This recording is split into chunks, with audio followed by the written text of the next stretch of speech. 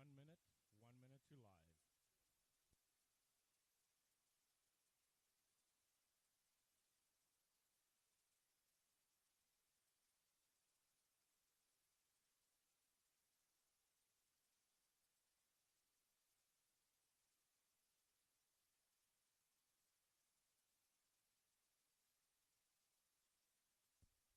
Okay, guys, we're going to start in about 30 seconds. And it'll be the open first, and then I'll count you in for your voices.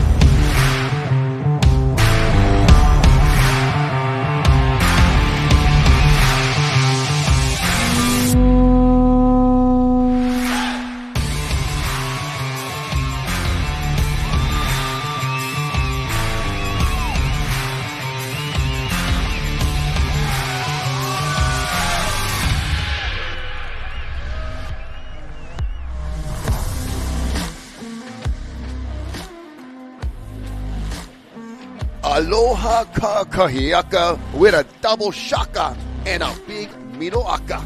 Minoaka means smile, gang. We are live for day number 2 of the 2024 DaHui Backdoor Shootout. I'm Rocky Cannon. Got Dr. Isaiah Walker with me here live for the start of heat number 1, day 2. Team Volcom in the water. Isaiah, aloha, you guys. How's it, gang? Isaiah, who we got out there? Yeah, we're starting off in reverse order today. So we're going to have Team Volcom out there in the water. They ended our event last night, and the surf was pumping. Oh, yeah. Super cool. Woke up this morning, and it's even bigger than yesterday evening. It's bombing pipeline right now. I've, almost seen no backdoor, if you will, because of the westerly direction and the size. We talked about that a little bit yesterday, how when it gets to a certain size and direction, pretty much it's not all right. It's all lefts. And so when we see these surfers position themselves, it's going to be mainly for the pipe. You got the goofy footers. That'll be obviously the little bit of frontside advantage. But we've seen so many regular footers able to stall a little better, sometimes get a little deeper. Yeah, we saw some amazing waves yesterday, and this heat, looking forward to it. We can see Balaram stack. Balaram had some really good ones yesterday, late in the evening. He was waiting all day for his turn. Yeah. Once he got out there, he got some sick barrels. He was pacing, waiting. Makana Pang got some great ones last night. Moana Jones-Wong didn't have many opportunities yet, but we're going to see her this morning. Yeah, here we go. That looks like Balaram right there. Just taking off on a closeout. They didn't have a chance to set his rail. And looking at the opening shots that we saw in the introduction right there, all of the, the stand-up paddle. We had some longboard. We had the body surf airdrop. We've had, see, Balaram just getting donuts right there. But that little reel of the opening shots just have shown as a compilation of the last few years, and the quality of waves and barrels and the production shots and the angles we've been getting, super, just top notch, and grateful to be a part of it.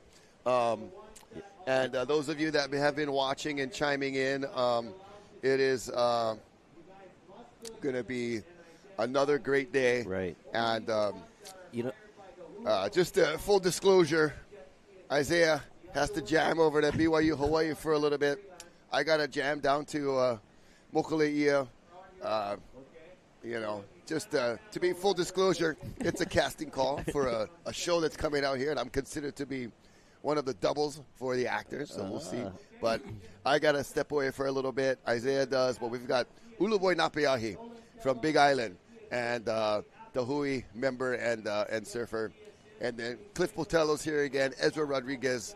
So we've got a good lineup of broadcast and announcers to keep you guys entertained and informed. So we appreciate that. We do have a full day scheduled, so we'll definitely be back in the booth for a long day today. We've got, it looks like we're running rounds 2 and 3. Yeah. So that was the word so far. We'll keep you updated on that, but stay tuned today. It's going to be an awesome day of surf. We're going to run 2 rounds, hopefully today, and so a lot of action. Yesterday we saw a lot of it worked out really perfect, I think, in my opinion, the way that it started a little on the smaller end, but it enabled us to run our Duke specialty events where, like you said, Rocky, we had the stand-up division, we had the longboard division, and the body surf divisions. And then as the day progressed and the waves got bigger, it just seemed very fitting the way that we were running the events based on that rising swell. Mahalo nui to surfline.com for forecasting this, and it was spot on that the surf did rise, and we've got some incredible waves this morning. We saw some third reef sets. Taking a look here, got a paddler. I think that's Makana Pang. Makana. Ooh. Oh, that one just got a little bit of had a little shrinkage on the end of that one there, and a little too tight towards the end, so unable to squeeze through the exit, but a valiant effort nonetheless. But yeah, yesterday it felt like it was like we had a machine that somebody just kind of turned the dial for the wave pool and started with really manageable conditions for paddleboard, body surf, and longboard. And then as the shortboarders went out, they turned the dial up a little bit, and it was just a perfect day the way it worked out. And it was a gradual rise. Oftentimes on the North Shore, you get a real quick jumping rise. Right. But I think in many ways for the competitors, it made it a little more fair because sometimes, if you're in a heat that the waves are small and then a few hours later the waves are pumping, may not feel so even. Yeah. And we did have a couple of heats where it was a little slower. The heat that the Florence brothers were out in seemed to it wasn't until the end of their heat that they all started to get waves, but they did eventually get each of them caught a wave. But in this event, the cool thing about this event is that we have opportunities to accrue your top scores over a period of several different days and several different rounds. So if one of your heats isn't really firing, it's okay. You'll have more chances, and those points that you accrue travel with you throughout the entire event until we pick the top surfers that will surf in a final. Yeah, and we have the ability to communicate with you guys as we did yesterday. nsoghawaii@gmail is where you can send your questions and messages. We had a few good ones yesterday. As we see, there's a backdoor opportunity. I think that is Noah Dean. He scored a few of those yesterday. He was kind of waiting on that end of the peak where he wasn't even thinking about a left. He wanted to make it all right. And so scored a couple yesterday. Right. There's a lot of mana to this event, and a lot of it has to do with the waves themselves producing a lot of mana. Mana is a Hawaiian term. Also throughout the Pacific, that term is pretty common. Refers to like an energy, the power, or sometimes like a kind of cosmic or spiritual kind of energy. Yes. And we're seeing a lot of energy this morning. Oh, wow. Look at that right there. That spit could have been something that would provide a great opportunity. Nobody was really, I think they're a little too far out, Obviously, this kind of day, It is bombing second reef, so you got to be a little further out.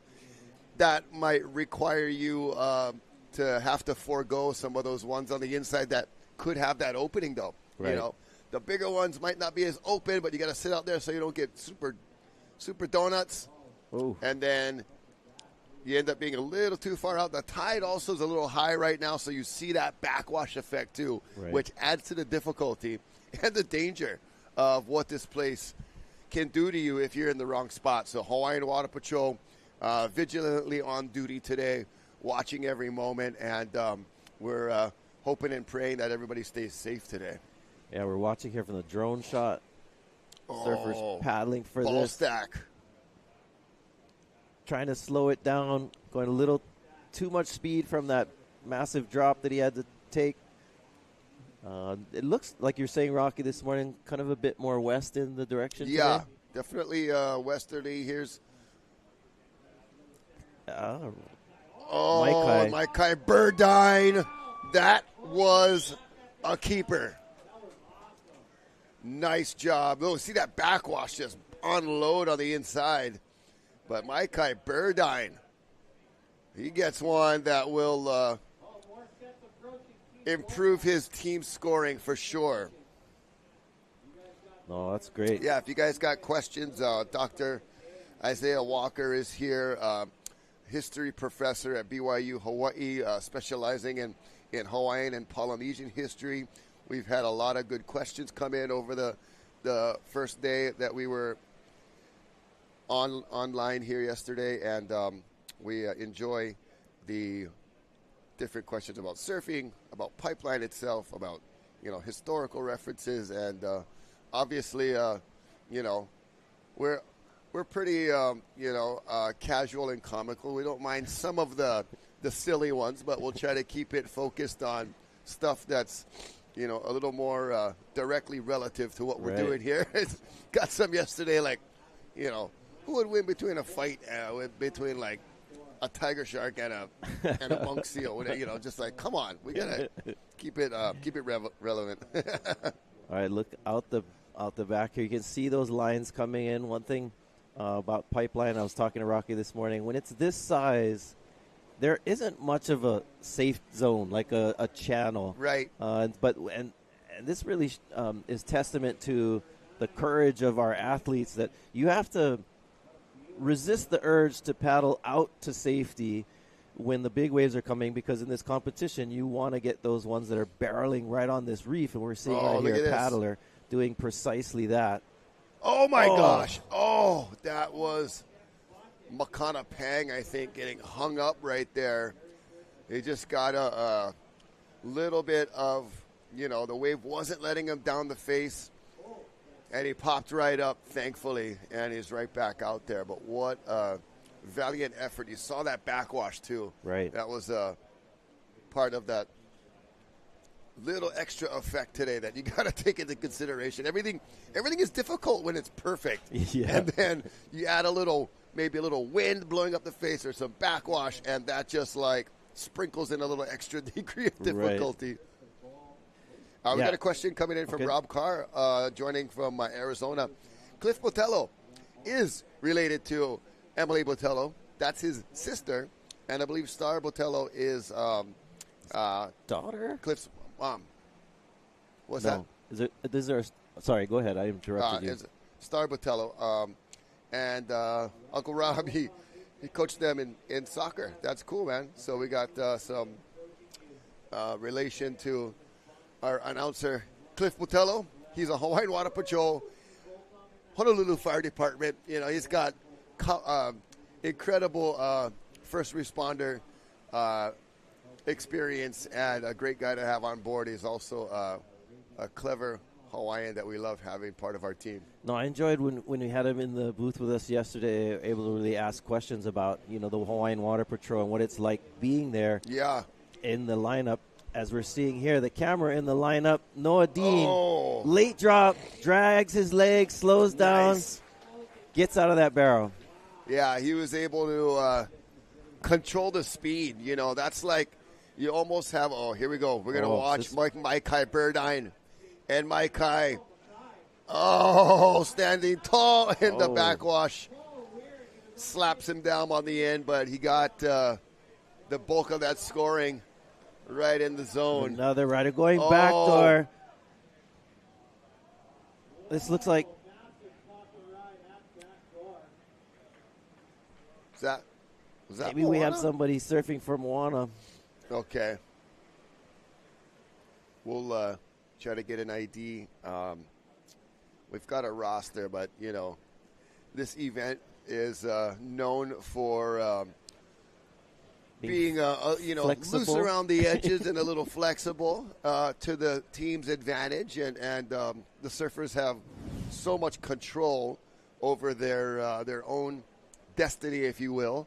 And that's what makes this event so unique and so special in so many ways.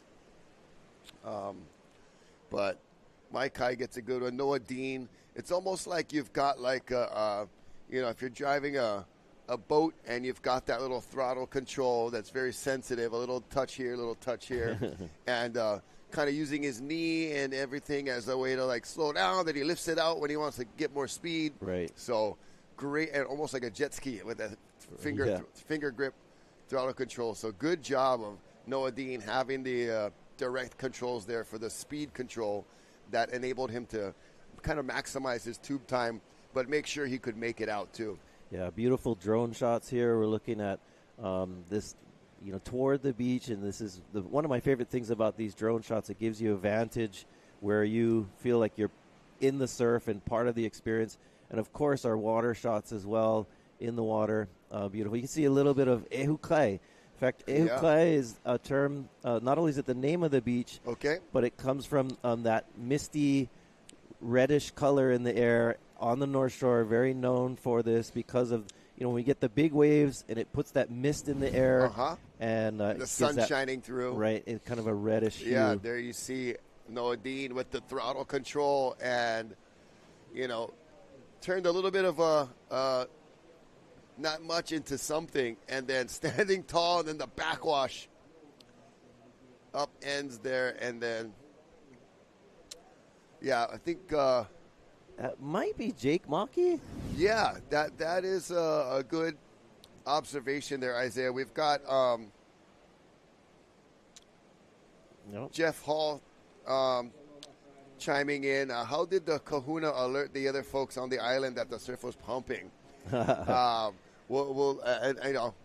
initial wild guess is that you have the either the ohepu or the conch shell that you blow. Maybe there's a certain amount of times you blow, and it's like, aloha, everybody, the surf is pumping. Get down here, drop what you're doing. Yeah, I mean, first of all, most Hawaiians, especially in Kauakahiko and our older times, we're very in tune with the ocean and the conditions. And I mean, we see this from today. You have the Polynesian Voyaging Society and Nakalai Va'a and these groups that are really big into teaching navigation. It's been really cool. My oldest son has been a part of that community recently, going on voyages and learning about how to understand the read weather patterns from clouds to stars to all the conditions. So it wasn't like there was only one person that knew these things. A lot of people. In fact, I mentioned yesterday a reference to a very famous Hawaiian surfer, wahine named Kelea. If you read her story, and I recommend the David Kalakaua version of that story, it tells of how she was abducted from Maui on this canoe by a chief named Kalamakua.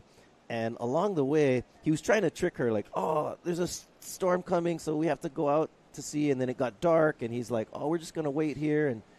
And then she approaches him and says, you know what, I'm not stupid. Like, I can read the stars. I know where we are. We're, like, near Kaneohe. Like, why are you trying to trick me? And he's like, in fact, it's at that moment that he falls in love with her, because he's like, my goodness, not only is she an amazing surfer and beautiful, but she's incredibly intelligent.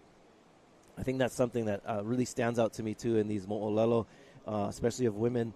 It really, highlights their agency as intelligent people and as agents in their own story. But the point of that is just to say that that there was a lot of knowledge of a science, a native indigenous science of understanding the elements. Now, there are also some stories of that there were times when the surf was pumping that they would fly a kite. So Pacific Islanders and Hawaiians would fly kites, and so apparently when the waves were big, there's at least one story in Waikiki where they would fly a kite high up in the air to alert maybe people who live Mocha who weren't close enough to the ocean. Yep. That would be like, or that's our surf maybe line a couple report. Who put us over that hey, it's over here, it's pumping. Come check them out. Right. I never considered that, but it's like they had, sails. Right. So it's almost the same concept. It's like, and they had miles of rope, obviously, using the coconut husk and braiding it together. And other fibers. So, oh my gosh, look at that right there. That is I Jake think that Maki. is Jake. I just heard our current beach announcer, Ezra Rodriguez, call out that was Jake Maki. So good eye on that, Isaiah. But the fact that you do have a kite that you can put out, and it's like this, almost like the bat signal. Yeah. The Hawaiian bat signal. You just shine them in the sky. It's kind of like those notifications Surfline gives you these days on the phone. That, exactly. The water angle of Jake behind the peak. Had traveling, such a good line. Climbed over that first foam ball. Yep. Then it pinched on the end. Oh, he just had a speed bump, And great effort right there as you see him get launched out the back. Sometimes you get that boost and you end up 2 feet in the air, like shot out of a cannon out the back. It is just a phenomenon of what can happen when you're going under a wave. Like, you get lucky and you get spit out through this little wormhole, and you're like, oh, I'm still alive. And then other times it's just like, you're like, oh, you hold it. And then it's like a WWF wrestler just comes and tries to grab your board away from you, and you're like, and you have no chance, and it just gets ripped out of your hands immediately. It's a crazy experience, man, to be in waves like this. And the things that can go in your favor and the things that really put you in a tough spot where you are legitimately scared for your life. Right. And it looked like Makana's filling in for Moana Jones-Wong and Jake Maki. Yep. Jake is a really cool kid. Grew up over here on the North Shore, also on the Big Island in his younger years. Had the privilege of coaching high school surfing for several years. Yeah. Kamehameha Schools, I coached there for about 8 years. Shout out to the program there, and big mahalo to everyone who was part of that. Leah Arce, of course, ran that program for years. But anyway, after that, I coached Kahuku for a couple of years, and Jake was on that team. And it's funny, these kids, like, right before they hit that growth spurt. Yeah. It seems like surfers, too, and I was the same way. I was like, late bloomer. Okay. And Jake was kind of like that. He was always kind of the little guy, and then all of a sudden he's now like shot taller up to than me. 6'2". Well, always a good kid. Red Raider for life. Nice. Real big into supporting Kahuku and the football program there, and so kind of cool to see Jake out here charging. He was here in this event last year, and also was in the Eddy, which you and I had the privilege and honor of commentating. Yeah, he had the invitation and had been putting in a lot of time out there, so he got the peer respect and recognition, and to get invited to that event, you've got to put in some quality time, be charging on the big days, on the big sets. You can't just be like out there like, oh yeah, I was out, maybe you catch a mid-sized one. To get invited to the Eddy, you got to be out there putting it on the line and really impressing mostly all of your peers, right. And the folks in the media that are like, oh, did you see Jake? You got to kind of be the talk of the session, right, to be considered for the Eddy. So good. I've seen job footage for of Jake doing that. I've seen footage of him recently going left at Waimea Bay. Yeah, and Uncle Marvin Foster pioneering that, and Mark Healy getting a few of those too. Wow. Yeah, that takes some nerves of steel for sure. Cojones, as they say. Yeah, I'm glad you brought that up, like Marvelous Marvin Foster. Like, him going left at Waimea. I remember that when I was a kid watching that, just being blown away. Of course, Brock Little back in our generation, Oh, man. just charging Waimea in ways that like no one had ever seen before. Yeah.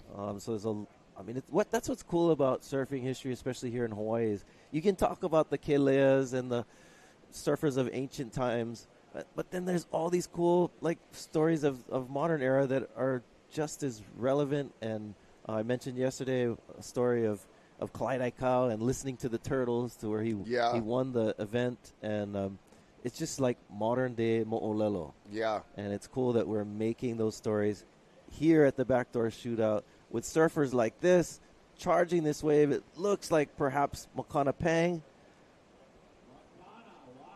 In and out. Makana Pang had some great waves yesterday. Looks like he's backing his scores up today with some other fantastic rides. Man, looking out the back, more waves in the horizon. 5 guys at Pipeline.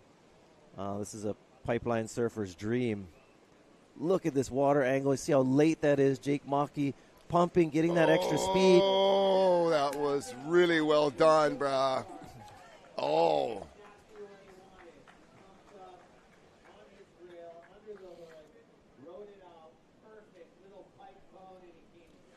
That was spectacular.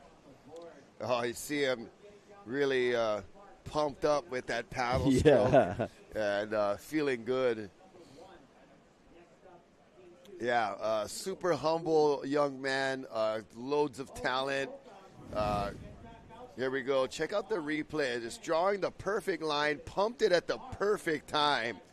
And then as the wave peels off down the line, it kind of bends a little bit to force a little higher line exit. And he just read that perfectly.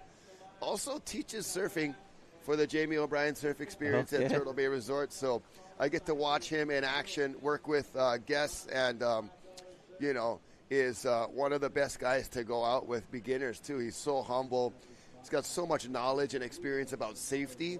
And, whenever I'm working alongside, I let our guests know, like, hey, this guy, he doesn't, I know he doesn't, like, tout to the guests like that. I'm like, you guys have no idea who you're with right now. He's incredible, and they're really appreciative of that. It's a replay of Makana Pang. Gosh, another just perfect positioning. Yeah, Makana getting some good waves. I mean, talking about safety, also saw a shot there of our Hawaiian Water Patrol, brother Nolan Keolana. I was mentioning earlier about the Polynesian Voyaging Society. He's been very active with Hokulea. Look at this, Jake deciding to go backdoor, grabs the rail. Oh, no. Hopefully I was able to get over the ledge because he might have got sucked over backwards. You see him try and jump over, and then he thought maybe he'd make it, and then his board ends up going the opposite direction toward the beach. Okay, he's back on his board. He's right in. Oh, he's standing. Let's see, there's another. See how shallow, bro? He is standing right there. Jumps off the bottom, so. And he's not on the waist beach. Deep. Yeah. And he's right in the impact zone, not close to shore at all. So we had a lot of questions about, depth, where that wave is breaking, and handles the backwash well. Didn't get super deep. Oh, live action. Looks like Noah Dean coming out of this barrel, going back for a twofer. And an aerial. Oh, wow. Noah Dean. He does do a lot of great above-the-lip surfing, does Noah Dean. No shame to go up above the lip, high in the air. Noah's got some serious aerial skills. We've got a comment coming in. Someone's at Keiki Beach Bungalows. That's our our main sponsor. And Elon has ordered Wave of Resistance for the bungalow guests. So, right on, Elon. Thank you so much for that. It looks like she's one of the has ties to the Keiki Beach Bungalows, which is our sponsor. We want to thank them so much. They're like right down the road here, and one of the most amazing experiences to be able to stay oceanfront here on the North Shore. Very cool. Yeah, have a little, hopefully have maybe a little library or bookshelf area for the guests to read. I brought a couple extra books today. I'm trying to think of, I mean, I don't, want to sound too presumptuous or anything, but I was thinking maybe we could do something to where we could give away a couple of books. Yeah. Maybe there's a little trivia. Maybe there's something we can think of later when we're both back up here and be able to get some information to okay, you've just won a signed copy, which would be so cool. I don't know if the signature brings up or down the value, but it's gotta increase, But I don't know if anybody's gonna try to go on Pawn Stars and say I got an autographed copy of Waves of Resistance that I want to sell. Mike Birdine. Gosh, the courage to go backside on a bomb like that with a minute remaining is truly taking a lot of skill and a lot of nerves, man. A lot of courage for that. I was saying we often have to be careful. It seems like we're talking about mana, and there's a lot of mana in this commentary. Oh, man. Because sometimes you'll say something, and then, like yesterday, for example, we're talking about, sharks never come to pipeline. Yeah, and we've got I swear I saw one yesterday. And also you said no one's going backdoor today. That heat was mostly backdoor waves. Right. So you never know what you're going to get here at Pipeline, especially at the Backdoor Shootout. But stoked on that first heat. Yeah. And with under a minute remaining, we're going to have Uluboy Napeahe join us. We've got Ezra Rodriguez again and Cliff Botello, myself, Araki Cannon, and Isaiah Walker. So we've got a great lineup for you guys to take you through this day's action. Isaiah and I got to step away for some other couple heats. Yeah, for a few heats. So we're going to see you guys back a little bit later, but we're leaving you folks in super wonderful, capable hands and great knowledge that we've got lined up for all of our announcers today. So super special to have all of them here. All right, we're going to take a break. You'll be back here and stay with us today. It's going to be an awesome day of a lot of action at the DaHui Backdoor Shootout. Oh, yeah. Aloha.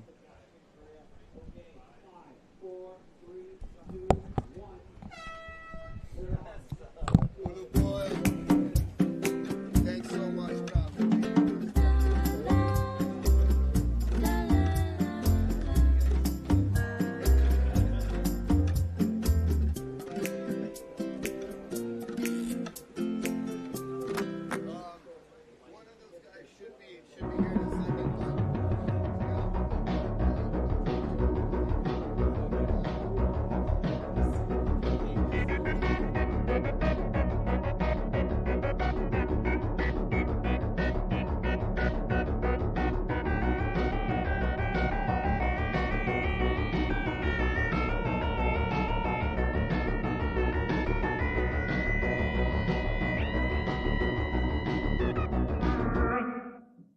DaHui Backdoor Shootout 2024. Aloha, this is Senior Forecaster Jonathan Warren with your forecast update for DaHui Backdoor Shootout.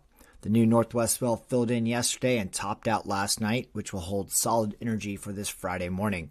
Look for sets in the double to triple overhead plus zone for pipe and backdoor, which will be strongest this morning and simmering a little through the day.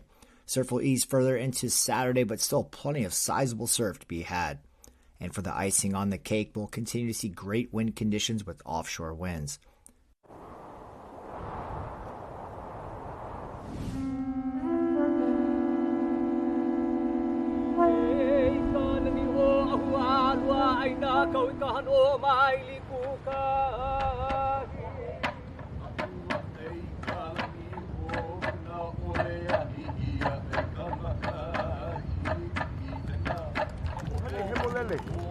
E ihu mai pu. E ia kaha. Ma ke alo. Ko o leo mahalo.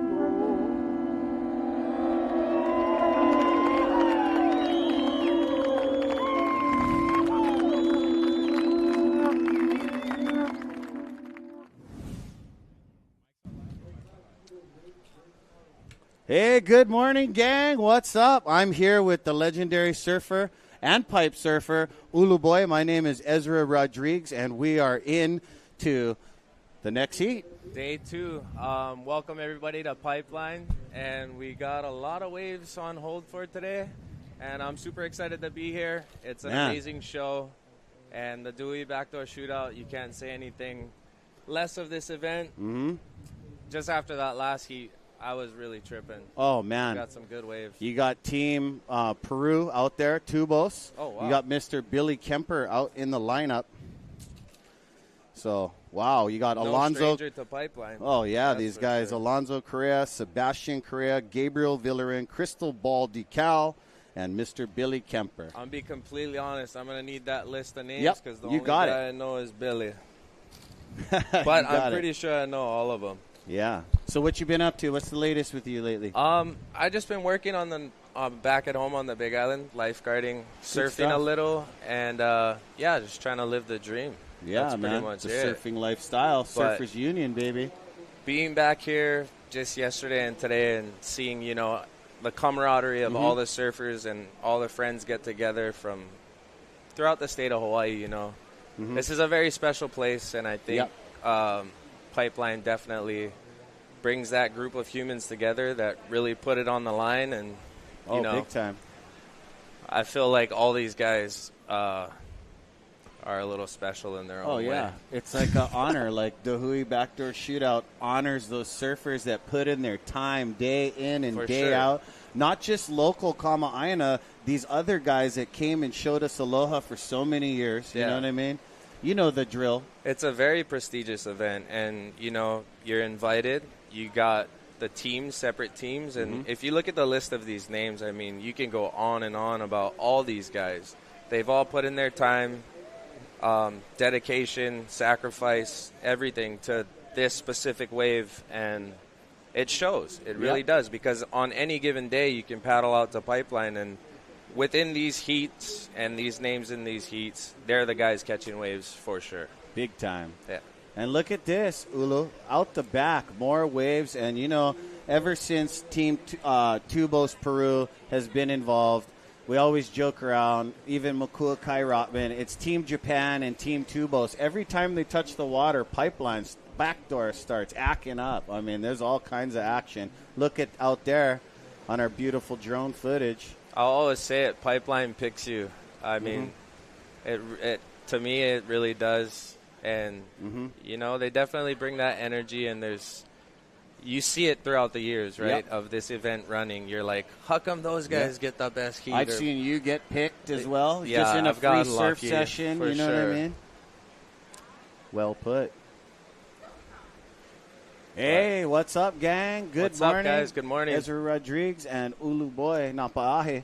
Good to have Thanks you. for bro. having me. I mean, it's kind of nuts. Yeah. I was a little nervous coming up here, but it's good Nah, to you're talk. not nervous. It's good to talk about my friends, because Yep. they're amazing, and they're doing their thing, living the dream, Unreal. and we're here doing ours. Second floor of the Pipe House. It's a dream cultural event going right into 2024 with the Huio He'inalu Surf Club. This thing was founded in 1996, this contest. So that's 27 years now in the making. So much rich history, And got to respect these Hui founders. They raised not just my generation, yours, the generation from the past. And, like to pay homage to, the past and the present, and, Huio He'inalu members that are no longer with us. Those uncles have taught us so much. And you got Team Peru out the back, and these guys had some amazing waves as they were the second to the last heat of yesterday.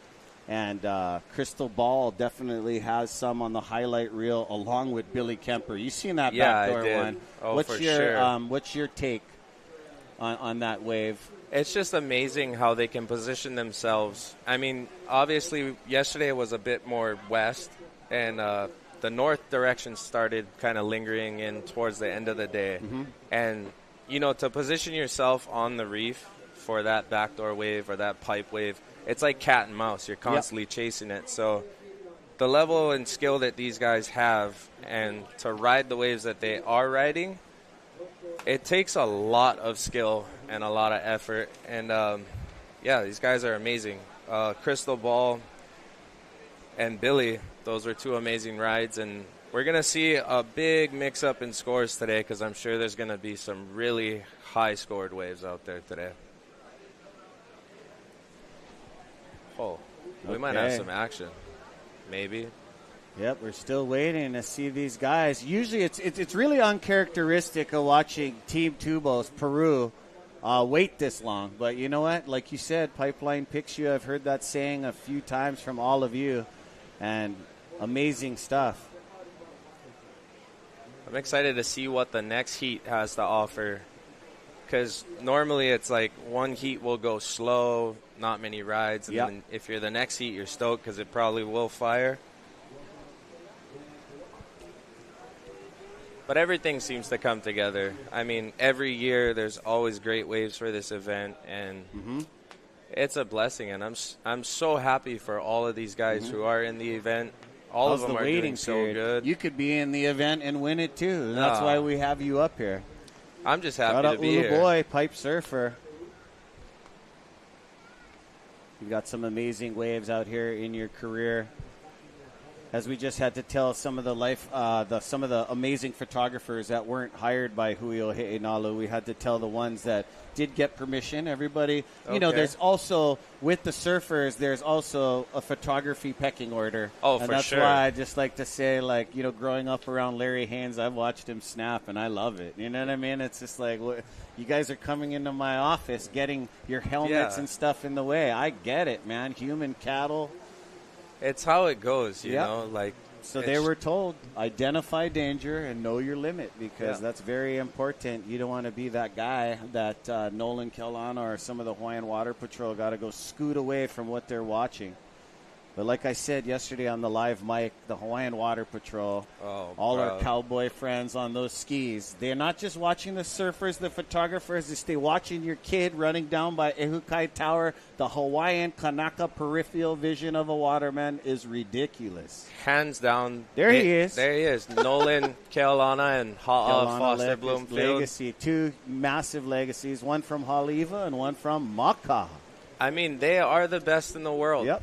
Hands down, there's no questions about it. These guys are absolutely amazing, and the operation that they run are such a tight-knit. Yep. Their communication is on. Yep. They don't miss, ever. Yep. And I'm so thankful for them over the years, watching over so many surfers, even for myself. My heart goes out to each and every one of those men with the Hawaiian Water Patrol. Thank you guys for all that you do. Yeah. They're like a syndicate, an organized waterman thing. Oh, Not organized crime, organized waterman. They're the best in the business. Yeah. And here we go. Team Peru, Tubos. They're taking some time with 1931 remaining on the clock. Uluboy, they're shopping. I like the name of that team. Huh? Tubos Peru. Yeah. They're definitely looking to get, tubed? Tubed. Yeah. Sebastian Correa, Alonso, Gabriel Villarin, Crystal Ball, and Billy Kemper. These guys have always been super cool and like respectful, humble. In the water, yeah? Yeah, they and charge. That's why they're in the event, yeah. And that's the biggest thing out here at Pipeline. You hear it all the time, and even from the older guys who've been surfing out here forever, it's like, you know, being humble, acknowledging everyone, being respectful, paying your respect, and that gets them a long way. And look at them. They've been a part of this event for many years now. I want to say, haven't you been in this event on a team? Yeah, for sure. What year was that? I was going through my Rolodex trying to speed up and pull that ticket. I don't even know, you know, like maybe 2016, 17, 18. Gotcha. The year 19. That Kaimana Henry won, maybe? Yeah, it was a big year. That was a really good year. Yeah. I mean, every day was firing for the holding period. I mean, we always get different moods of Pipeline and Backdoor. Like in 2022, it was just brackish, huge. You know, you see that footage of Eric Eppel. I mean, that was some real good cinematography. And, you know, here We're here making history with Zone Media, the guys from Ocean Paddler TV, Hawaiian Extreme Sports. They're also offering the surfers, I don't know if you heard this, Ulu, is they're offering the surfers, if they want to, they can take a GoPro out there in their mouth, and we, as broadcasters, can talk about their wave, and as they drop in, we can go live in the barrel. So I'm waiting to do this in this next 5 days. Yeah, Jake Maki and I have been talking about it, but I've been trying to spread the word. So when you're down there at the houses, tell most of the boys, the Peanut Gallery, all the talent, because, you know what's funny is surfing with a GoPro is crazy. Like, you don't think it would be too much to press a button and go, but when you're paddling for a wave, you're whipping under it, you're not even thinking about anything. Yeah. So, like, you have to be a certain individual to be like, okay, I'm going to film every ride. Right. Because it's such a natural thing, you know? It's instinct. And when I go for a free surf, I get a little embarrassed. Like, I just look like I'm having my private photo shoot. I'm not that vain kind of guy. I like to think surfing is just a memory after, you know what I mean, for me, in the purest form. But I know what you mean. That's So a lot of these guys would probably look at me and be like, pfft.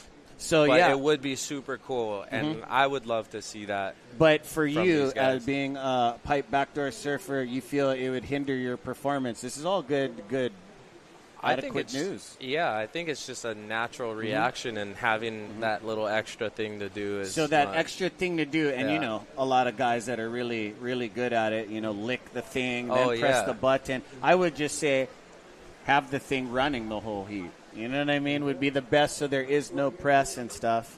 Wow, here we go. I want to say that might be Gabriel Villerin. I don't know who that was, but that was a quick up and out for him. I don't think it's going to be the best factor into the allotment. But it was a very nice ride. I mean, it was a ride. He had to do it. It's amazing that he found that wave out there. Yeah. Because there's not much of those medium-sized waves that offer that form. It's either you're going for a bomb or you're not. A tad bit, too, I seen in that ride is, as a surfer, it felt like the way he was standing, too. He never had his feet totally correct and on the wax. You know that first wave when you get? Yeah. You kind of like really tentative, really light and fluffy, toe heel edge kind of thing. So that's just getting your feet on the board and kind of, you got to get the momentum, right? That's what it's all about, especially surfing out here. Once you have that momentum, you can't stop. You have to keep pushing, chasing, doing anything you can. But the beach is filling up, Ulu. I like to focus on fun. How was that drone footage just right there? I mean, we got the beach, but the beach just changed overnight right in your backyard right here. Oh, yeah, for sure. I mean, there was a huge sandbar nook right on Gum's right, and now it's no longer there after I just seen Zone Media's drone footage. Pipeline, the beach and the wave itself and the sandbar and the way the reef is structured, it has so many faces to it. And, you know, as these swells come throughout the winter season, it's constantly changing. And I think that is what makes it so special is it's never the same. People see reels or videos of just perfect pipeline waves, but it's not every wave that's perfect. Right. Being out there, I mean, as for anyone who surfs it, especially all of these guys because they're my heroes, it takes a lot to be in the right position, to catch the right wave. It's so easy to judge from the outside, but when you're actually out there, the current, everything, the pull, you can get exhausted real easy. You make one mistake. They're the best surfers in the world. So not only are you dealing with your own positioning, but you're also dealing with everyone else and playing the craziest game of chess. But what's really cool about this event is every team is basically they're all friends. So it's not like a normal surf contest. It elevates you guys in everyone's pushing themselves to the limits. 30-minute heats, And these guys look like they see something, so I think we might have an exchange right here. As you know, it's amazing. Everybody's tuning in from around the world. And thank you, guys. What's up, UK? Ben Skinner. You guys are all tuned in up there in the UK, the United Kingdom. How you, brother? Oh, they just let a backdoor away, huh? Hopefully. They just let one slide through. This looks like a pretty interesting teepee. Yeah, there's a little berm in front of it. Look how heavy some of these things are. I'm really surprised. Oh, they are going. Here we go. Just a quick up and out. I think the tide's dropping all day, and it's kind of doubled up on each other from the existing swell and rising overnight. So what are we going to look to expect in the next 2 hours, you feel? I can't tell you, honestly. Because it is like 17 seconds. I mean, it might subside a bit maybe at 2 o'clock. But yeah, I just hope that it turns on for these guys. I want everyone to get perfect waves, you know? Yeah, so dropping down. I think this is Gabriel Villarin right here, and he doesn't like what he sees. Yeah, he's a veteran out here. He's been coming a long time. I've seen him in Free Surf Magazine, 2-page spread. He spent some time here. He's not just a barrel chaser, but the guy shreds medium, any kind waves too, you know what I mean? So what the surfing lifestyle is about, but this is the mecca of where you want to test your skills, and if you like to be a barrel hunter like you guys are, this is where you got to test your skills, the proving grounds. And Volcom had a great first heat. So this is the second heat of the day, guys. Thanks for joining us. 11:38 left on the clock. My name is Ezra Rodriguez, and I'm with Uluboy Napaahi. Awesome stuff, brother. Good to be in the booth with you today. Yeah, it's a pleasure, man. In memory of Duke Kahanamoku, because we all take a piece of him every day. Oh, yeah, for sure. One of my things is, there's so much things going on in the world. One of the things that this awesome Hawaiian did is move around obstructures and negativity and things in his way and just move and flow around it like water and just keep it in his heart. I mean, I don't know how some Kane can do that, keep all that history, what he went through in his heart, and he's an amazing pillar of our community, not just surf community, just everything he stands for. He embodied everything that Hawaii is, everything that an ocean man stands for, everything that a Hawaiian truly stands for, in my opinion. Soft-hearted, kind. After everything he's been through, he gave nothing but aloha, shared the gift of surfing, swimming to the world. Just a... Never craved the limelight. It's hard to even say how amazing. You can't put words to how amazing. You can just sit and be touched and think about him in a moment of silence, Just to be in a presence that great. The Olympic medals or something, but really that's nothing to what this man really is. And here we got just a piece of metal. There he is. Uncle Makua Kai Rothman. You guys thought he was done. This guy ain't even done. I've been talking to him earlier this morning. He's so pumped. Bro. Yeah, he got some good rest last night. He got some great waves. He had a double pumper, made some yardage in his heat, and they're doing North Shore Surf Shop. They're coming up next. Yeah. He did that one, and then he had that gnarly pipe wave right into gum. So he's on his way. Makua Kai is always here to play. He kind of tripped me out yesterday. Last year. There was some injuries, some carnage. Yeah. And we're up on the third deck of the Eddie Aikau Big Wave Invitational, and this guy comes light walking out. And with his injury, his, I want to say, torn knee.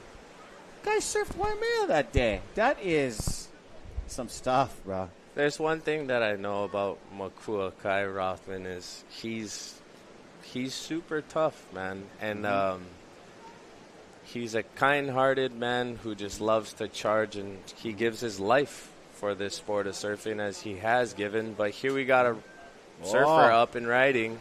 Here we go. Sebastian Correa, I believe. Unreal.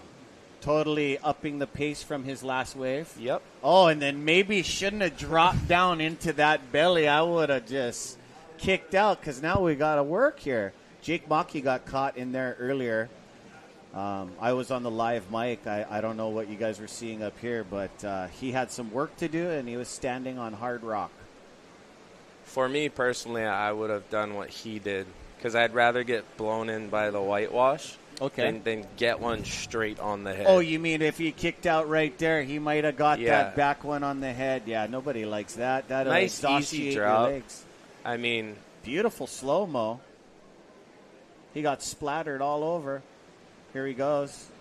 That feeling of getting spit out of a barrel, that hasn't happened for me in a long time, but that's the best feeling. It has like this suction that pulls you in, and it kind of like stings your back and your face a little when it releases.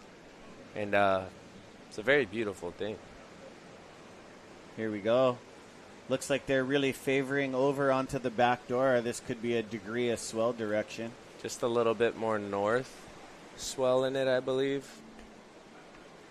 Yeah, and, Go Nuts Hawaii, mahalo to you.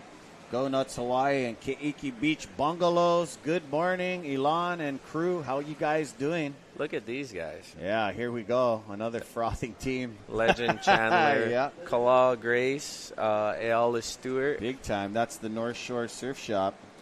These guys, it's like one final. Makai McNamara and Makua. But you guys do understand, watching at home, this is unlike most individual-focused surfing contests. The DaHui Backdoor Shootout follows a team format. The surfers are divided into 8 teams consisting of Kane and Wahine. My hat's off to you, Carissa Moore and Moana Wong, always joining us. Thank you. Typically representing different surf brands and communities, this format fosters a sense of camaraderie, teamwork, but also, like me and you were discussing, as athletes, it elevates in this team format. You're not just surfing against your teammates. You're comfortable around them, and you're surfing against all 8 teams. You just get more out of the athlete. Makai McNamara walking down to the sands. His dad owns North Shore Surf Shop along with Luis. How's it, guys? Yeah. We got 6:15 to go in this heat. Wow, it went by pretty quick. This is the slowest in the history for me, knowing Tubos.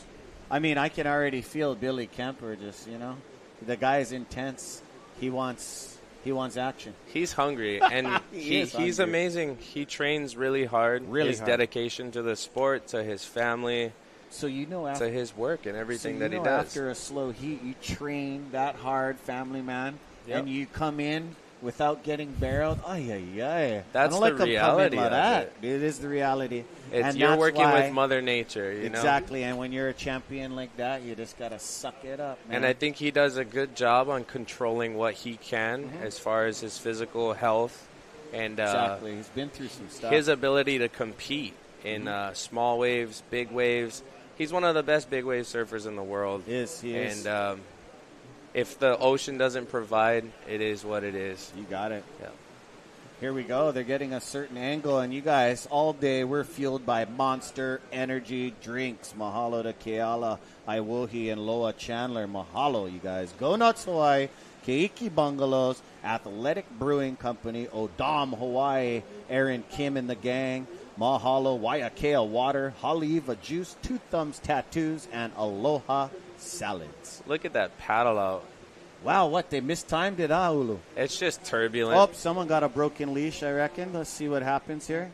Thank you guys all for tuning in. We got an action-packed day as we're only on Heat 2 of the day. 30-minute heats, 4:30 left to go.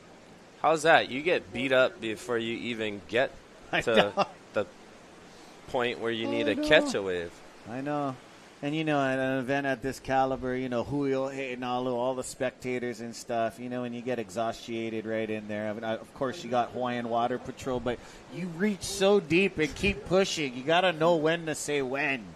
I mean, that's the thing about the ocean, and I don't think a lot of people realize there's no referee out there. Yeah. Nobody's saying like, hey, time out, I'm done catching cracks. Exactly. You're like, no. You got to do what you got to do. Us and our surf pride could get you in trouble sometimes, I think it's just the adrenaline. Like the rush. Adrenaline, too. Just keep it coming. I was just canoe surfing at Mel's Waterman Championship, and in my second heat, I had the cramps underneath the chest plate. I had a cramp in my side, and I always learned from Brian Kilana, sometimes you just don't push anymore, and I just wanted to get through the heat. I didn't, you never want to be that guy, but that's like teaching kids, like, hey, walk away from the fight. For sure. And it's hard to do. Walk away from pure pressure. I didn't want to. I got through, thankfully, but I can't imagine being, you got to know. Pipeline is a different animal. Backdoor. I don't think any of these guys are. Floor. I don't think any of these guys are willing to walk away without giving I've watched everything them they push, got. It's a gladiator's pit. Yeah. It's the proving grounds. Pipeline is pipeline, and Yep. there's no faking pipeline. No fake. You cannot be faked, even just around here on the shores. Yeah. Man, I really feel for these guys. I want everyone to get good waves. I know. 241, we could see something. They did have a awesome show stunner at the second to the last heat of the day. The waves started to really jack up, started to look really clean, beautiful, turquoise blues. And here we go, another beautiful drone footage.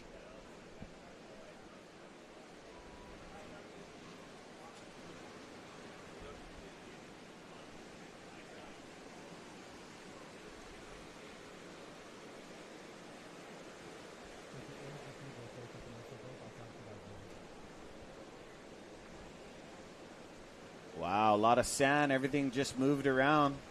As you couldn't see that vision, that was like a little bit different color yesterday. But these guys, they might get one more shot, but a minute 50, I don't think so, Ulu. That's too far out there. That it doesn't is. look like the degree of swell they're looking for. But the sun is coming over the hill. It's starting to shine a little bit more on the beach, and That's that's also when it another always element. turns on. Yes, So- I like that style. Oh, man, with your smile and your smirk, I felt that. It's We're just like- in for a treat, I believe, and I'm super happy to be here, and I'm super happy to be watching this contest and sitting here with you. Big time, brother. It's a very special thing. Look at this beautiful place and these amazing surfers. It's hard to bring it to life, what you're watching for all of you viewing out there. It is being at the Jerry Lopez house, so much rich culture and history. Oh, man. So many amazing athletes have come through, but now this is the Volcom Zone, the Proving Grounds. Thank you for having us. Always affiliated with the brothers and sisters at Huio He'enalu. Always, Surfers Union, everybody work together to make everything go good. This is a very prestige event. The only Hawaiian-ran event at this caliber. So we're stoked. Scoring criteria. The DaHui Backdoor Shootout emphasizes on traditional Hawaiian-style surfing, places importance on style, power, respect of the ocean. And surfers are judged on technical maneuvers, but mostly the overall approach and wave selection is key to get barreled.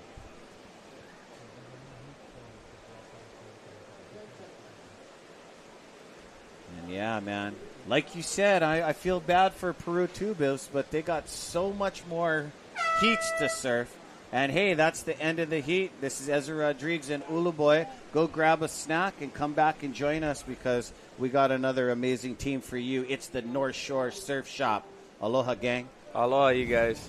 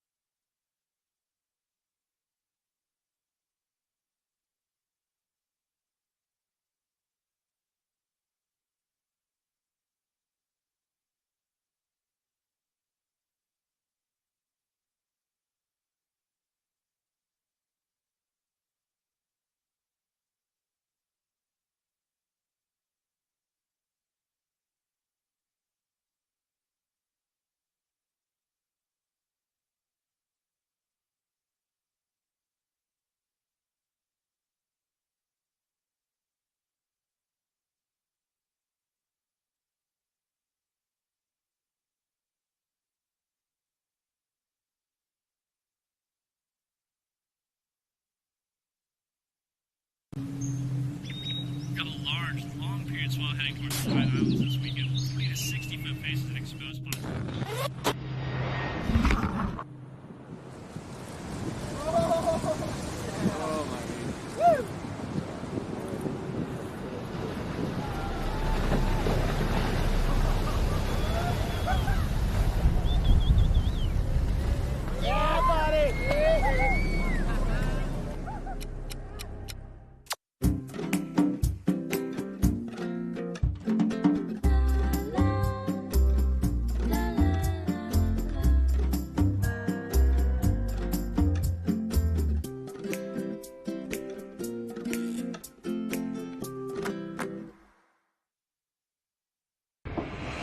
Allow us to help you grow your brand and expand your business by reaching Hawaii's giant outdoor sports and ocean enthusiast demographic. Zone Media Advertising specializes in television commercial production and campaigns, social media content production and distribution, drone and video production, cutting-edge live productions, and more.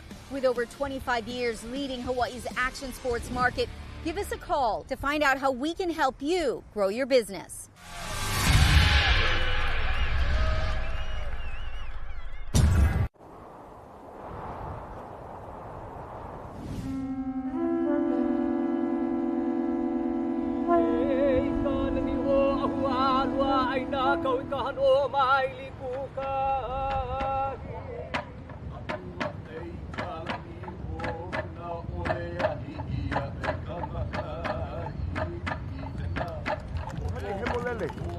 E ihu mai pu.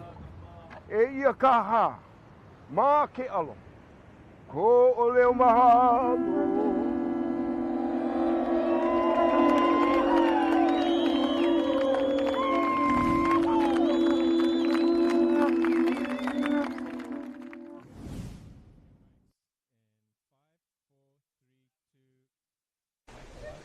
What's up, everybody? Welcome back to the DaHui Backdoor Shootout 2024. We're along our way, and while we were on break, I believe we had a few looks at some amazing rides. Oh, here we are. Vibration. Yeah, look at this drone footage. Zone Media, one of the first guys to do drone footage for professional surfing. So super Corduroy psyched. lines right there. Oh, that's what man. you dream Good of. morning. Good Mahalo, morning. Tim. Hey, nice Oahu shirt. Golf. Yeah, they hey. took us from nice shirt. zero to hero. All right. Always looking sharp in the OGA. I also wear these things surfing, and it's Happy Aloha Friday. So, Aloha. Woo, let's go. It is Friday, yeah. Yeah, it is. I'm excited. I do carpentry Monday through Friday, so to be here with my Huio Hi'inalu family, I am psyched. Yeah. Always taking off to go surf, but this is a very important event. We're on Spectrum 1020. Mahalo for watching. Mahalo Spectrum. Also on surfline.com. Brother Jeff and the crew at Surfline. Here we Awesome go. stuff. We got Ayala Stewart, Kalal Grace, Legend Chandler, Makai McNamara, and Makuakai Rothman. Oh, man. Yeah. Stacked. Do we need to speak for these guys, or they Where kind we of just like sit back and watch? But hey, I think they're pretty like legit. you guys have this, their pipe and backdoor has these long lulls. I reckon these guys are locking right into the apex stuff that's going to go right through. It's about time pipeline and backdoor swing through. I know that Legend Chandler rode a wave while we were on break, and I just got the end of it. But here we go. Here we go. Receive. Legend Chandler. I believe he's the youngest one out there right now. Mm-hmm. He's just got the smoothest style. These boys, Legend and Mononalu, Mm-hmm. they're from the island of Kauai. Yep. Their mom, Auntie Koro, she's a very beautiful soul, and as well as Moku. Awesome, Ohana. They just have that style and grace in the ocean, and that deep understanding of being one with the ocean. Super proud of Legend and Mononalu for who they are becoming as matured surfers at such a young age. Yeah. They grew up idolizing guys like Andy Irons, Bruce Irons. Oh, you can see it in their surfing. And you definitely see it in their surfing. You know what's interesting is Mononalu for the Kahanamoku specialty event absolutely went out there. made it into the finals on his first heat, and I believe he might have won the event. So we'll see during award ceremony time. But Mananalu Chandler, beautiful backdoor, beautiful pipe waves. He was out there this morning. Yeah. Driving Uncle Eddie nuts. He's a little small to be out there. Dude, he got gassed on 3 waves. He still paddled out. And then with 2 minutes to go, he just paddled over to... Oh, he broke his board and came in. The kid is radical. And they're comfortable with it. Yeah. And that's the best thing about it. You give them a door, they'll surf the thing, you know? It's so good to get to know those 2 boys. Because Yeah. I grew up on a brand I'm not going to mention, Wit Coral, and we got to go all over the place, and she's an amazing surfer. So is Dad, and they're raising them right here. This is their second backyard. Like you, Big Island boy, throw it up to the Big Island. And you spent many times in part of the Huio He'enalu family since day one. And then we Makua's got pumped. You see him out there? He's talking to his team. But remember, guys, this is team format, but they're also surfing individually, you know? So as friends, you know what I mean? There's always that competitive element, too. Every surfer has different relationships. You know, you can also be, like, unstoppable, but then you go surf against this one friend and you get under your skin and, can surf again. we're all friends at the end of the day, but I think when it comes to surfing, especially pipeline, everybody wants to get the wave. Yeah. It was hard to get the guys out of the water this morning. Yeah, and all of these guys are out there super friendly, cheering each other on. It's pretty much the best vibes that you could ever have while surfing an event. But don't be mistaken, once sets come rolling through, nobody's talking. That face changes, your mind changes, and it's go time. It's go time. And whoever's in the best position obviously gets the wave. And I can guarantee you each and every one of these guys have spent enough time out there to know and to go. And they're not going to hold back. Ayala Stewart has been around forever, being that Uncle Liam took care of him from a young kid. And he's got one of the best pipeline styles amongst everyone that I see. And these are all Hawaiian surfers. We got Kala Grace. Oh, man. Kala Grace. He's one of my favorites because I'm biased and I'm a goofy footer. Right. And he's a good brother. Hey, I'm goofy foot, too. Let's not start this brigade. Congratulations to him. Yep. He's a new father. Yes. And he's surfing pipeline, doing his job. Oh, you just made Uncle Willie Grace one Papa. Congratulations. Yeah. And after all that he's been through, I'm just super happy to see him strong, healthy, back in the lineup, doing what he loves, pushing the limits of surfing pipeline. Because the community and the viewers, you all see him, what he went through, and what you guys went through. You still face your fears at the end. I seen him post that, the day that we're going to go on, and he's like, okay, ready to face my fears. But, I mean, when he's out there, you guys, his bloodlines, you can't even tell. You already took the drop. What do you mean, face your fear? You just dropped into your fear, and look they come out just ecstatic. These guys are warriors. The energy here at this beach and just the surf community. I'm super proud of each and every one of these guys for who they are, the limits that they're pushing. Ayala was raised in Waikiki. Yeah. I know the family well, the Stewart Ohana.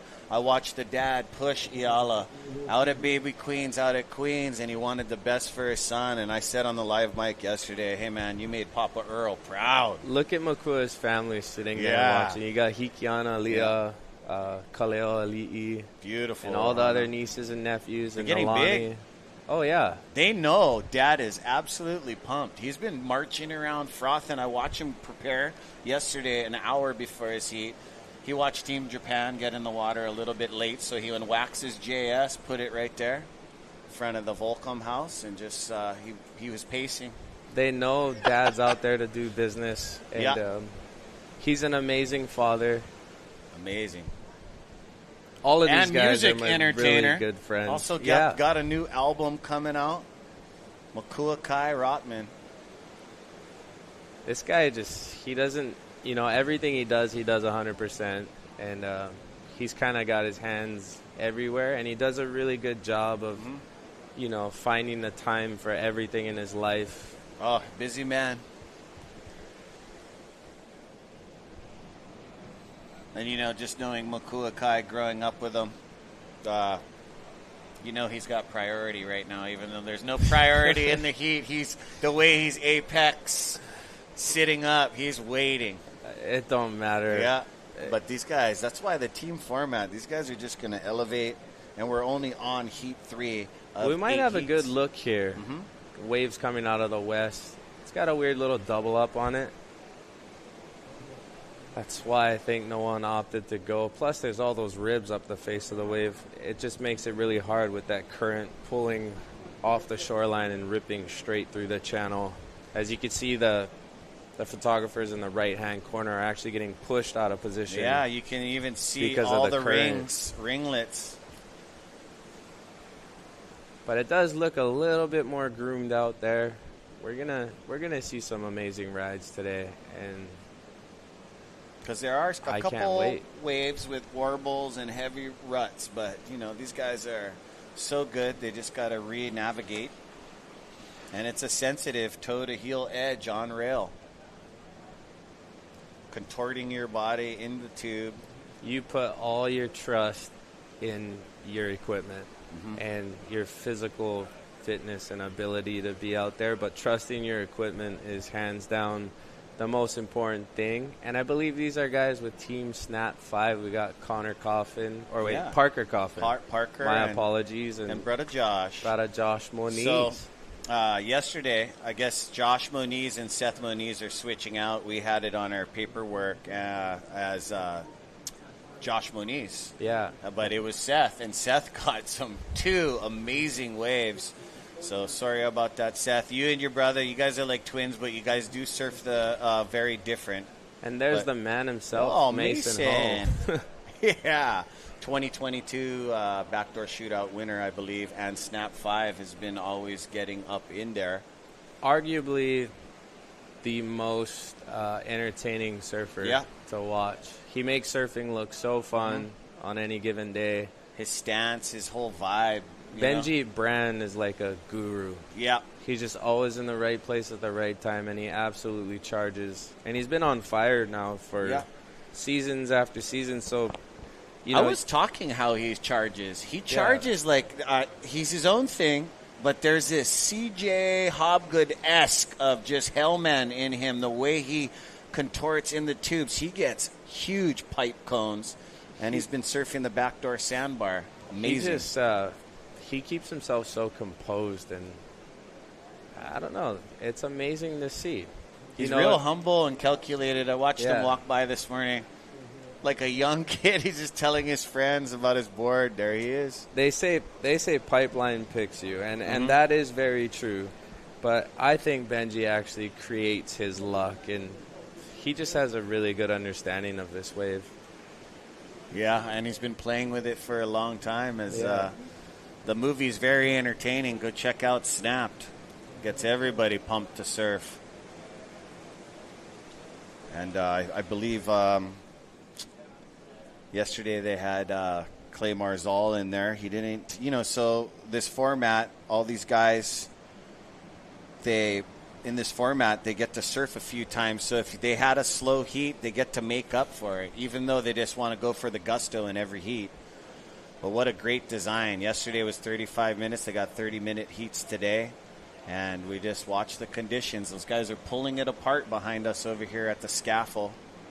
In my opinion, it's the best format to run an event because it really does give the surfers the opportunity to showcase their skills, but not only that, push the limits, get the best waves, and at the end of the day, the surfer who got the best waves wins the event, right? It's not based on two-wave score, strategy, this and that. Right. Like if you look at the Pipe Masters this year, they ran with the similar format to the Backdoor Shootout, and I think it's genius. This is the real deal. Like the best surfer gets the best waves, and that's how it should be. How it's designed. Not go out there, get 2 4s. One guy gets a 7, but a really nice regular wave. contest you can get, and I'm not, everybody's there competing, but then you get the sometimes you don't get the best athlete or, even the athlete of the day the way it's designed. And here we go. Hopefully we're looking at something that'll hit the reef perfectly. The mix between the north and the west right now has kind of got it long and drawn out, meaning a lot of these waves can either run, and it doesn't help because there's a lot of sand on the inside. But these guys are so good. I hope they find a corner. This is a beautiful shot. It looks a bit big the way this swell is coming in. It doesn't seem like they're going to get potentials unless there's an A-frame teepee that forms. But I wanted to also make a mention. What I'm noticing watching here is the element of it being big and picking up. I know how hero this heat is. They're not really taking as much as they did yesterday. So there's an element there. It's big. It's large. They know exactly what they're looking for. Yeah. So they're going to wait. And they've seen so many waves out here, and they put in their time year after year. They know exactly what they're looking for. And I don't think anyone's going to take chances because they're not looking for 5s, 6s, 7s. You can't they're even looking afford for a 12. Yeah, you can't even afford to paddle into a junk lemon wave over here. The thing will just crush you. It'll just be rubber. Oh, rubber duck. You could be a rubber duck floating over here on the sand. All that foam. Don't want to be that guy. So the photographers definitely have their day cut out for them too, as a few photographers out there have jet ski assist by Hawaiian Water Patrol, but we'll see. You can always tell it's Krista Funk out there because she puts her ponytail over her helmet like a like a mohawk. Helmet. Okay, that's what she does. Okay. So I could look out there and be like, oh, Krista's out there today. It's definitely a name that comes up a lot, one of the Wahines. Photographers putting in her time out here. Really proud of her because she's dedicated everything to her photography. And, as a friend, she would talk about it all the time, how she had doubts, like, how am I going to make this work or what am I going to do? And she just stuck to her passion and her love of photography and being in the water. And we could see, I think that's Ipple. Yeah, you got amazing cinematography. You got Mike Ito putting in a lot of time with John Hook. They were one of the 5 photographers that were swam out to the Eddie Aikau. That's the other guy out there, John Hook. Yeah, John Hook, yeah. Good stuff. These guys got good energy. They got a gnarly lineup for the camera guys, too. So there's you know what I mean? There's the pipeline posse cameramen that are invited by the surfers and stuff, because you see that thing going on the web with Zeke and stuff. Yeah. Butchering clips and all that stuff. But at the end of the day, as a surfer and a father, I just say I'm happy with the memory. That's the real way. I wet my gills. I connected with the Kai. I did my surfing genealogy. And I'm going to go home to my family. Glowing, mind you. Glowing. We're all surfers. All our Wahines know. I mean, I don't know if you get Wahine, but they know when you get a few waves and you come home and you rinse it off.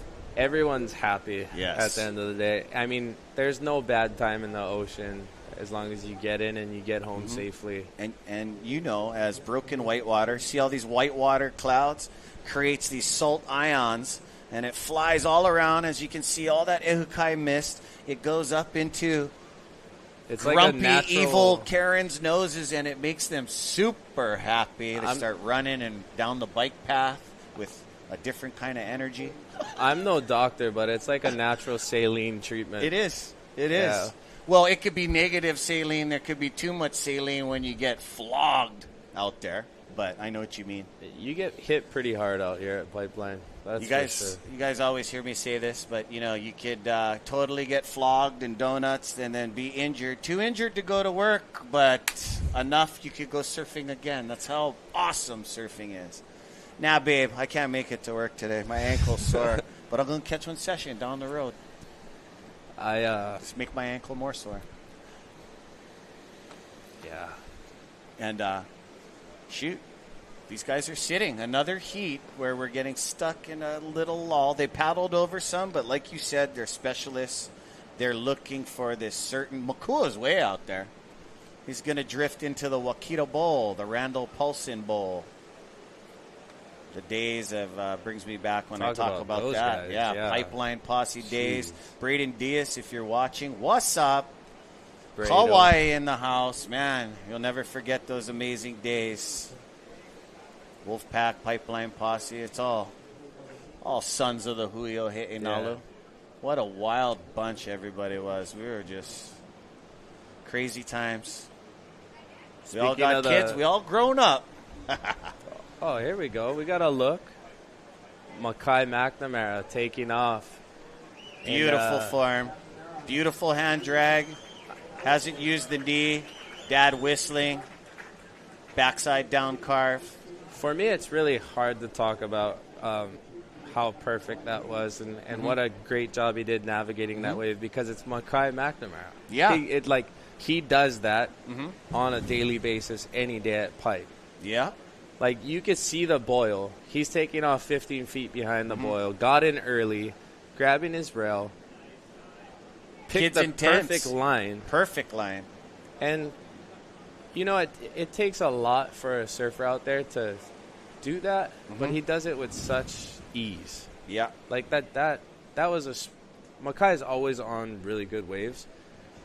And that showcased a lot of maturity and experience. That was at a Pipeline. mature-ridden wave. Yeah. And, you know, if you guys don't know and you guys are new to the surf industry or the surfing lifestyle, his dad, Liam McNamara, when me and Ulu were just babies. I probably wasn't even a thought. Oh, yeah, you to weren't be born honest. yet. Yeah, I'm 46. You're way younger than me. So he was helmet down, the Gath helmet, and he was pulling into... He was one of the most intense guys out at Pipeline, the McNamara legacy. And what's up, Landon?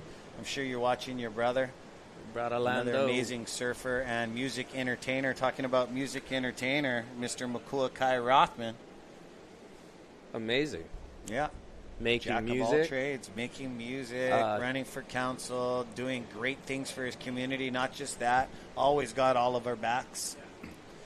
Checking on the east, west, Raising south kids. side. Yeah, raising kids. They're right below us, just frothing at Dad getting away. Dad is shopping with He's a 620. soccer dad. He's, 620. Oh, you know those soccer dads. I'm not a soccer dad yet. I got 3 girls, but it must be so hard kicking and screaming to leave the beach when it's epic. But I watch plenty families do that, and I like to pat them on the back like, hey, that's awesome. Yeah. Keep them busy. Keep them going. But hard for leave the beach. Yeah. You know what I'm saying? Even your own kids. But, Dad, I don't want to leave the beach. Yeah, but you want to play soccer, right? Baseball, what? Let's go. Nah, but not today. But no, you committed. Let's go. Kind of support them in any which way they want to go, you know? Yep. I don't have kids yet, but I see a lot of my friends who do, and You got whatever nephews they and whatever nieces they on the want to wide. do, Yep. that's what we're gonna do, and we're gonna put 100% into it. It's awesome. And I could speak for all of these guys in the water. All they ever knew was probably surfing, running away any chance they got to go surfing. Yeah. I know. Hey, but the game, you know, if they got wahines and kids, Yeah. there's a structure you There's gotta a kind of structure. follow. But when the wahine knows, they get their best man walking through that door after he's been barreled at Pipeline. I mean, you know what I mean? Do you want to deal with the other guy? No. Oh, ole no. Hey, gang, Sinaloa Chips, man, one of our sponsors, locally made tortilla chips, 4 surfboard shapes. You know, the board, they have a few different ones. They got a shortboard, a gun, and a boogie board. But Sinaloa is a family-owned business originally founded in Hanapepe, Kauai, 1992. So Sinaloa, since I've been doing the Backdoor Shootout and affiliated with this amazing event, I've been loving the brand Sinaloa tortilla chips, sacred corn with Asian flavors. Just give it a try. I tell everybody. And hey, and drink this stuff. Makani and the Waikea water team, Mahalo, Monster Energy, keeping us fueled, never flying away from battle with brittle wings, but always ready to smash like a monster. And we're here at the infamous Pipeline and Backdoor. So exciting day. If brother. I was to drink a Monster right now, to be honest, How you would cut into somebody's seat. I don't think I could sit here. I'd be like, well, we can stand running up, but along you know, this when they beach or put us on something. camera, we just got to sit back down. do a couple jumping jacks. Kala is scratching his head out there. He's like, "Where's my 10-footer?" No, I know, right? This guy is definitely scoring 12s. This guy knows how to pull into the depths of pipeline beasts. I paddled out yesterday evening just for a couple waves, and I ran into him on the beach, and I was like, yeah, go get him, bro. You'll get a couple. And he's like, I just want one easy, or like I mentioned to him or something like that. I was like, yeah, go get like an easy one. And he's like, no way. I want a nuts one. I was like, bro, I kind of want to ease my way into things. He's like, nope, I want to go out there and get the nutsest one right off the bat. Which is a good strategy. It is. Yeah. It is, but you shop too long, and we'll see. I know Kala Gray says he's not going to grovel. You know what I mean? Yeah. And one guy that was like that, always around, he could compete on, any size waves, but when he was here at Pipeline was a guy like Bruce Irons. Where you at, Bruce? The guy doesn't want to catch no junk waves. You can sit out here on a free surf session for 4 hours, 5 hours if you wanted to not catch a wave. Yeah. I mean, I've done it. No, but in a regular contest format, some of these athletes, they're not going to go inside and grovel into one just to make the heat. And that's honorable. Yeah, it is honorable. It is honorable because at the end of the day, you're a surfer. You know what I mean? We're honoring the true form of pipeline surfing. We're not. These guys are. Yeah. And I got a lot of respect for each and every one of these surfers. Yeah, this team right here is around your age, and you guys all grew up together, huh? Me and Kala, Makai, and Ayala definitely spent a lot of time. Legend is the younger one, and Makua was always the big brother to all of us. I don't know that information, but I want to say... got to be about 15, 16. Yeah, okay. And his performances are radical. So then Legend's probably like 16 or 17. He's giant. Maybe on the cusp of... I don't even want to say he's 18. Maybe he is. Or he could be older. I don't know, but they surf like they've... He looks like a junior, and just, years. On his first wave of this heat, you can just tell how smooth and powerful he is. It's crazy because, like, these waves look so... They don't look that big on the TV screen. And you, like, turn around and you look at that thing and you're like... Right off the balcony. No, it's giant out there. That wave breaking is no joke. 17 seconds, 10 to 12 feet. No joke. Hawaiian Extreme Sports, Ocean Paddler TV, Zone Media, all in one. These guys are here with us, bringing the live action. And, wow, way outside, as you can see from the drone, mean. Oh. There is some fourth reef sets coming outside of Rocky Point or way out there.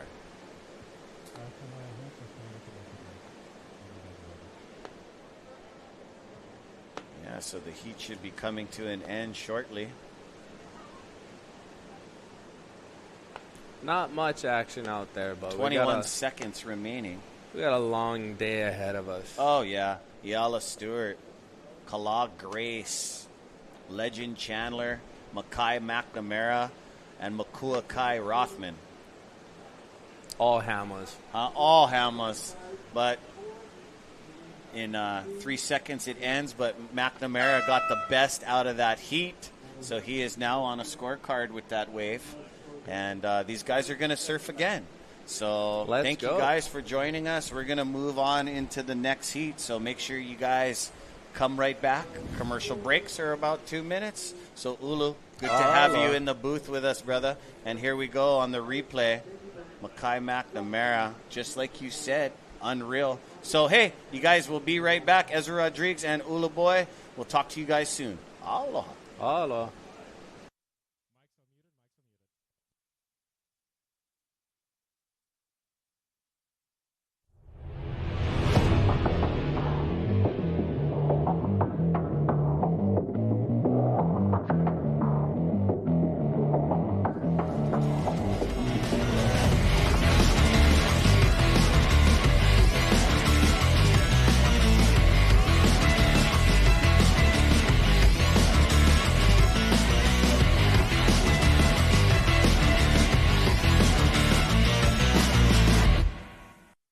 Snap two, bring it back.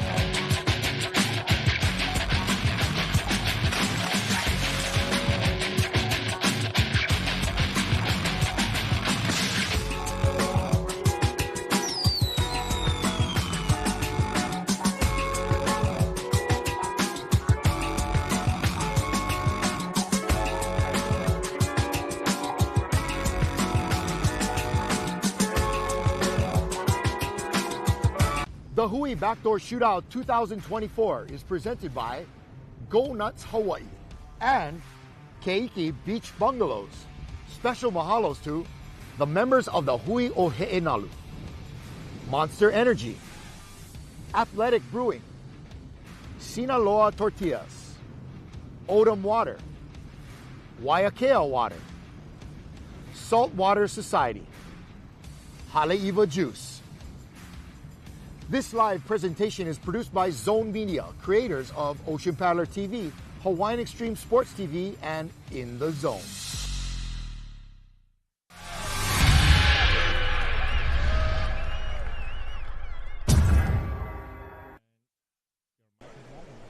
What's up, everybody? Welcome back to the beautiful pipeline on the north shore of Oahu.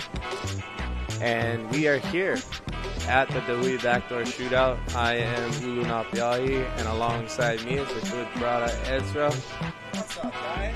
All right. How you guys doing? Oh, There's Legend more action. Chandler. Just Parker. taking another stroll. He is? Yeah. Just a stroll, He's going to pondering. go up into the yard, take a hot shower, and kick back with all his family and friends after his heat is pow. And we got another heat along the way. Yeah, team snapped with the champ from last year, Benji Brand. Josh Moniz this time switching out with his brother Seth.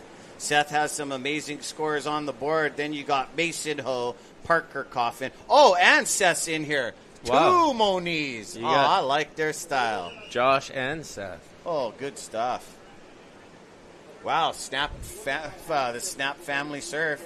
If you guys ever need to get pumped after work, you're feeling a little down, log on to Snap 5 and watch the clips right off the get-go. Benji Absolutely Brand amazing. at Pipe, doing his thing, and that's last year's champion. They're competing as a team, Ulu, but they're also going for a massive prize purse individually. How much money are they? What is it? Say like 50 grand, but I gotta go double I check. don't- yeah, that I don't 'cause wanna you never speak know. too soon, Yeah, I don't but- want to speak too soon. I was looking for the suitcase of money when I was on break. If you yesterday, find but I it, didn't let me find know. it. Throw me Yeah, I a think bone. it's I'm just somewhere in this joking. Jerry house. I know it is. It's hidden in the walls. Jerry of this Lopez, Jerry if you're house. tuning in, what's up, Uncle Jerry? Absolute legend. I'm sure you're shredding the snow. This guy's absolutely amazing. Mr. Pipeline. I mean, I watched his documentary, and I mean, Jerry Lopez is so his style and his grace. Jerry-esque. It's kind of why I wanted to surf Pipeline. Oh, here we go. We got Josh I love that Moniz from you. looking at this backdoor wave. Yeah, His Josh. positioning was perfect on that wave. Mhm. These guys are so good at They finding that inside double up rights. Mm-hmm. Really good at surfing the pipe wave if it is offered. But, you know, Josh and Seth are, to me anyway, are the kind of surfers that can take any conditions and produce something out of it. They can take nothing and make something. I got to watch But- these little boys. They had big heads, small little bodies. They were like miniature, and they were doing little wiggles at baby queens, and now look at them. They're men doing massive carves, surfing waves all around the world. And they're also aerialists. Very, very, I pride them here in Hawaii as some of our amazing aerialists and acrobatics. Just a quick pocket ride for brother Josh. They surf similar, but they have differences. They both square up with the lip a little different, but they both have that Moniz-esque in them, too. Oh, yeah. Very powerful like Dad. Some of my favorite surfers. Yep, when big we time. when we were kids growing up surfing in the amateur events, or at least for me, I'd be like, "Oh my God, it's Josh and Seth." Micah You know, Moniz, what's Micah. up, brother? Isaiah, brother Micah. I love those two goofy footers. Talking about goofy footers, they're on the other side of the tracks from these other two, the younger brothers. It's always a family affair. What a great one. And then there's Kilia Moniz. Oh, yeah. The queen. Two-time longboard world champ. Yep. Gave her a shout-out yesterday and just said, good for you. I got a lot of Good respect for for her you, girl. and doing that. Yep. She's very Big time. empowering and she inspiring. gave me the chicken skin when she said, hey, it's not real anymore. You can't recreate. But I us." think we're going to head down to Makua on the beach for an interview. Oh, nice. Perfect. Yeah, Makua. Back down to the beach there. everybody. I'm here with my dad, Makuro. I love this. And Dad, how was it out there? I mean, it's such a beautiful day. There's super good waves, but in our heat, there wasn't very many waves to catch. I think maybe 2 waves were ridden, and Makai got probably the best wave of the heat, and it wasn't really that good for shootout standards. And it's just kind of the luck of the draw here. Sometimes you get one, you don't, but just like soccer, just because the first half isn't good doesn't mean you can't win the game in the second half, right? Yes. Well, thank you very much, baby. I love you, and thank you guys all for tuning in. Apologies for not being able to perform out there right now, but like I said, it's only halftime. It's only the second round. We got a few more rounds to go, and I guarantee you we put on a show after that. Love you guys. Aloha. Well, thank you, Dad. Oh, love that guy. Yeah, that was awesome. Thank you so much. Here, give me next. Whoosh.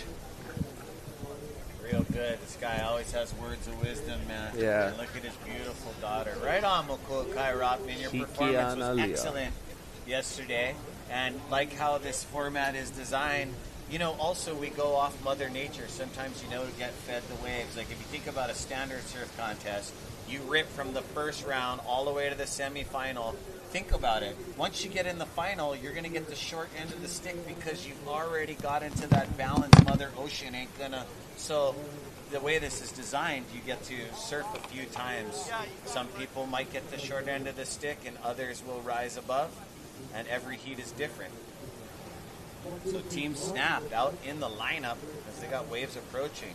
Aside from that, what I really love about this event, we might have a look. Oh, no, we don't. But aside from that being the structure of the event, what I think is the best is all the marketing that these surfers companies can use for whatever it is that they want, because obviously they're out there doing their job.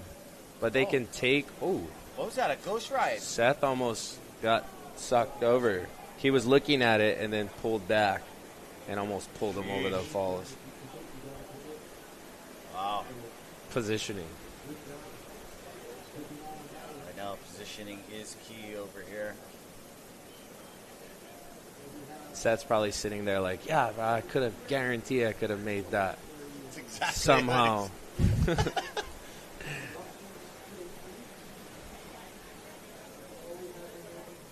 Oh, man. Oh, I love every different camera angle here as we're watching. There's a kohola in the background. From every different perspective. Just all the angles of pipeline. So, yeah, we're going to be calling up. So, Seth Moniz, they got some rides. Oh, excuse me. Josh Moniz. Snap 5. You got the champ Benji Brand, so you guys just stay tuned. Yeah.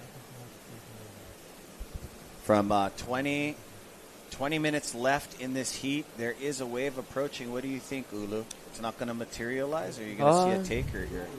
I got to look behind me. I don't think so. I know you're El Natural. You got to look off the balcony, and yeah. It's hard to read for the viewers sitting at home looking at this. Like,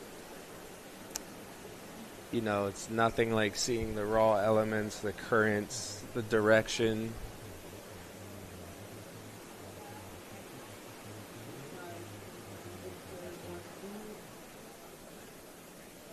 Yeah, so we're going to get some live GoPro footage from the surfer's perspective off Nolan Keolana's jet ski under the watchful eye of Uncle Terry Ahui from the Hawaiian Water Patrol. Look at that view. That's the controlled chaos.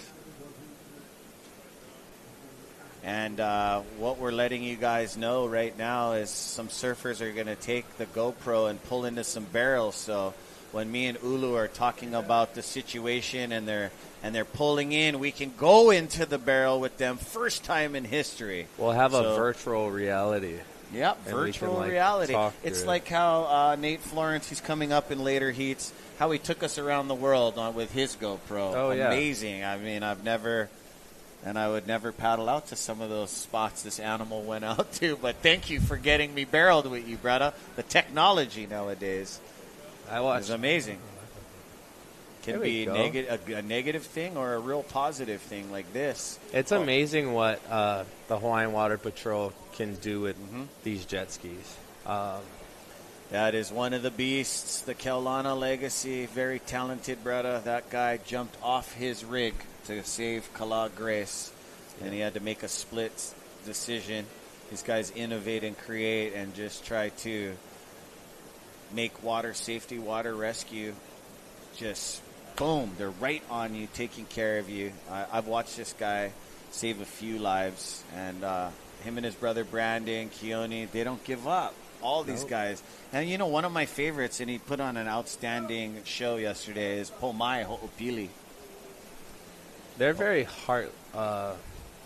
they're very giving humans, you know. They're very selfless. They're always thinking about everyone else, and throughout the day in the event of surfing, they're constantly operating at a high level of stress, thinking worst case scenario, always being on top of it.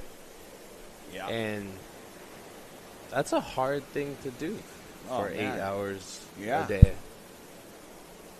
These guys are, Here we go. Brother Josh looking at another backdoor double up on the inside. Around. He's pumping down the line on the impossible, but you never know. Here we go. Is that Mason? That's his dig. Mason. Are we going to see a switch? Oh, that was a beautiful butt drag just for what he was given. Yeah. That's how he rode it. He definitely took advantage of the time that he had in the barrel by stalling that extra to where he almost was riding up high in the barrel. And normally, you know, your tails give out, but you could tell that he's on a longer board. I believe he's probably on like a 6'9", 6'10", There's maybe. There's other surfers that need to do this, but I just can't tell them, like, hey, man, I'm a fan of yours. You look way better on a bigger board. Learn to ride some foam. Big butt drag, got him up the face, but that helped him exit. You see all these, like, the Mason Ho elements. There's all these little details. Oh, he's got some. He's very, very skilled surfer. How's brother Josh doing? No fun duck diving in there. I wonder what happened. He's not moving as fast as he normally does. I hope he's okay. Yeah. But just driving in a backdoor barrel. Backdoor is by far, in my opinion, the most dangerous wave. But the best case scenario for him is it drops out from under you, but it probably dropped him out and slammed him right down on sheer rock. I mean, that happens a ton. We always fall different. But yeah, not his characteristic paddle unless he's going to get sucked around by gums. But we do have jet ski assist.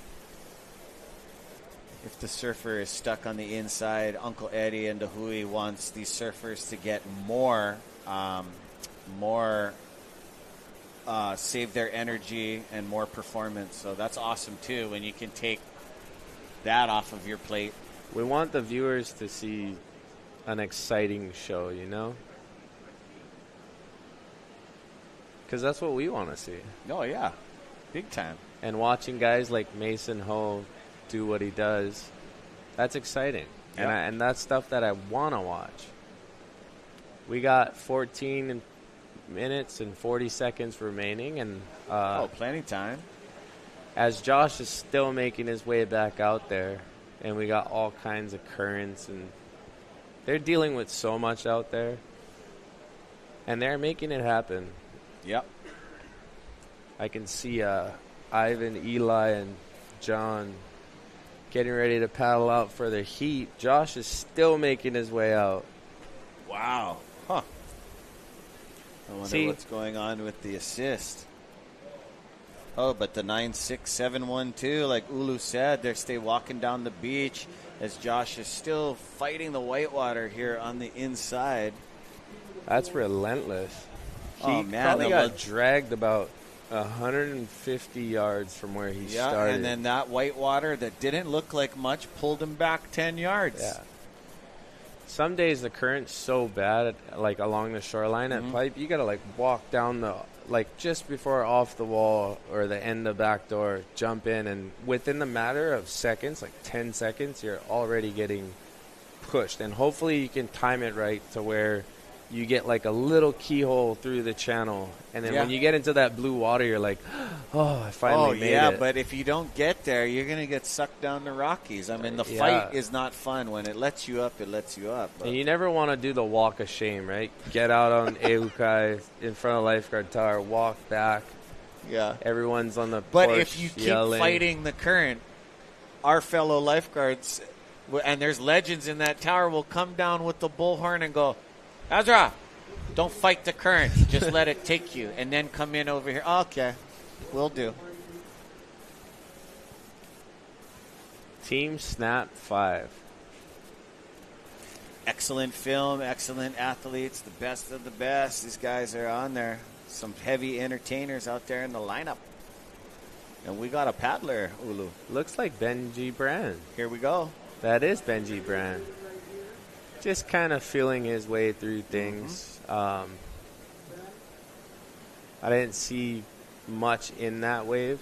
I think he was probably just wanting to ride something, you know, get the ball they've been rolling. Sitting a long time, 12-17. Also had a little bit of reverb up the face of it, too. He wasn't going to get much out of it. Look at these guys. Ivan had an excellent performance last year. You were here, yeah. He was getting very close to taking the lead with his goofy foot surfing. We got the trio.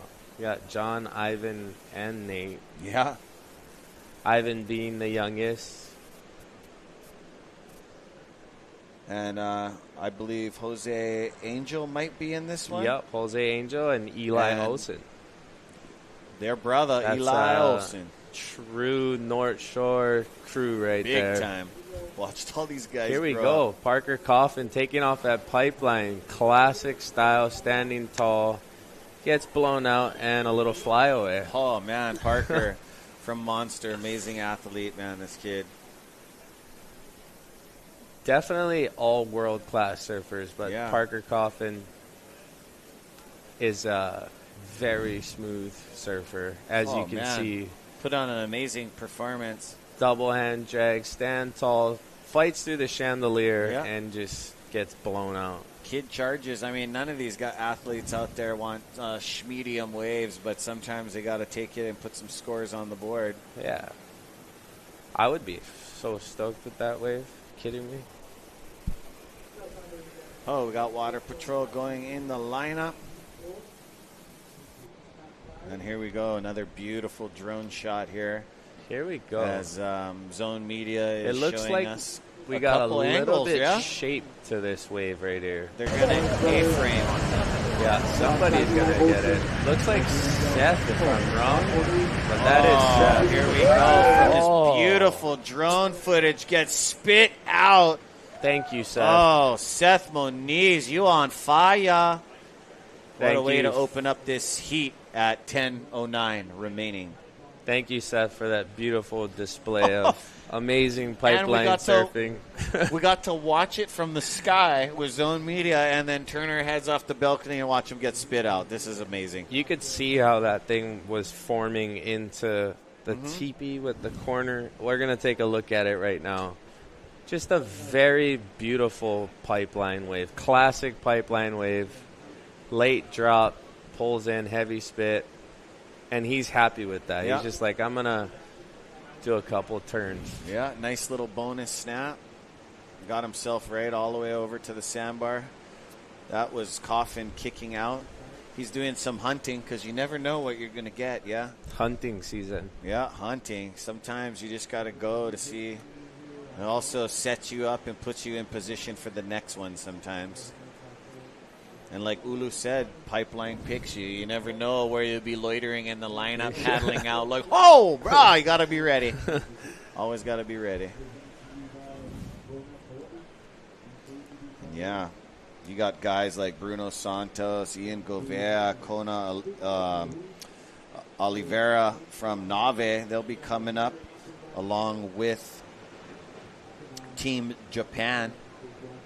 So, man, we're getting through some awesome heats, and these guys are going to definitely – I didn't hear the exact call because every heat they pull apart pipeline and backdoor and making sure that it's still doing its thing because this is the backdoor shootout. Yeah. So, we're going to see if they're going to want to run the third round. I just love the format and the care that goes into this event. I love how surfers have a say in the event. Oh, yeah. And then early in the morning in the dark, the banter, You show up, you pull names of teams out of a hat, draw the order, and but they pick it apart like Uncle Kavika Stan. Amazing man, right? Oh, yeah. Oh, I just like his energy right away. Like when I'm around him, the way he touches you, and he just like, I love working with him. And I watched him surf all his secret spots deep northeast side when I was a little kid. And there was always these myths and stories about him from my elders. Like, it's just not somebody you mess with. As a little kid, we just admired him and Uncle Daryl Stant. And he was down there, and he asked Crystal Ball, "Hey, what you think about the waves? Your opinion?" And he didn't really say, and it was just super funny. I said, "No, you got to tell Uncle your professional opinion about," because he's asking you, because this is a family affair. He wants all you pro surfers to be super happy. So please answer. Don't be scared to answer. Like, it's perfect. Don't say that. If it's not perfect, tell him. And that's how we all work together down here. Uncle Kavika he's a beautiful man, and I'm very fortunate that I had them in my life since I was a young kid, and being brought up around their family, as well as Uncle Eddie and everyone who puts on the event, everyone who is a part of Huiohe and Alu. Definitely back to what you were saying about Uncle Kavika. He's an intimidating person. So when he asks you a question, sometimes you don't really know what to say. Yeah. Or he'll ask you a trick question, and he'll whack you, and he'll be like, "I'm just joking." He has the softest heart. Oh, yeah. And I watched him, younger than he is now, just surfing this left, and I'm not going to tell you where it is, bro. That was his spot. And then, and we knew as young surfers, you would hear it all the way down the coast. "Hey, watch out for Uncle Kavika." My dad always told me as I was, "Hey, go say hi to all your uncles. Make sure." It's all about respect. Oh, yeah. If there's no respect, paradise doesn't work.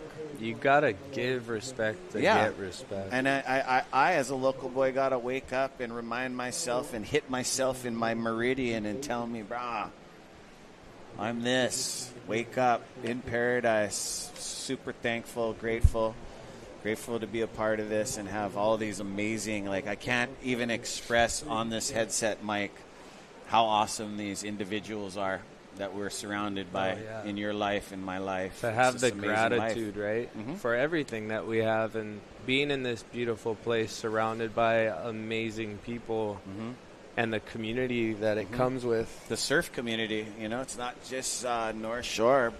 North Shore is a big part of the hugest world community, the giant surfers union. You're either in or you're out. And that was plenty of people think they're in with the touch of buttons on their phone, but that's not how you get in, man. No, there's FaceTime on a phone, but FaceTime of putting in your time. Yeah. Exactly. That goes a long way. Yeah. Seth just taking a cruise, showing brown us nosing just ruffles feathers. Oh, bro, going for the backside straight out. Set Moniz family surf. Here goes Mason. You never know what to expect from Mason. You don't need when he takes off on a wave. He could have tail drop floatered that thing and then did his Papa Michael Ho swing, but nah, he knows what he's doing. Been watching him and Sheldon score some amazing waves. We got 4 minutes and 20 seconds. Looks like we got some lines stacking up on the outside. We might have 2 more surfers catch a wave, hopefully. Yeah. I'd really like these guys to get an opportunity to put up some scores and get amazing rides.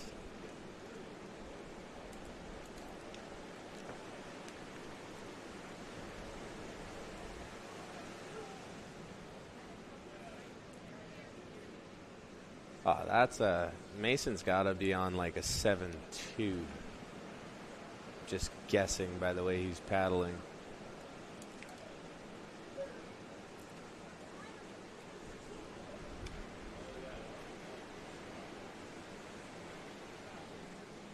So we're jamming on by. Yeah, we're jamming on by. We're going to go on to Heat 4, and we got 8 teams total. As you know, they're getting scored on their speed, power, and flow, but in this event, they're getting scored on their respect for the ocean, their positioning, their strengths. It's all being dissected by one of the most judging panels I've ever seen. I mean, these guys could make a team and win the backdoor shootout. Oh, yeah. Different generations up there on the scaffolding. I know Flynn Novak's up there. Flynn Novak, Barton Lynch. Kahea Hart is an alternate judge. We have Love Hodel and Joel Centeo. That is a heavy panel. That's some good judges right there. Because they have all surf pipeline. Yeah. And Flynn Novak is, still bronzing. That's unreal, a joke between him and I. Yeah, runs. I mean, I go out. He's still there, and he's been there for years. I go out to Rockies, and I expect to run into him and all those guys, like Ezra Sit and stuff. Yeah. But when I don't see him, I was like, what's going on over here? There's a group of guys, and you just look at them, nod your head, paddle up to them, give them a big hug. Oh, big time, because we all grew up together around Here goes Mason floating in. Floating in, roll in for Mace. See what a big board does? He never jump off Uncle Terry's ski, because that was just a float in. Look at him. Now he's surfing, having fun. Negotiating foam. Still makes it past the clipper, almost. Where he the two caught waves that ignite. Wave from a little chip that was nothing out there. And that's the beauty of having a longer board with volume. Everybody's You lucky can get that in early. thing didn't come over him and just give him a square pipe cone. Look at him go. Everyone sees he even did a backside snap. Barreling, nuts, drops, takeoffs, but Mason will just take off and do a couple S Look carves. at him flying over that foam as well, too. I mean, that's not easy when that turbulence is going through your fins. He's going to take one on the head. Ooh, his board got this beautiful Mayhem board. Handle. Yeah, last year Uncle Michael Ho was in a heat. Pumping through backdoor. That was radical, man. Tubos Shakur, absolute legend. I hope I age like that because he's amazing.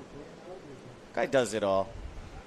Guy won, talking about Duke Kahanamoku, he won the Legends division at the Duke Kahanamoku Ocean Festival. That's beautiful. Yep. He borrowed my longboard. He went out with his killer team. It was one of our sponsors, Waya, KL Water. He borrowed my Tolhurst surfboard, and he just rips on the thing.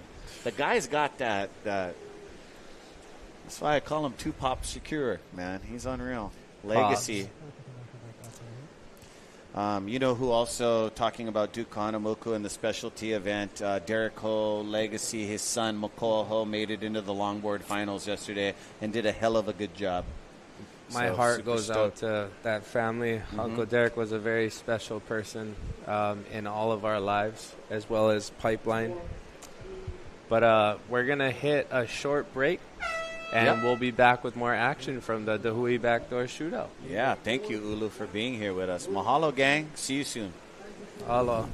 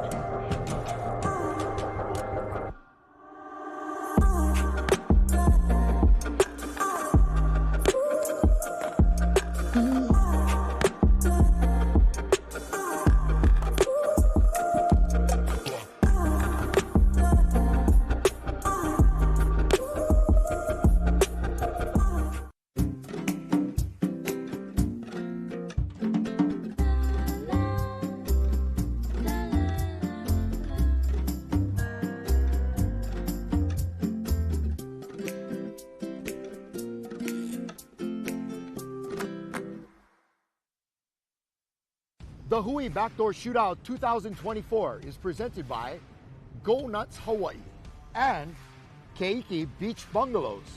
Special mahalos to the members of the Hui o He'enalu, Monster Energy, Athletic Brewing, Sinaloa Tortillas, Odom Water, Waiakea Water, Saltwater Society, Haleiwa Juice. This live presentation is produced by Zone Media, creators of Ocean Paddler TV, Hawaiian Extreme Sports TV, and In the Zone.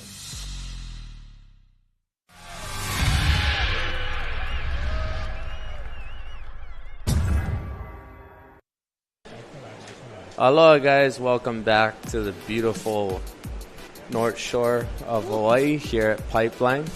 Majestic magic. I'm Ulu Napiahi alongside me, my good brother. Yeah, brother Ezra Rodriguez. How you, gang? Thank you for joining us back as we got North Shore's 96712.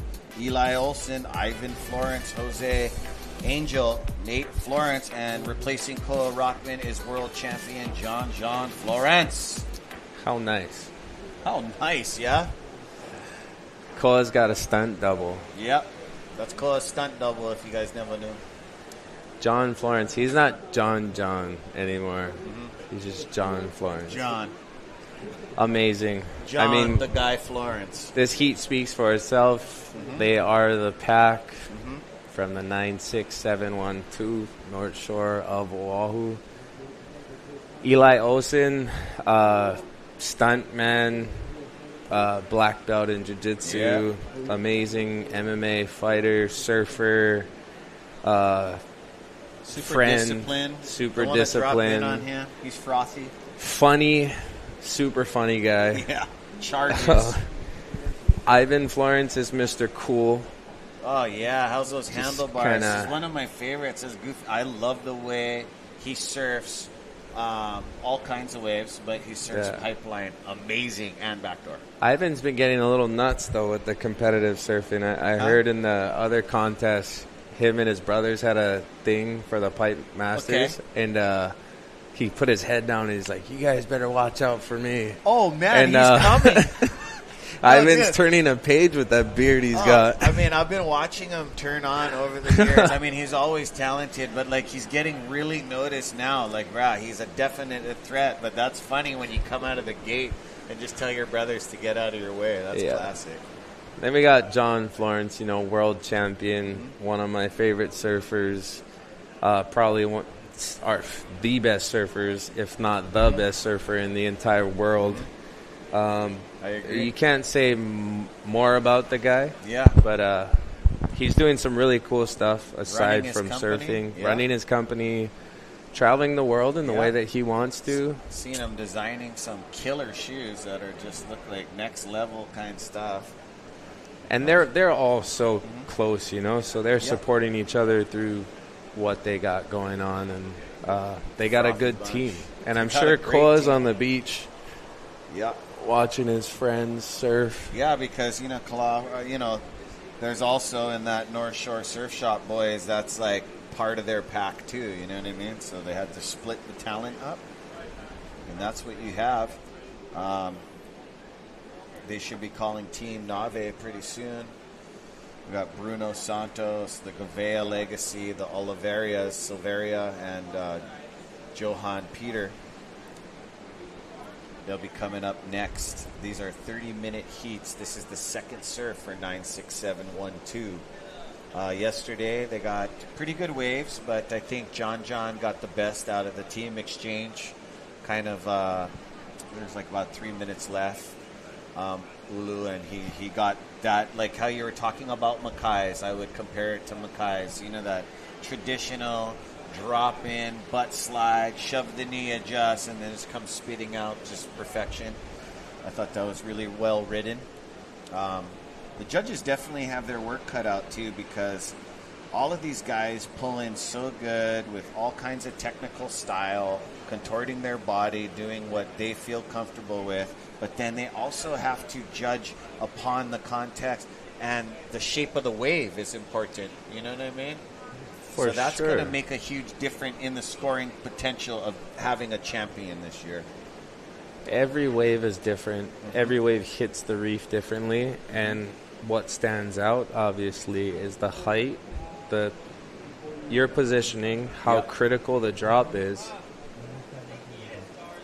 how deep you get. But speaking of that, we're going to go get real deep with the Moniz brothers down on the beach for this interview. Oh, good stuff. Hello, everybody. I'm Alia Rothman, and today I'm here with the Moniz brothers. The best. How was it out there? Hi, yeah, the waves are fun out there. It's definitely tricky today. Little victory out sea, big north swell, so it's definitely hard, but we managed to get a couple waves. Yeah, it was fun. We got to just surf with our friends. Josh It's was the a best foot contest taller. ever, right? Yeah. What else? Well, thank you. Thank you. Thanks for interviewing us. Thank you. What else? You got anything else for us? Good job. I love that girl. Yeah, who's that host down there? Good job, you guys. Nalia. You good job. You good job, honey. The Rothman legacy. If you come to the North Shore and you never heard about Rothman, then shoot, man. She's so Educate cool, yourself. and cute, Yes. and like she knows she can get away with it. I watched her at some Menahuni contest. Yeah, Dad brought her. She's kind of like the dad in a way. Really talented at everything she does. See, I even get to hype up my friends' kids. No, I know. That's on this awesome. thing. Is she into music as well? I'm sure she's going to get Look, into I'm it. sure she picks up the instruments and just starts going with Dad. She has to. That's what she's surrounded by. So Yeah, she's raised definitely well, because I've always liked Makua's posts of him, telling you about your kapuna, going visit his grandma, bring her roses, and just, telling the public, come on, guys.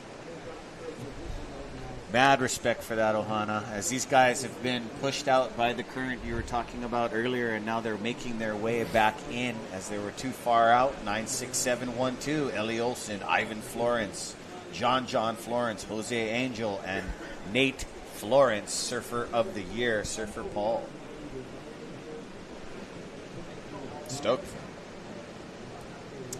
We also had Hilton Elves on the beach. Did you get to see him? Are you familiar? I'm not. He painted a pipeline wave, and this is his artwork right here on the T-shirts.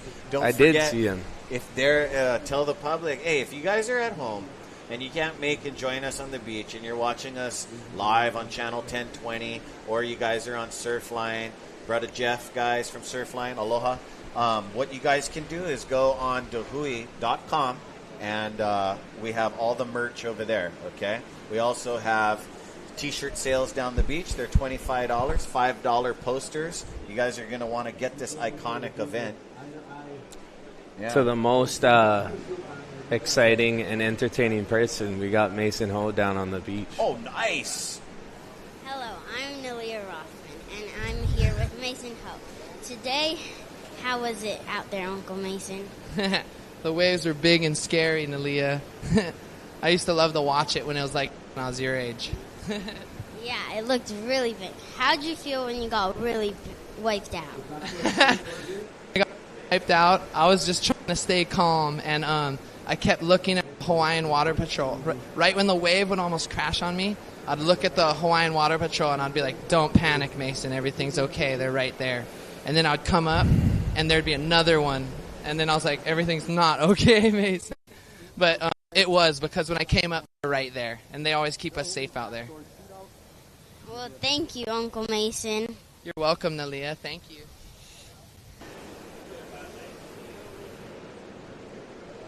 We got to somehow get Mason up here because he's so good. Yeah, and he's at a entertaining. past champion. Yeah, he is. But Nalia is killing it down there. You're killing it, Nalia. Good job, Nalia Rothman. This is such a family fun event, aside from it being the most prestigious pipeline event, in my opinion. Yep, that's my opinion, too. I just love it, Yep. You got everybody's families, kids running around, surfers. The camaraderie of everyone getting together is beautiful. As we see the world champ, John Florence. Replay during the interview. That's like a throwaway for him. He's Oh, like, big time. I'm I was gonna gonna say I'm that's gonna just not take John this ride and just cruise. Anyone else would give a limb for that wave? Oh, right. Mr. John Florence. Amazing stuff. Because they're not going to sit on each other, but we did have a laugh yesterday. Their heat was a little slow yesterday. So we all laughed because we feel as friends, they all have the same lineup. Out of all the packs in the zone drone footage, they were sitting around this one keyhole, and I thought it was funny. Watch them do it again. They're all friends. They all line up the same, like you said on that boil. So They're playing king of the keyhole. Oh, yeah. No, I mean, and you know, this is a team format designed to elevate their surfing. Trust me, no matter how much these guys love each other, these guys are ready for a battle. They're the best. They're the best. All these guys are the best. Yeah. They Like- put in their time. They got invited by DaHui Oheinalu. Are you kidding me? You know, there's so much past history.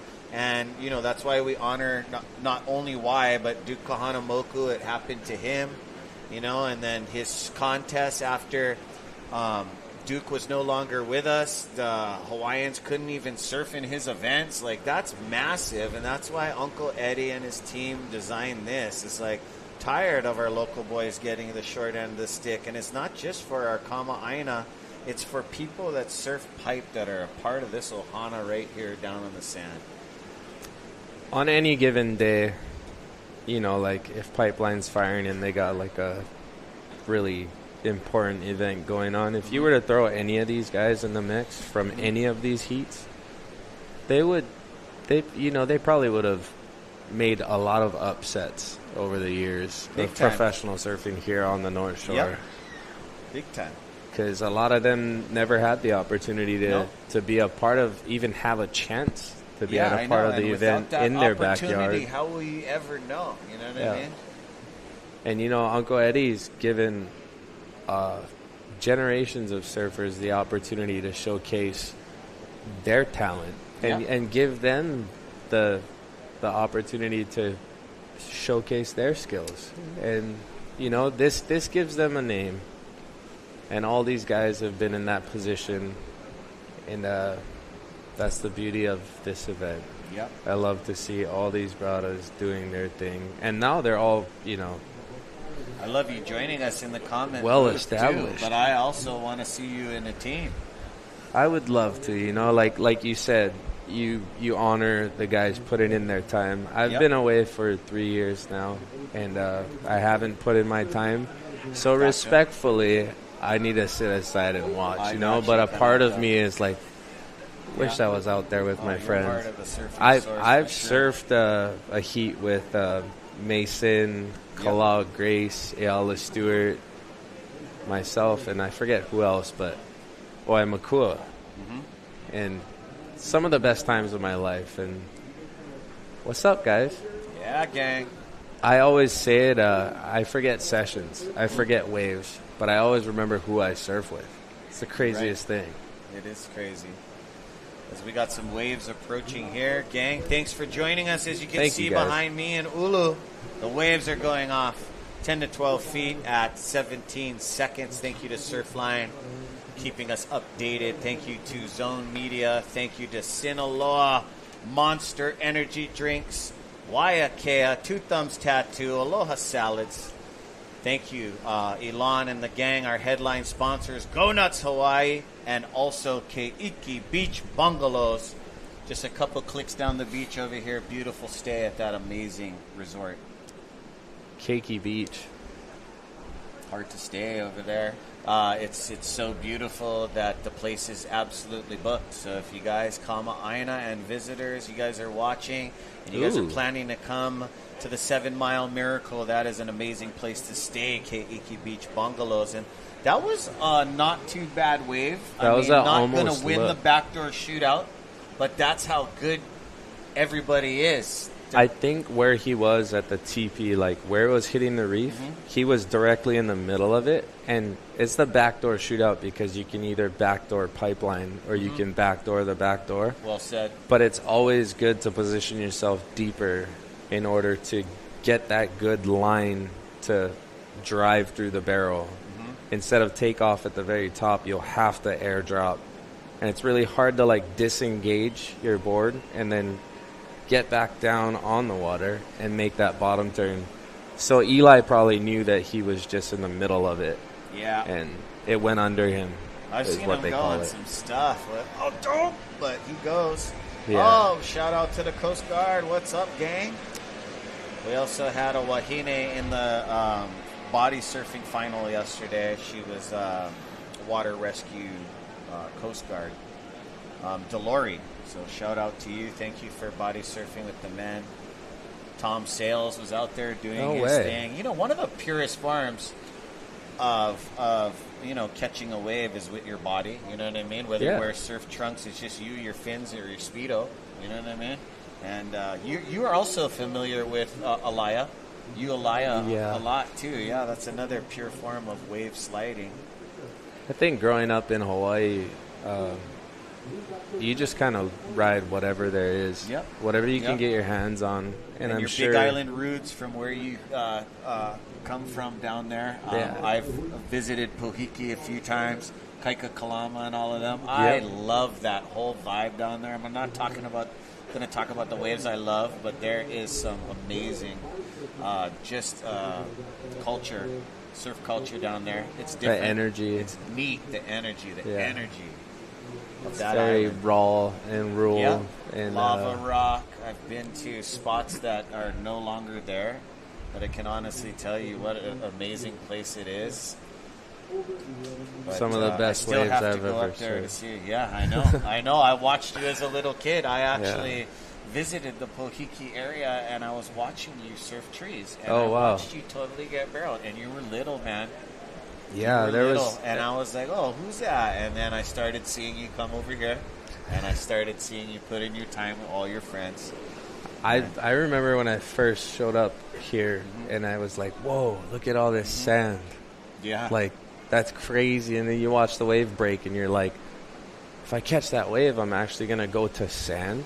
I'm not going to go to a cliff or rocks. Oh, yeah, that's right. That Big Island vibe. And then, it's up to you if you want to wear a leash. Yeah. But, I watched you put in your time, and you are a household name over here, even though you said you've been taking, 3 years, We all do our things. I stopped surfing this place a long time ago. I just like to have fun. I can't sit in that long pecking order. But I just love it.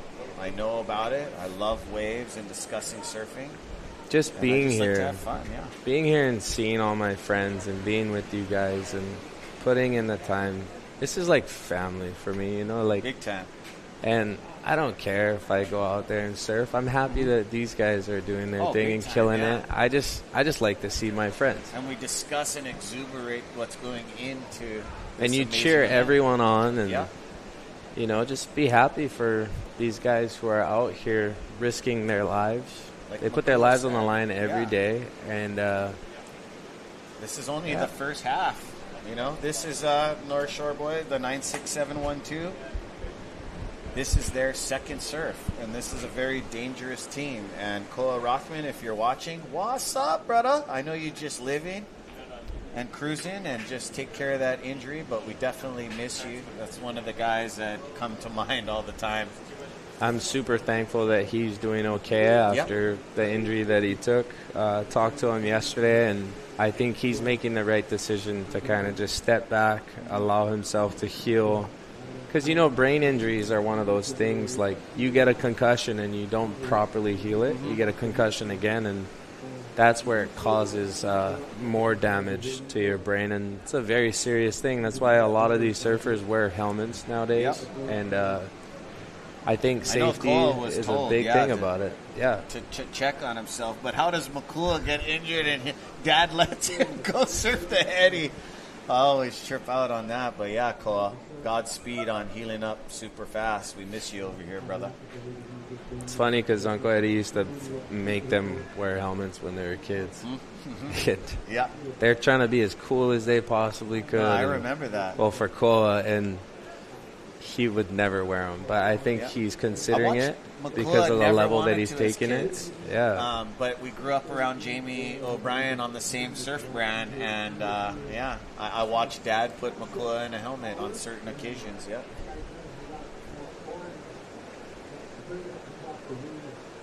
Look and at this I heard a beautiful couple guys place. discuss on the third floor of the scaffold saying, wow, a lot of people now are making the switch to the helmets and stuff.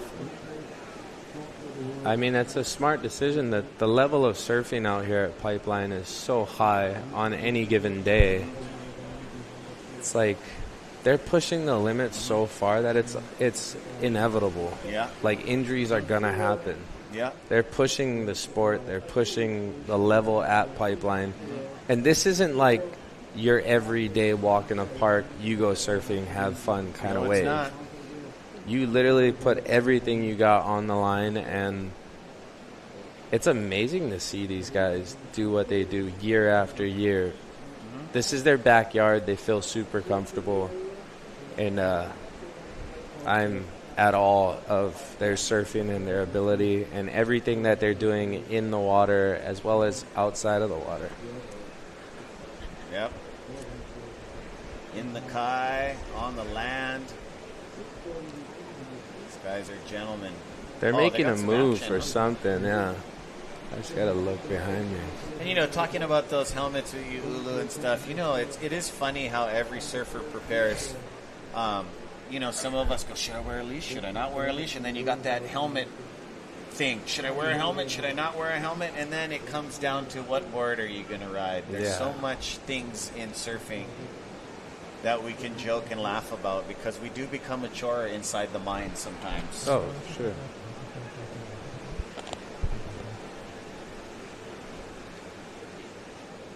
And a few waves went by, but these guys are specialists and they didn't like what they see. They don't want no rubber ducky waves. They want to get straight up, get the apex, pipeline, and backdoor. And like you were discussing earlier, to a lot of our viewers that aren't into the surf culture, these guys are trying to sit deep on the apex, middle of the wave, to get as deep as they can for the direction they're going, so they get that wave to barrel over their head like a curtain and disappear in front of our judging panel. And the technique and the elements that go into actually getting barreled and spat out at backdoor and pipeline are second to none. Amazing. I think what we're seeing here happening within like the last 45 minutes to an hour is the swell's actually shifting a bit more north. Gotcha. Good insight. And that's why that current line is kind of running through exactly it's running where right they're into at. our surfers there. So it's going to be pretty interesting carrying on throughout the day. I want to see what unfolds and what the surfers say, because at the end of every heat they have a call, Funny you say that, because our Uncle Eddie is picking it apart over there with the judges, and maybe after this heat we'll see. And then after his son coming in, Makua Kai, he knows the wave good. I watch Billy Kemper. Everybody just comes into this yard over here at the Volcom house, and you guys are the surfers. You know what I mean? Look at these names in this heat. We got Eli Olsen, Ivan Florence, John Florence, Angel, and Nathan Florence. All these guys are the best pipeline surfers, as well as anyone in these heats. And they're having a hard time finding... Good insight, brother. And look at this. Decent scores. From the zone drone. Look at this. I haven't seen this. You're calling it. It is definitely changing into sloshy, burgery. There's a lot of chatter. Hopefully this thing pans out in 15 minutes, because it looks like a lot of water moving, but it is 3:47 on the clock. I feel that 96712 is going to try again in their third round. Yeah, for sure. But, we'll let you guys know if we run the third round, because after this heat, we have 3 more heats to go. Awesome day. We still got Nave, New Earth Project, and Team Japan.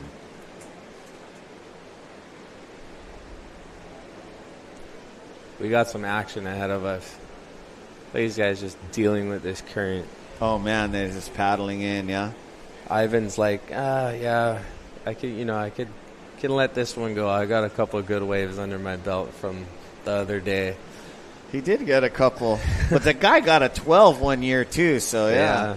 I wonder if he's being intense. We're gonna have to ask him. I doubt it. I love that though.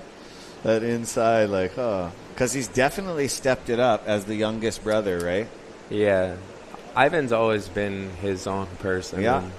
Amazing. I mean, they're all amazing skateboarders, but Ivan really is, you'll see him across the street over here with Grayson Fletcher and stuff. Another amazing pipeline backdoor surfer was Nathan Fletcher. Brought us 2 boys to watch a few heats yesterday. Yeah, that guy. He was telling me how he just got injured, and I'm like, man, your body. Oh, he's injured. That's why. Okay, because he's been surfing amazing. He got injured last summer, broke his elbow or something, but he's still surfing and stuff. I just was having a conversation with him, and it's funny. I was like, bro, you've been hurt so much, and he was like, oh yeah, he's an animal, bro. I mean, he's been putting in the work from back in the day. Yeah. And, he's taught up people here about board design and stuff, like his stretch boards, turning on Bruce irons to that tech and stuff like that. We're super happy. Hey, Surf Crime family, thank you for tuning in. They're also, Nathan Fletcher will be also moving on to a fun soft top company called Surf Crime.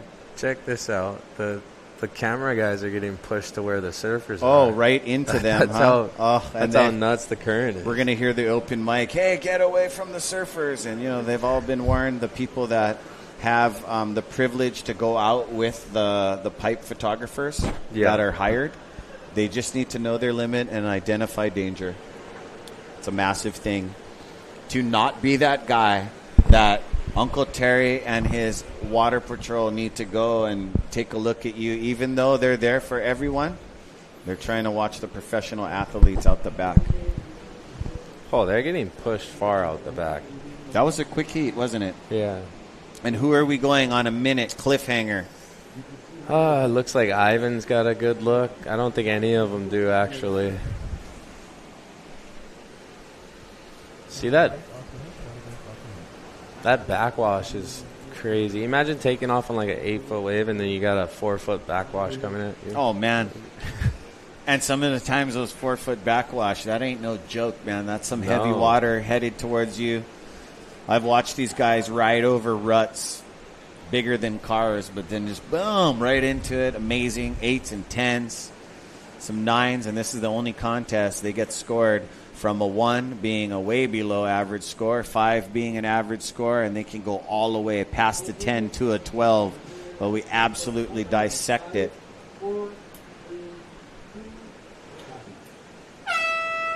All right, gang. So that ends this 96712 at Eli, Ivan, John, Jose, and Nate, and we'll be right back with Team Nave. This is Ezra Rodriguez and Uluboy signing out. Aloha.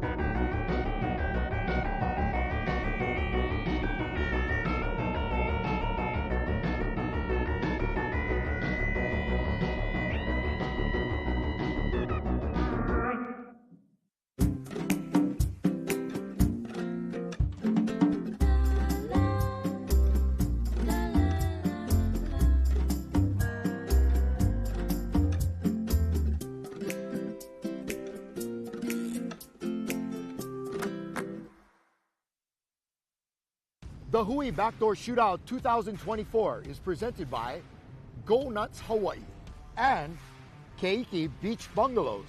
Special mahalos to the members of the Hui o He'enalu, Monster Energy, Athletic Brewing, Sinaloa Tortillas, Odom Water, Waiakea Water, Saltwater Society, Haleiwa Juice, This live presentation is produced by Zone Media, creators of Ocean Paddler TV, Hawaiian Extreme Sports TV, and In the Zone.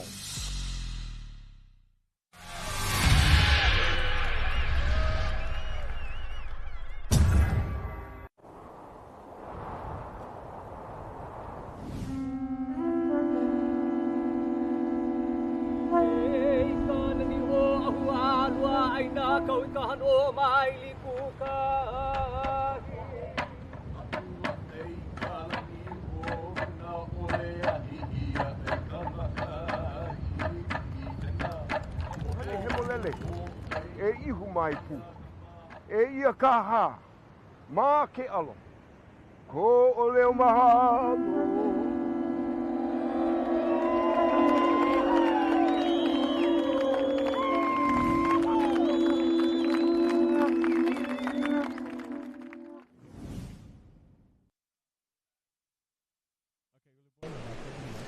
Hello guys, welcome back to the beautiful pipeline on the north shore of Hawaii. We got Team Nave out there, and I believe it's Bruno, Santos, Guilherme, Johann, Peter, Ian Gouveia, Kona, Oliveira, and Lucas Silveira. And I was just informed that Nave is one of the fastest boats that are actually in the Mentawais, and they're operating down there in the Mentawais. And if you want to go and get to the surf breaks the fastest as you can, that's your guys, Nave. It's a boat business in the Mentawais. But aside from that, all of that, welcome back to Pipeline, where everything matters about the surfers and the waves. Who gets the best waves? And this is the DaHui Backdoor Shootout. Right now, I am running this thing solo, and I'm happy to be here because it's Pipeline. What's not to love? Just hopefully the ocean cooperates out here with us, because we've seen in that last heat for Eli Olsen, Ivan Florence, Cole Rothman, Jose Angel, and Nate Florence, they kind of got skunked. As you could see, John Florence walking up the beach or down the beach, he's probably tripping that he didn't have much opportunity, because in the past, shootout conditions are a lot different. And it's based on the surface, so I'm pretty sure going into the third round, we're going to have to make a call. And the man who makes the call is Uncle Eddie Rothman, alongside all the surfers who come together, because we want what's best for everyone, especially the event and every individual surfer.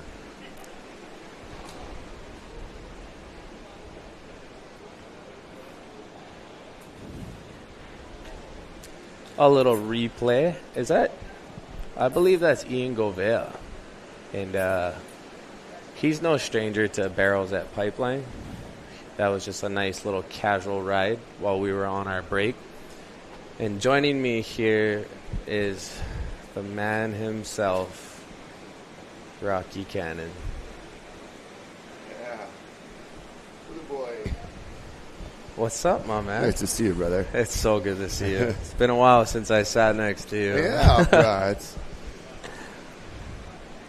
really a nice pleasure to have you join us, bro. Well, thanks for having me. You guys have been nothing but good to me for many of years, and I'm forever grateful for you guys. So Team Nave out there right now, Team Brazil, just getting underway. This is Bruno Santos, Guilherme, Johann, Peter, Ian Gouveia, Kona, Oliveira, Lucas Silveira. And, they got a couple of nice rides yesterday. Ian Gouveia put down a couple nice pipe waves, had a nice backdoor attempt yesterday. So looking forward to see these guys get more opportunities.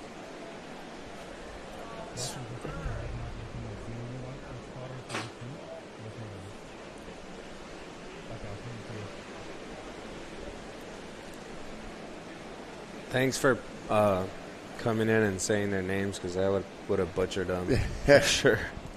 All respect to those guys. Kona Oliveira, good friend.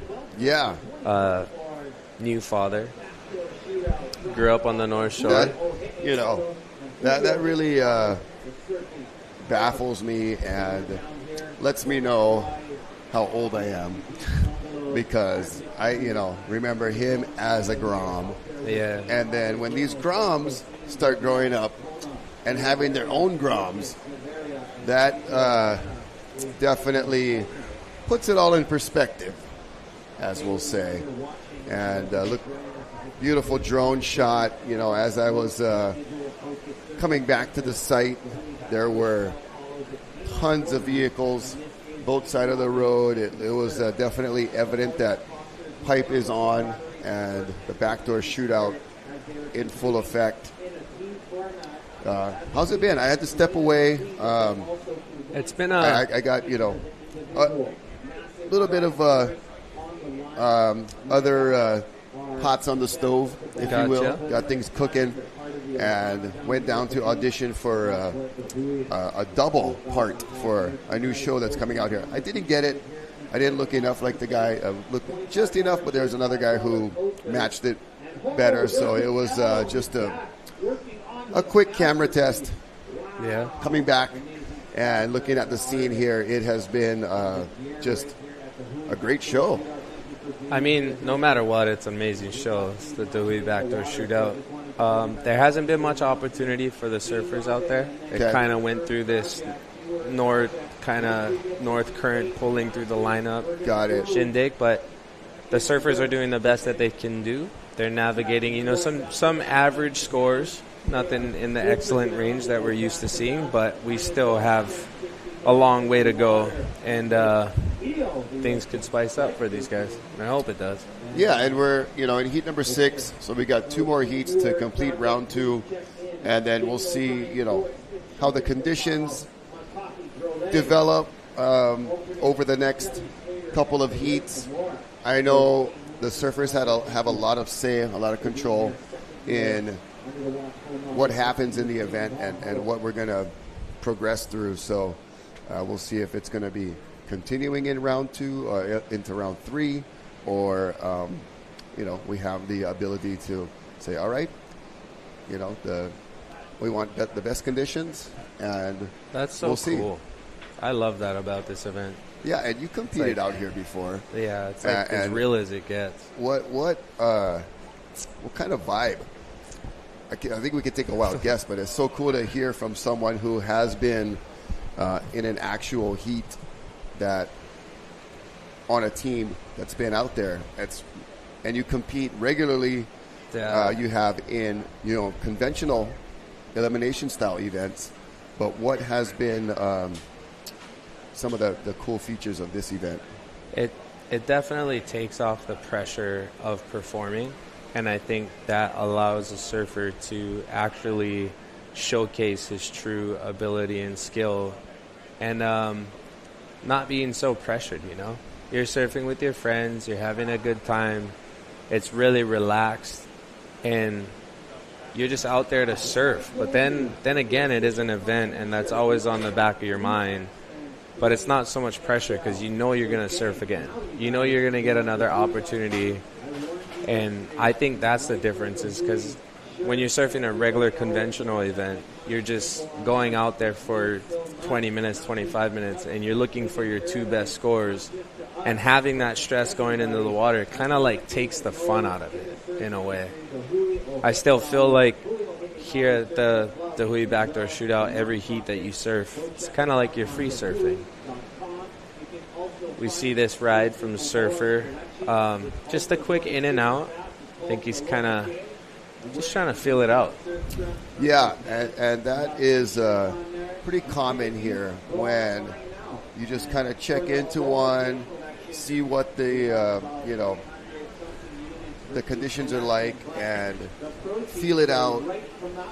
A lot of times, that's Lucas Silveira, a lot of times here at Pipe, you don't know what it's really going to do until you actually drop in and get your feet in the wax, get your feet on the board, and then see what the wave actually provides.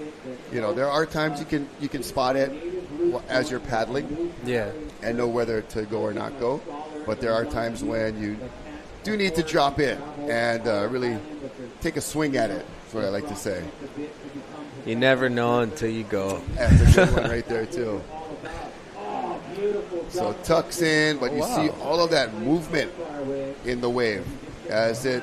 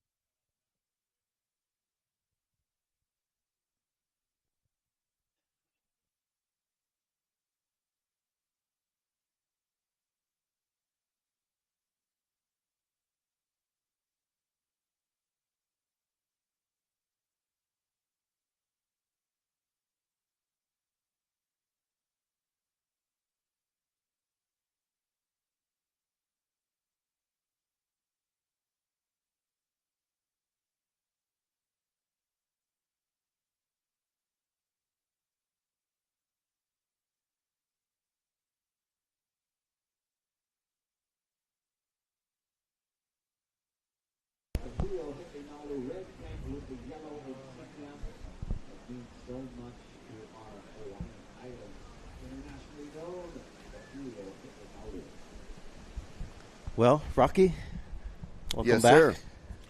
All right, Isaiah. I had to step out. Actually, today is our first day for BYU Hawaii, where I'm currently the academic vice president. We welcome our new students, and we had over 250 for this semester.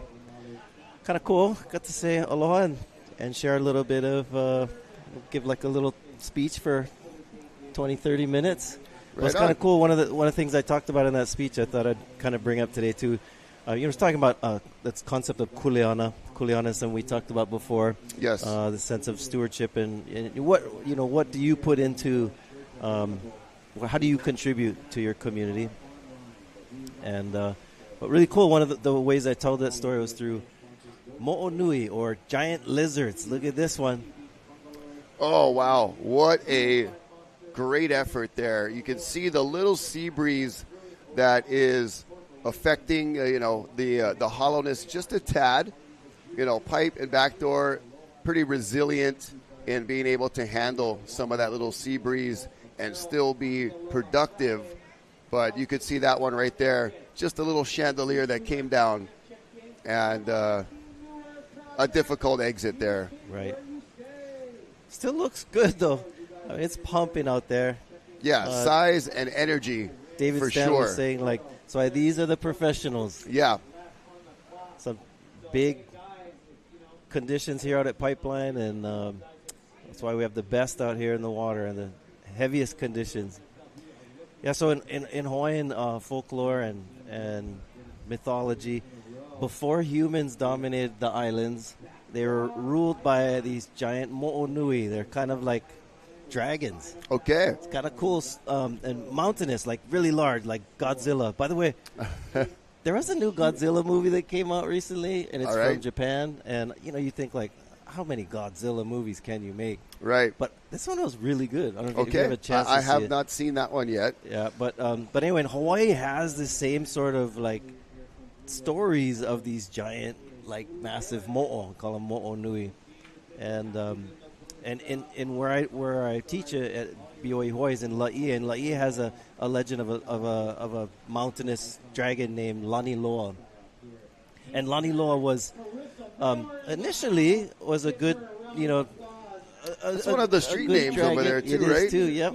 But eventually Laniloa starts to eat all the people in the village, the humans, and it becomes, not so friendly. And then there's this giant titan, another massive creature from the Big Island named Kona. And Kona walks through the deep water. He's such a massive figure.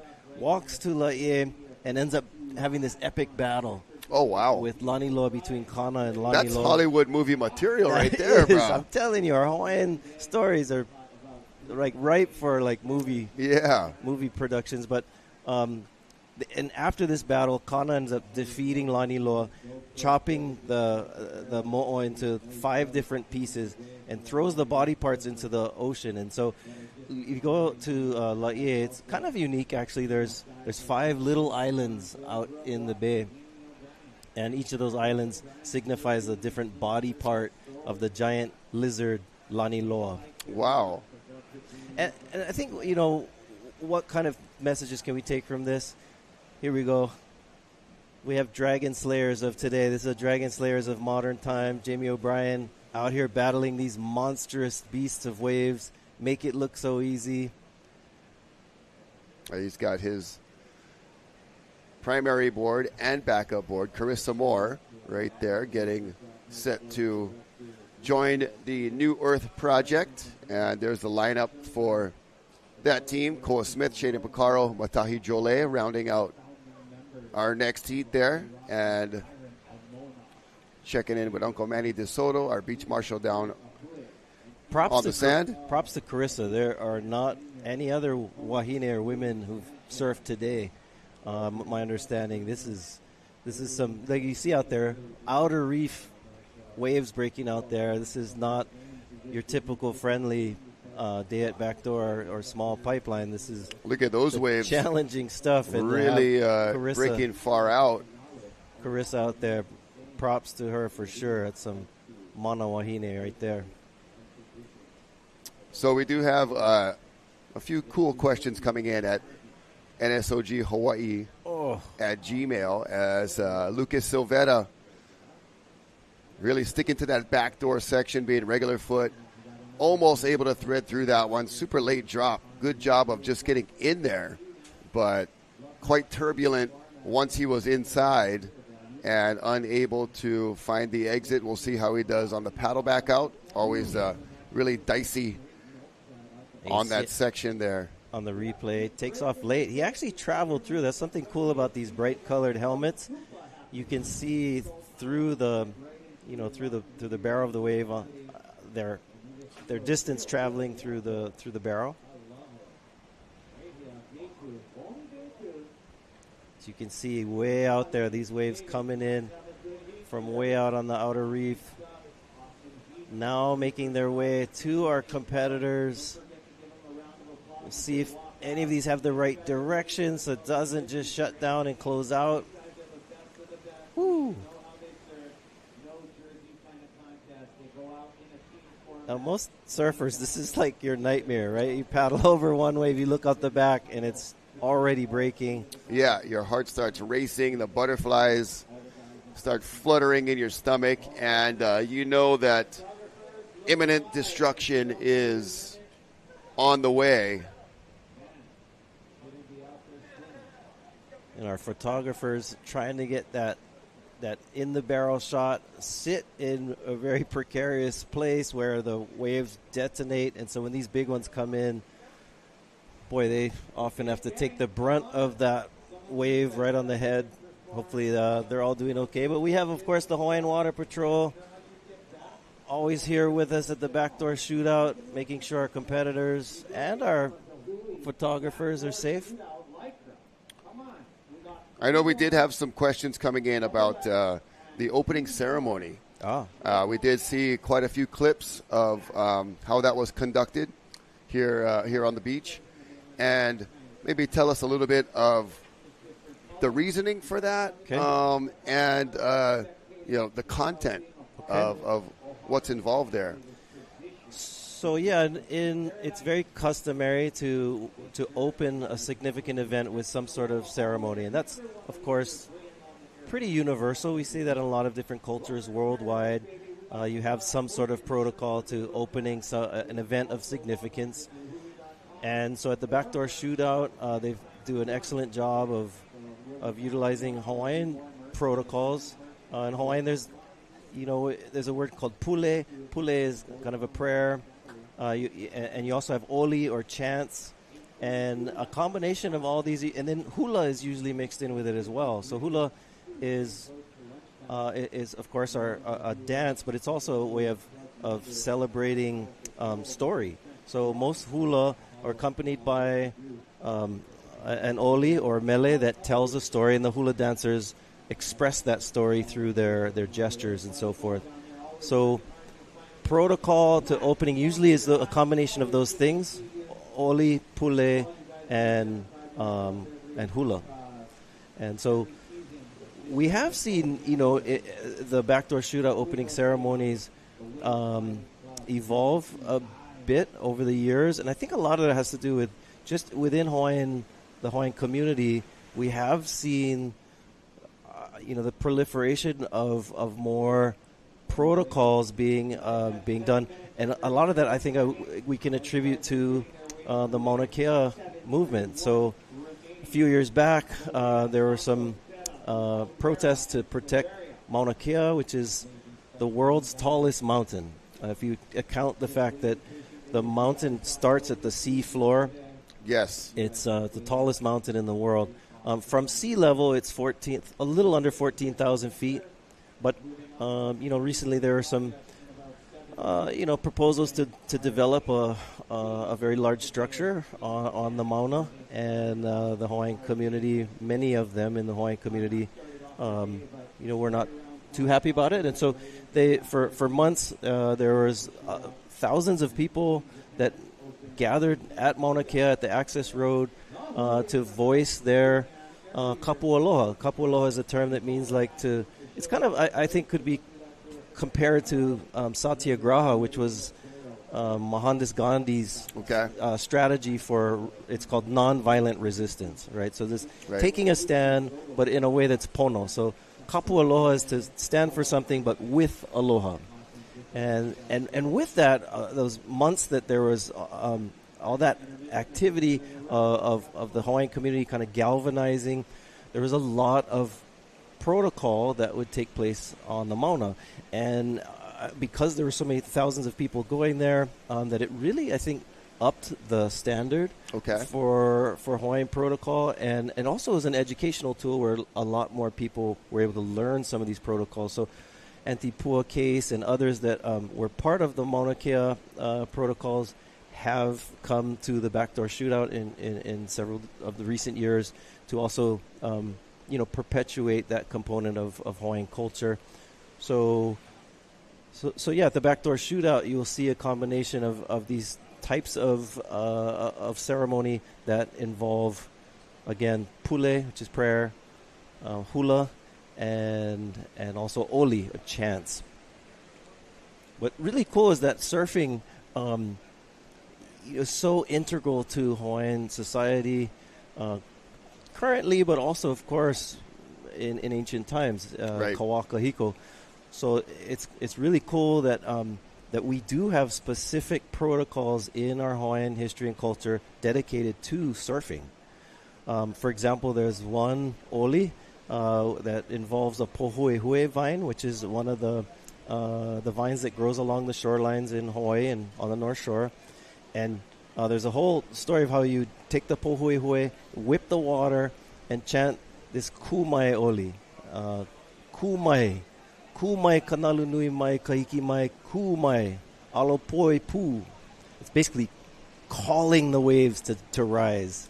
And we're seeing these waves rising right now. Trying to summon. You're summoning the surge. The ocean, the mana, the waves to please come. And I don't know if my little oli there caused this surge. Oh, man. Everybody is getting destroyed right now. You see all surfers bailing off their boards with 4 minutes remaining and just kind of getting a little bit caught inside. That's what happens when you have these long lulls and big spaces of time between the sets coming in. Start to lose your place in the lineup a little bit, or try to move in and see if there's something you can snag on the inside. Woo. But then next thing you know, the big ones come, and you are far too inside to even have a chance of paddling through, and it is what we call the leash test. Well, ekalamaia'u to our competitors. If that Oli did summon that wave to break on their heads, my We're bad. only trying to help, you know. Yeah. Their positioning is up to them, but we definitely want the waves to continue to move in towards shore, and that one was a beast.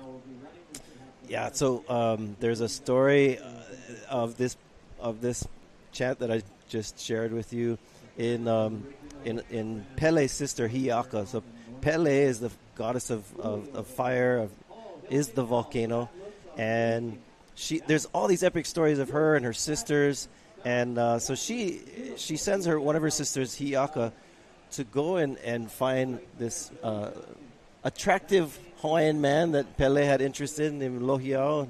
Anyway, so as Hiaka is going searching for this gentleman, she's coming through the island chain, and she comes onto Oahu and around the east side, the northeast side where I live at Kahana Bay. And when she enters Kahana, Hiaka gives a oli kahea, which is basically a permission to, when you come into somebody's space, you ask permission and just be polite. Yep. So she says this oli kahea to the chief of Kahana at that time, Palani, and his wife Ievale. But he was surfing at the time, and he gave a rude response. He basically was like, "Why are you chanting to me?" He already had a wife too? Yes. That's classic. No, but this wasn't the one that Pele was searching for. Okay. Oh, here we go. Look at Backdoor. Silveira. Woo!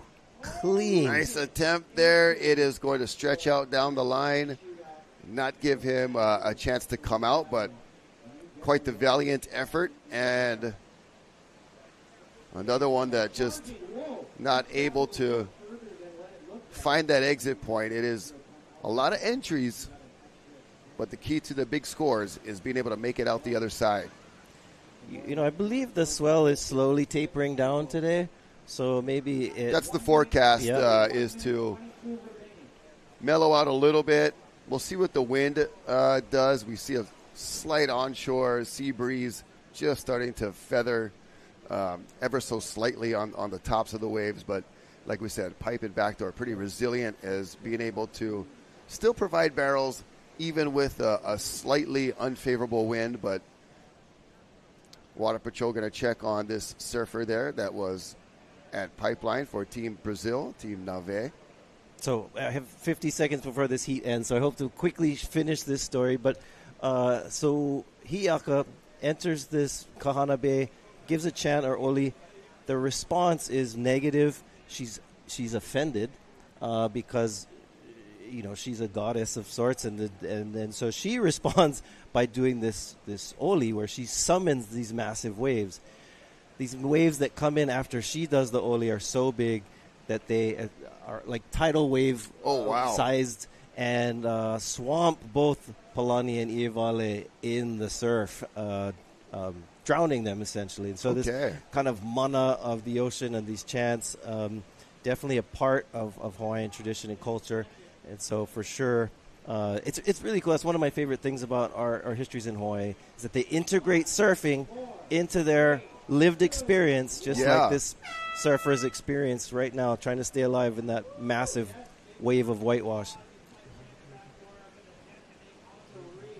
So the heat has ended for Team Brazil, Team Nave. That is their round 2 that they have surfed. And New Earth Project will be up next. We're going to take a short commercial break, and we'll be back with more action from round 2 of the DaHui Backdoor Shootout.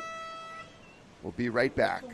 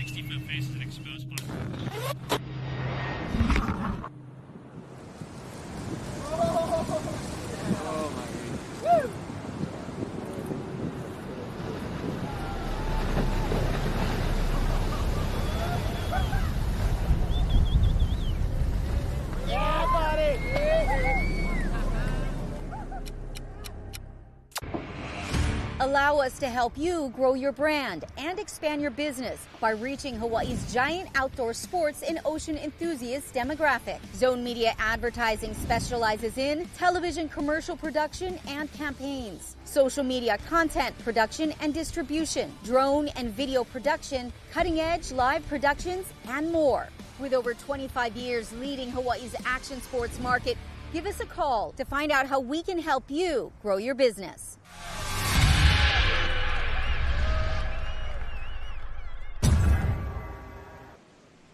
Aloha and welcome back. It's day number 2, 2024 DaHui Backdoor Shootout. Rocky Cannon with Isaiah Walker on the call for this New Earth project. Heat number 7 of the morning here, and all teams will be surfing their round 2. Also got Uluboy Napeahi, Cliff Botello, and Ezra Rodriguez on the broadcast team. And there you see the lineup. Carissa Moore, Jamie O'Brien, Cole Smith, Shayden Pacarro, and Matahi Drollet. A good mix there of, Jamie O'Brien being the ultimate pipe specialist, Carissa, our Wahine, being 5-time world champ, and then local boy Shayden Pacarro, Tahitian Matahi Drollet, and Koa Smith from Kauai, who's always a huge force at Backdoor and Pipeline, and a great talent. So this New Earth Project team had a couple of nice rides yesterday. Yep. They were getting everybody in the mix. I think Carissa was the only one that was kind of navigating the lineup, trying to find something to work with. We'll see how she does today. But Jamie had a couple nice ones. Koa Smith, Shayden and Matahi, kind of similar styles. There was a couple times yesterday. Was that Shayden? Was that Matahi? And looking comfortable at pipe. Yeah, and their heat yesterday was, when it was still like building, and I think their heat kind of started, the swells started to pick up a little bit more, and so it was a little slower, but yeah, they all, like Jamie got some great waves. There was one that he did the no grab barrel ride. Interesting. I saw on his Instagram, he was talking about how he was like, Kelly Slater had, I don't know if you remember last year, Kelly had a similar no grab in the backdoor shootout, and since JOB replaced Kelly in this event, he was like, that was my homage to you, thanks for the spot.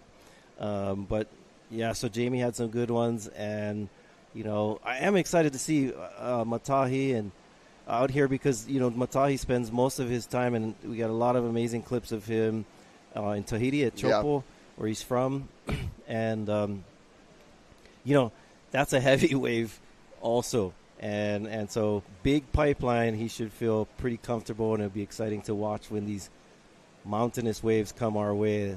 Hopefully they get some sick barrels in and outs. We'll be on the edge of our seats hoping for it. Yeah, and you can reach out to us at nsoghawaii@gmail. And speaking of, pipeline and Chopo, different places that offer these really incredible barrels, the Mexican pipeline over in Puerto Escondido. We've got Luis chiming in, and just curious if there are any direct historical Mexico and Hawaii ties. I'm not totally sure about that, historically speaking, but I know we've had so many surfers and water safety personnel come over to Hawaii, over to the North Shore from that particular area too, Puerto Escondido. It's nicknamed the Mexican Pipeline. Right. Albeit it's a sand bottom, but still a heavy wave, and has produced so many amazing clips, photos, and great moments over the years. Yeah, Puerto is a heavy wave, and there are some historic connections. Most of the connections that I've studied are older. Okay. But I have a good friend that I went to graduate school with at UC Santa Barbara. His name is Rudy Guevara. His dad is from Mexico, and his mom is Filipino. So he talks about what it means to be Mexipino, but he also talks about the history of Mexicans in Hawaii. And one of the most prominent stories is, back in the 1800s when Kamehameha receives a gift in the early 1800s from George Vancouver, and that gift is cattle or cows. And they needed some help learning how to manage these cows, and so they brought these vaqueros from Mexico to come and to be some of the first to train Hawaiians how to be cowboys, and that's where we get paniolo. In fact, the word paniolo is a Hawaiianized version of the word Espanol, which is referring to the Mexicans who spoke Spanish. I think we have some interview down on the beach. Is that what I'm being told? Yeah, we've got some live action on the beach, and we'll hear from one of our surfers from the previous heat. Take it away.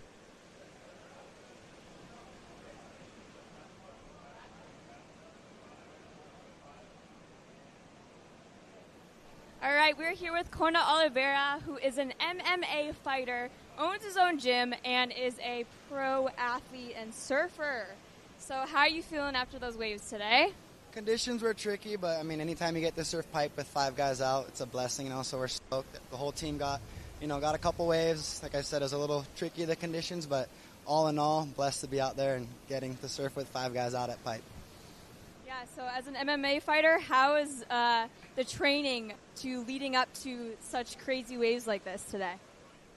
I think the training definitely helps, but I mean, here you're dealing with Mother Nature, and I like to tell everyone that, like, oh yeah, when you're fighting, it's there's a ref in the cage, so someone there to stop it. When you're getting pounded at pipe and backdoor, ain't no one there to stop it, you know. So you kind of gotta hold your breath and pray for the best, and I think that's the biggest difference. They're both gnarly sports, but I definitely think surfing, big waves, the unpredictable conditions and everything make it a little bit gnarlier.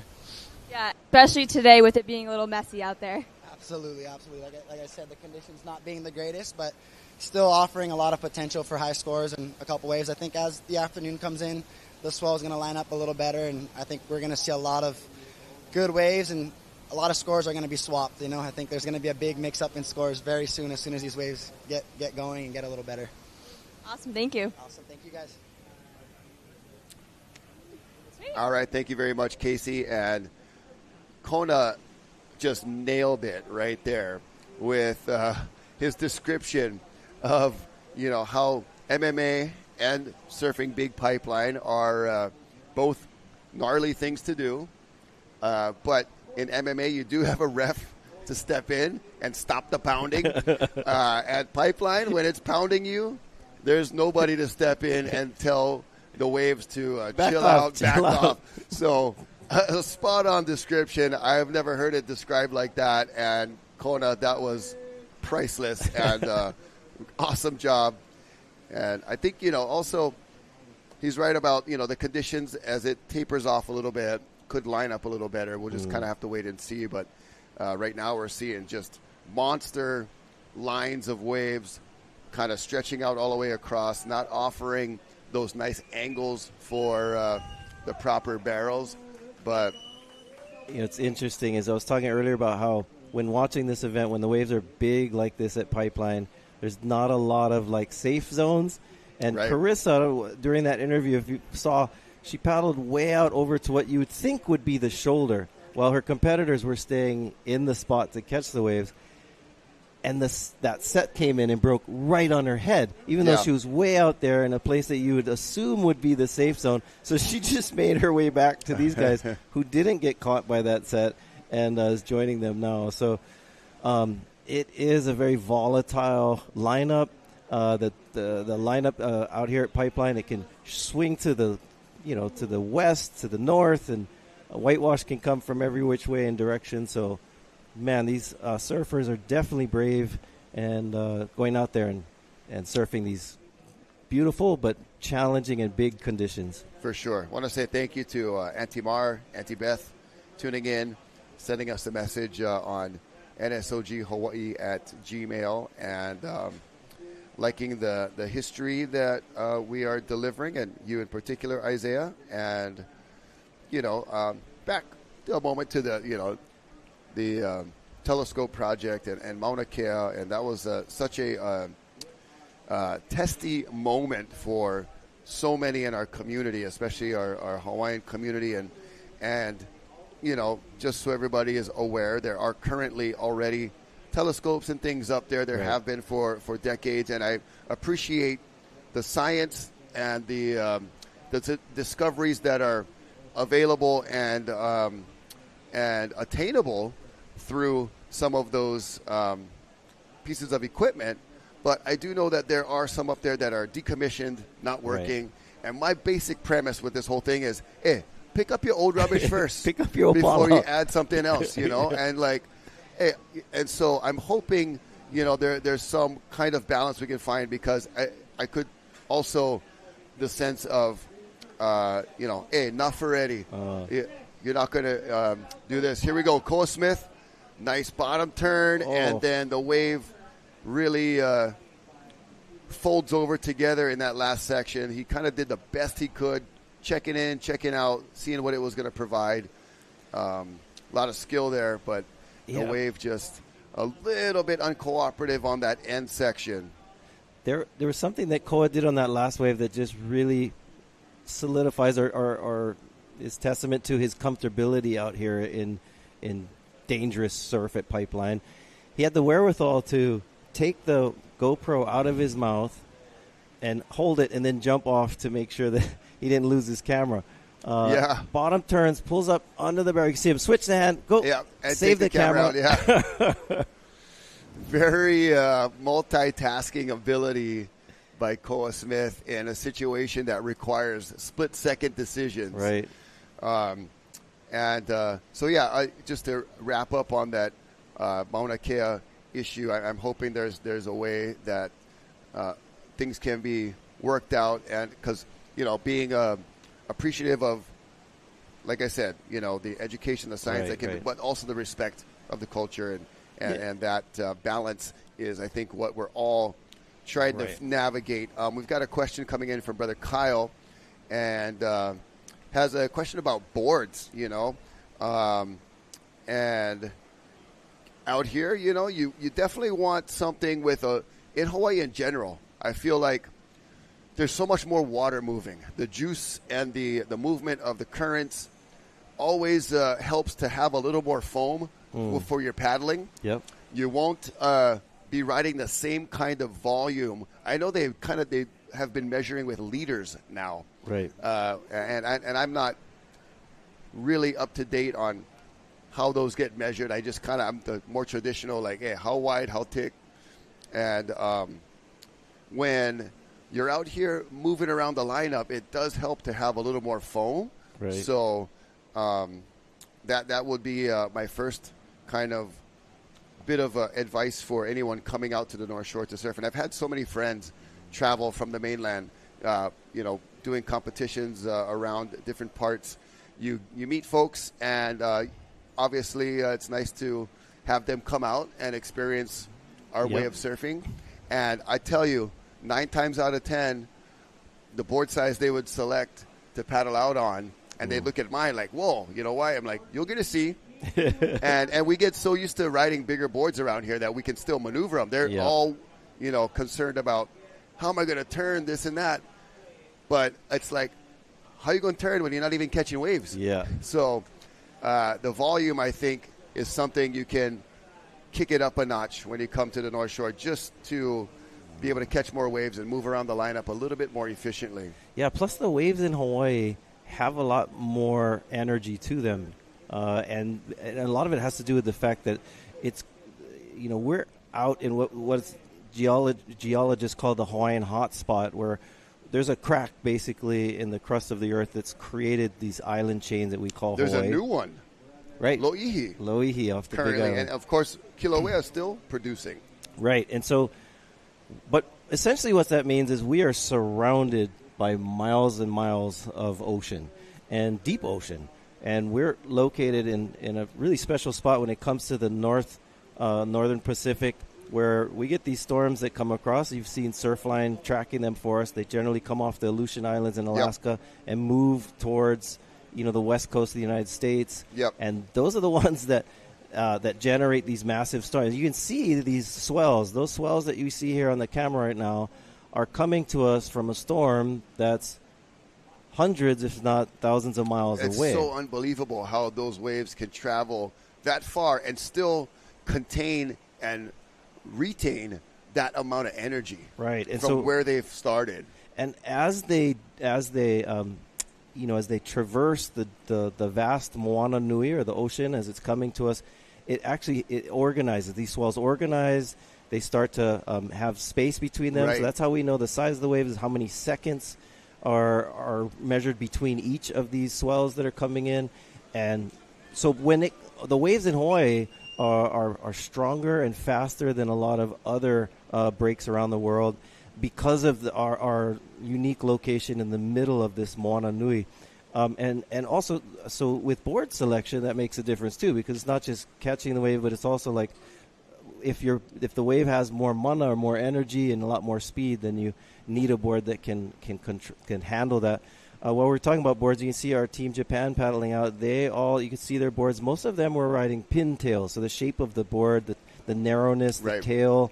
One guy was on a swallowtail. That's a little less common at a pipeline, but we have amazing shapers here in Hawaii that specialize in shaping boards specific to Hawaii, and a lot of pro surfers will come to Hawaii, and instead of bringing their own boards, they'll trust the local shapers and order boards, from shapers like, Takoro, Glenn Pang, Chuck Andres, so many others, Manami, and so many other shapers here in Hawaii on the North Shore, Paisel, Jeff Bushman, so many others that know these waves and how to shape boards accordingly. Yeah, and they get the incredibly accurate, direct feedback from the surfers that are here year-round, and kind of help work with the shaper to refine, get that ultimate design for responsiveness, for speed, handling certain different waves, sunset, pipeline, different kinds of waves, Haleiwa, of course, Waimea.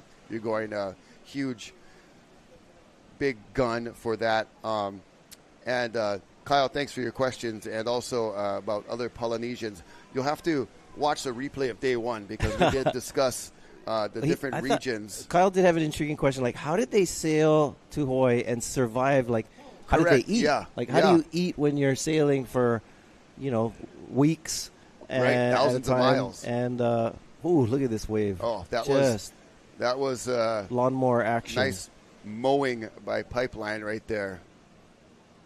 All surfers able to hang on to their boards, and some of these huge whitewaters are surprisingly duck diveable, but not that one. Not that one. So Koa Smith had the camera still in the mount, and then decided that duck diving that one was going to be fruitless. So he looks like he broke a leash. Decided to bail, and looks like he'll be looking for Hawaiian Water Patrol assistance. So Koa, we're about to see an assist not able to here. get that leash intact. But yeah, so I know at least on board one of the famous Hokulea voyaging canoe as Water Patrol. I love that textbook pickup there. Yeah, did you see? Maybe you could explain. So smooth. The way they do that wasn't just some random give me your hand. This is training that they do. You see there's a guy on the sled, guy on the ski, reach out the left hand, pull the surfer around onto the sled where the person on the back is there to handle it. Yeah, and those there's the replay of Koa's demise in the way of a broken leash. And thankfully he himself is okay, just the leash that was damaged, and he'll get a new leash possibly on that same board. But I believe that was Abe Lerner and Ha'aheo Foster Bloomfield, the team there. And the smooth transition, operating between the waves in the rough waters. Obviously the whitewash and the bubbles also affect the throttle ability of how much thrust you can get. And so it takes a lot of just on the dime feeling and thinking of where you're able to get and safely operate that jet ski to not only retrieve the patient that's in there, but also to take care of your grabber and yourself and the equipment and get yourself out of there safely. So really a lot going on that happens so quickly, and the training that takes place and the there's just the feel is very important. Here we go, grabbing Jamie a O'Brien. wave there. Jamie O'Brien just didn't like what he saw. He bailed out early. And when you can get the penetration like that to the bottom of the wave, most times you'll just pop right out the back. But when Not you all have the the time. first wave of the set, you have to deal with all the subsequent waves thereafter. Oh. And Jamie right now is also doing a pretty thorough leash test. Yes, he is. But I know on board the Hokulea, there would be provisions brought on board, as you would with any long voyage that Right. you'd be heading out on, whether it's across desert, whether it's across ocean. And they're here's just checking on Jamie. He looks to be okay. He's also got his GoPro intact with the mouthpiece. You know what? But I would imagine, there were some fishing gear that was Right. brought on board too, to hopefully snag something on the way. Yeah, so on these voyages, Never have Uber Eats that as well. What's even more impressive to think about is not only do they bring food to feed themselves on the journey, and usually this is where poi is basically it's taro, but it's processed where you pound it and add water to it, and poi can last a long time. In fact, if you come to Hawaii, there's different types of poi. You get like the fresh poi or the sour poi. Sour poi is essentially aged and semi-fermented, where there's Right. mold on the top of it. But it's still safe to eat. It is safe to I eat. always enjoy informing folks that I teach about Hawaiian culture and the ahupua'a system that taro has a long shelf life. Actually, there's poi has a long shelf life. Poi, Taro excuse can go bad, but there's a process of pounding the taro and adding the water to it that changes, I guess, the chemistry of it. Right. And Hawaiians were some of the few Polynesians that would do that to taro. Most other Polynesians wouldn't, turn it into They just this. cut it and eat it straight. Yep. Kalopa'a is what we call it. Yeah. There's also pa'iai, which is like freshly pounded. But the poi is when you add water to it. Oh, Jamie O'Brien. Oh, man. Well, just got poi pounded there. Pipeline poi pounded. And to our point, we had been mentioning yesterday of Pipeline having the ability to make even the most amazingly experienced and seasoned veterans at this wave look absolutely vulnerable. Oof.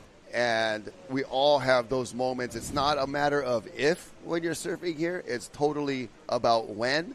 And Jamie, the last two waves, looking human, if you Right. will. There's so many things he does out at this break that are superhero status. Right. But there are moments where you give back to Pipeline. And it also shows you, like, these athletes, they take their lickings out here. You usually would just see the good clips where he pulls in the barrel and comes out and everyone erupts and cheers. But right. These guys put in the time out here and have a lot of waves that they don't make in order to get those ones that they do make. Well, and also when I'm informing someone about surfing or about to, do something in the form of teaching, all of the photos you see of people learning how to surf in Hawaii, it's all standing on a board with a big smile. What you don't realize is surfing is 95%. It's not a perfect math equation, but 95% paddling and waiting. Yep. The moment of standing on the board is the very tiny percentage of the whole process. Right. But all you see, as you just said, are these, wonderful moments of elation. Right. But all the work and the kind of the less pretty side of what it takes to achieve that is what you find out when you really get out there and do it. Right. So trying to wrap up the answer to Kyle's question about, how would you travel and feed yourself on a canoe? The double hull canoes did have a pretty large platform deck. Yes. So there is space there. Sometimes they have a hale, or like they build a little house shelter on the deck of the canoe. But when they brought foods like poi that could ferment. It could last a long time, and even if it's got mold on it, it's still healthy for you. They say it's a probiotic and very healthy for you. But to me, the more impressive thing is that when you had voyagers that were taking these voyages of settlement, right? So the first Hawaiians that came to Hawaii, the plants that lived in the islands before humans showed up, very few of them were edible. Got it. And so all of the things that we see, there's difference between endemic plants and native plants. The native plants were brought by the first humans. So coconuts, ulu, which is breadfruit, taro, kalo, all those are native plants, but they were brought. The banana, Yep, banana, sweet potato, so many other because delicious the plants ones. that just grew here with bird seeds, or birds that, whatever, were like the ohia, different ferns maybe. Right, a lot they of have the light ferns. spores that can blow in the air. But just amazing. I mean, there is to a even know how all of these things got here. There is a ohelo berry that grows on the lava fields. It's kind of cool. I was this Thanksgiving went to back home to Moko Keawe, or a big island, and took my family walk through Halimaumau crater and the Iki crater, the smaller one. Yep. And they had these berries, and they're edible. Okay. I ate some of them. They're not bad. But most of the foods that are native plants to Hawaii were brought hundreds of years ago by some of the first Polynesians who came here. And so, so they had to bring that with them on these canoes, so when they landed, they could plant it. They would also bring animals, pigs, dogs, chickens. Yeah, and obviously you hope for a little bit of rain as you're traversing, catch some water, because even if you had to keep some of these plants alive, right? You cannot put ocean water, bro. You're going to mock it right there, going to die. So it was an amazing thing to process. Yeah, the early Pacific Island voyagers were the astronauts of the ancient world. That is no one came close. I mean, we're talking about we celebrate Christopher Columbus, who went the wrong way around the world to get to India, and even though he thought he was in India, never actually, of course, wasn't in India. But that was in 1492. These Polynesians were sailing a much vaster ocean. The Pacific is much larger than the Atlantic, and much earlier. And thousands of years earlier. So just amazing. We've got just less than 20 seconds remaining here for New Earth Project. This is heat number 7, and we're going to get into the final heat of this second round, and then we're going to reshuffle the order of the heats, and it'll be Team Japan getting us started. We're just going to cycle right back through the order as Jamie O'Brien at Backdoor as the heat ended. Just a quick ride on the right-hander. And we're going to take a short commercial break, and we'll be back with the final heat of round 2 here at the 2024 DaHui Backdoor Shootout. We thank you for joining us. Stay tuned, because we'll be right back. Aloha.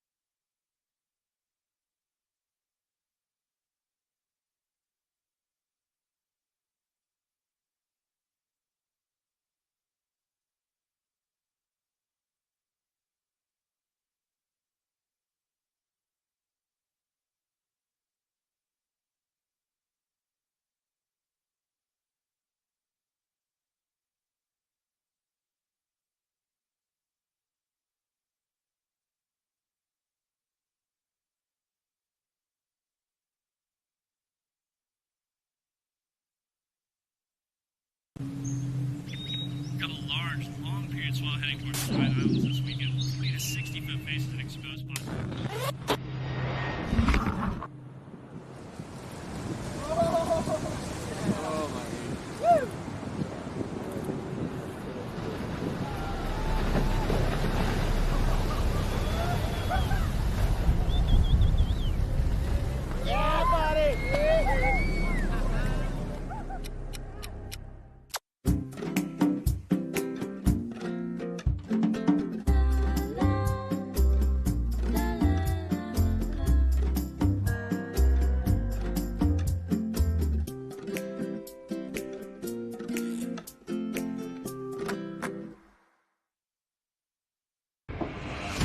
Allow us to help you grow your brand and expand your business by reaching Hawaii's giant outdoor sports and ocean enthusiast demographic. Zone Media Advertising specializes in television commercial production and campaigns, social media content production and distribution, drone and video production, cutting-edge live productions, and more.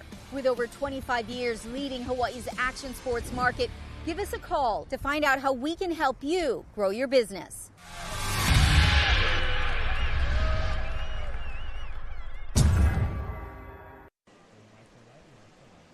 Oh, yeah. Welcome back. Beautiful conditions, beautiful day here at the day number 2 of the DaHui Backdoor Shootout. And a nice pipeline positioning ride there for Team Japan. We've got Sato, Jin Suzuki, Kenshin Matsunaga, Riaru Ito, Sasuke Kawatani, all in this heat right here for Team Japan. And I'm Rocky Cannon along with Isaiah Walker. We are bringing you the live action. Thank you to Zone Media and Ocean Paddler TV, all the team that is putting together just a stellar broadcast. We had an epic day one yesterday, continuing with the flow, getting a lot of great feedback and comments from viewers from around the world. I want to say how's it to Monica in Chile, all the way down there in South America, and appreciating the mana'o, the mo'olelo, the stories, the ike, the knowledge that we're just conversing about, because at the Backdoor Shootout, these surfers aren't going for elimination or advancement into the next round. They're not scrambling to get a 2.5 before the horn blows to advance and stay alive in the contest. They know they have at least 4 or 5 rounds to get their best waves, the best format I believe that we could work with. But that means our surfers are going to be quite patient, and there'll be times where there might not be a wave ridden for a few minutes. So it is a perfect pontification time for us to get the 2 local brothers on the microphone. Yeah, and we're so blessed to have Isaiah with all of his knowledge to share. Which I did get a message. I'll show it to you.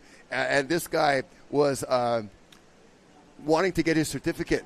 Because you mentioned last year, hey, if you're sitting through this and you're taking notes, you might be able to get some kind of ending completion. Yeah. So the Backdoor Shootout degree. Yeah, the Backdoor Shootout degree. Oh my gosh, use that one at your next job interview. They'll be like, oh, wow, what?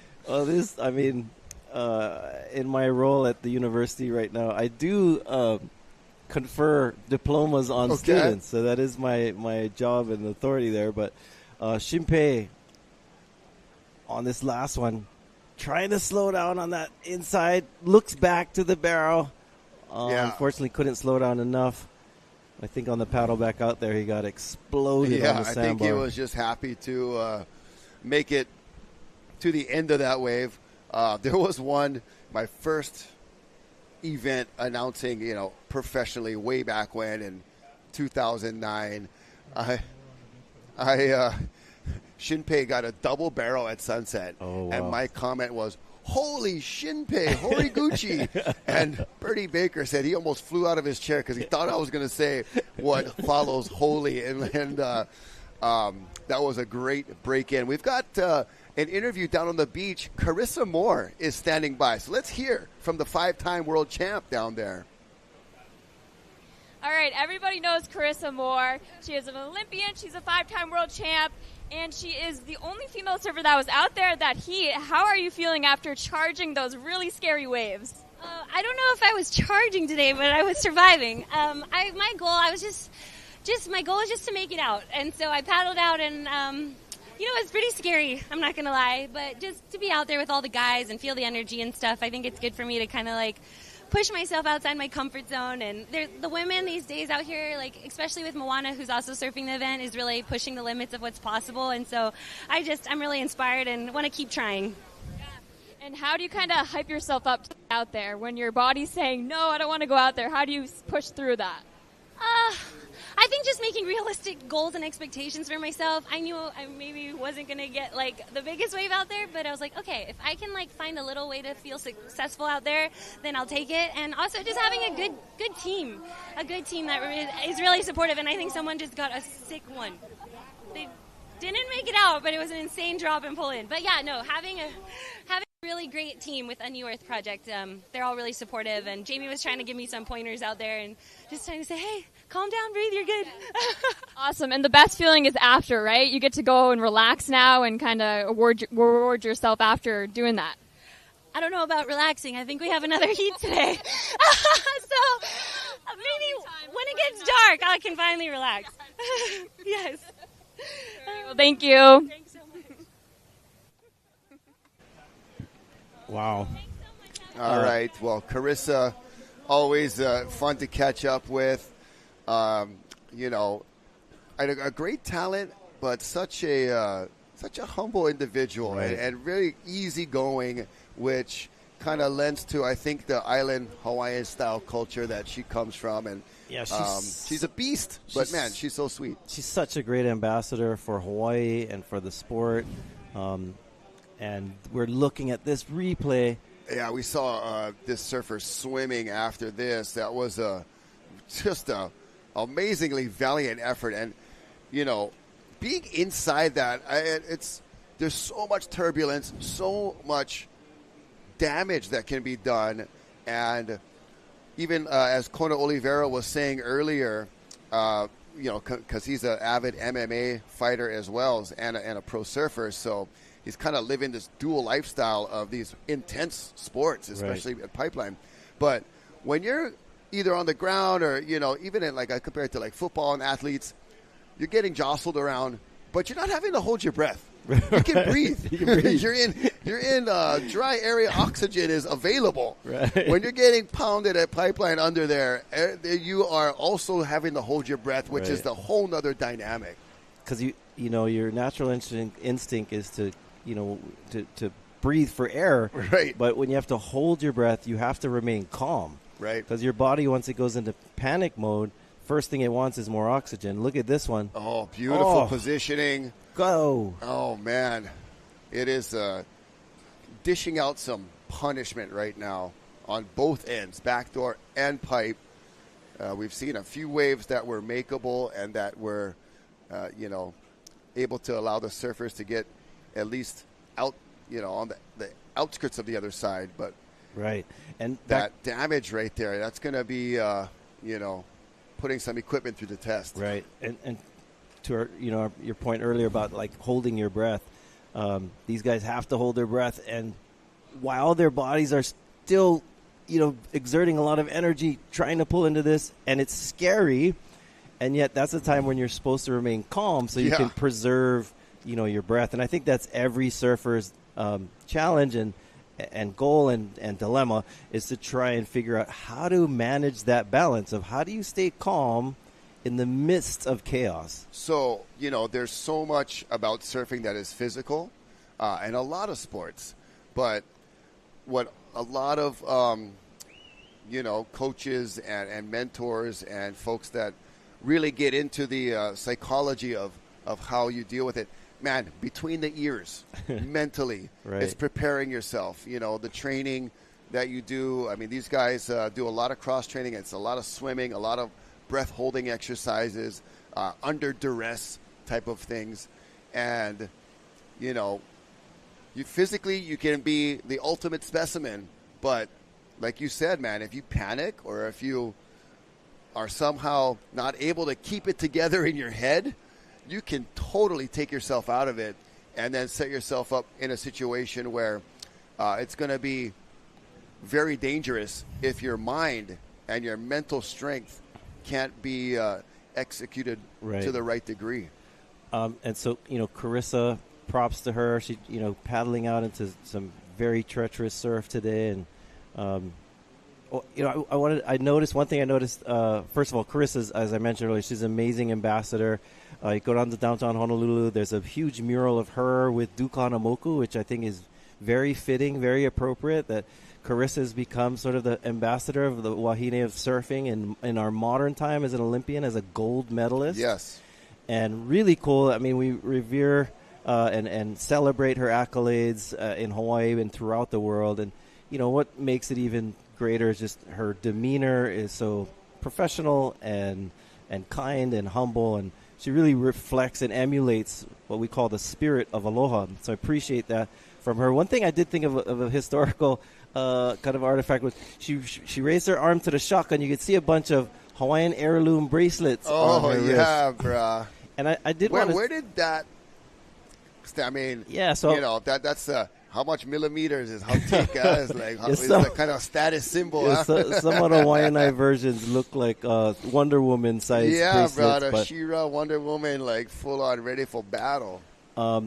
Interestingly, Hawaii, even though Hawaii, was annexed to the United States, in most of its history, as far as modern history in the 1800s, Hawaii was more closely aligned culturally and even politically with the British. Right. King Kamehameha. I mean, it shows in our flag. In our flag, yeah. King Kamehameha made Hawaii a protectorate of the British. We had treaties with the British, and we had relationships with them, and some of it maybe had to do with the fact that they were a monarchy. Hawaii was also a monarchy in the 1900s. Okay. In the 19th century, in the 1800s, and so there was this close relationship, and so a lot of Hawaiian ingenuity also is Hawaiian also had this really cool adaptability. So they would take something that was, something from outside of Hawaii and adapt it to become Hawaiian.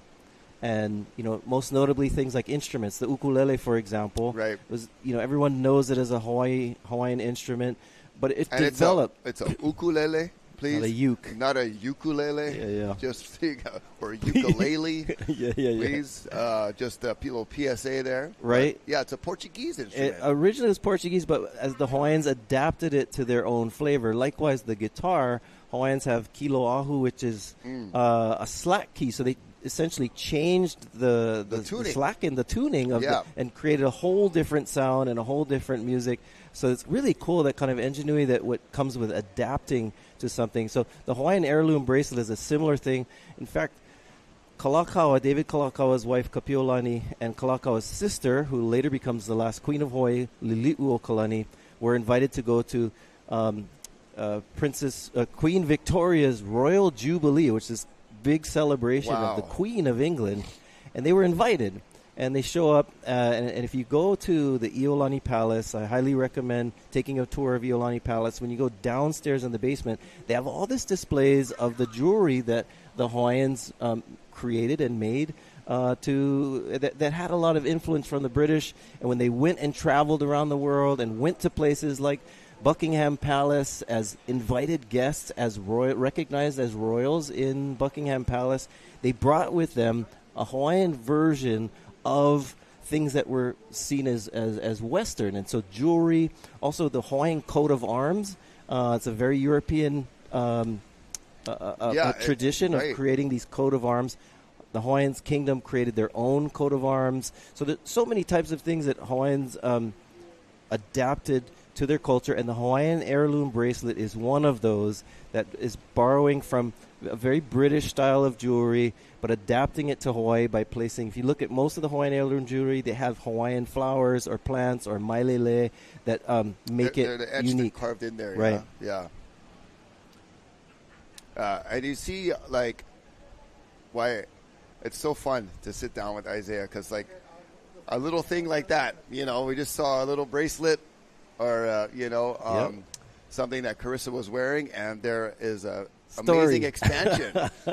Man, it is just a treat to be here. And, we've had some really good messages come in, and Kyle also appreciating some of the answers we gave. And Mason Ho, yes, I would say he's been, throwing it back and riding the big boards that, his dad and those guys used to ride, the Eidos. I feel like the boards have scaled down a bit for this new generation. Right. But Mason definitely kind of holds the traditional sense of, not scared to ride a bigger board and has learned how to maneuver the bigger boards, which, that's what we all grew up doing here.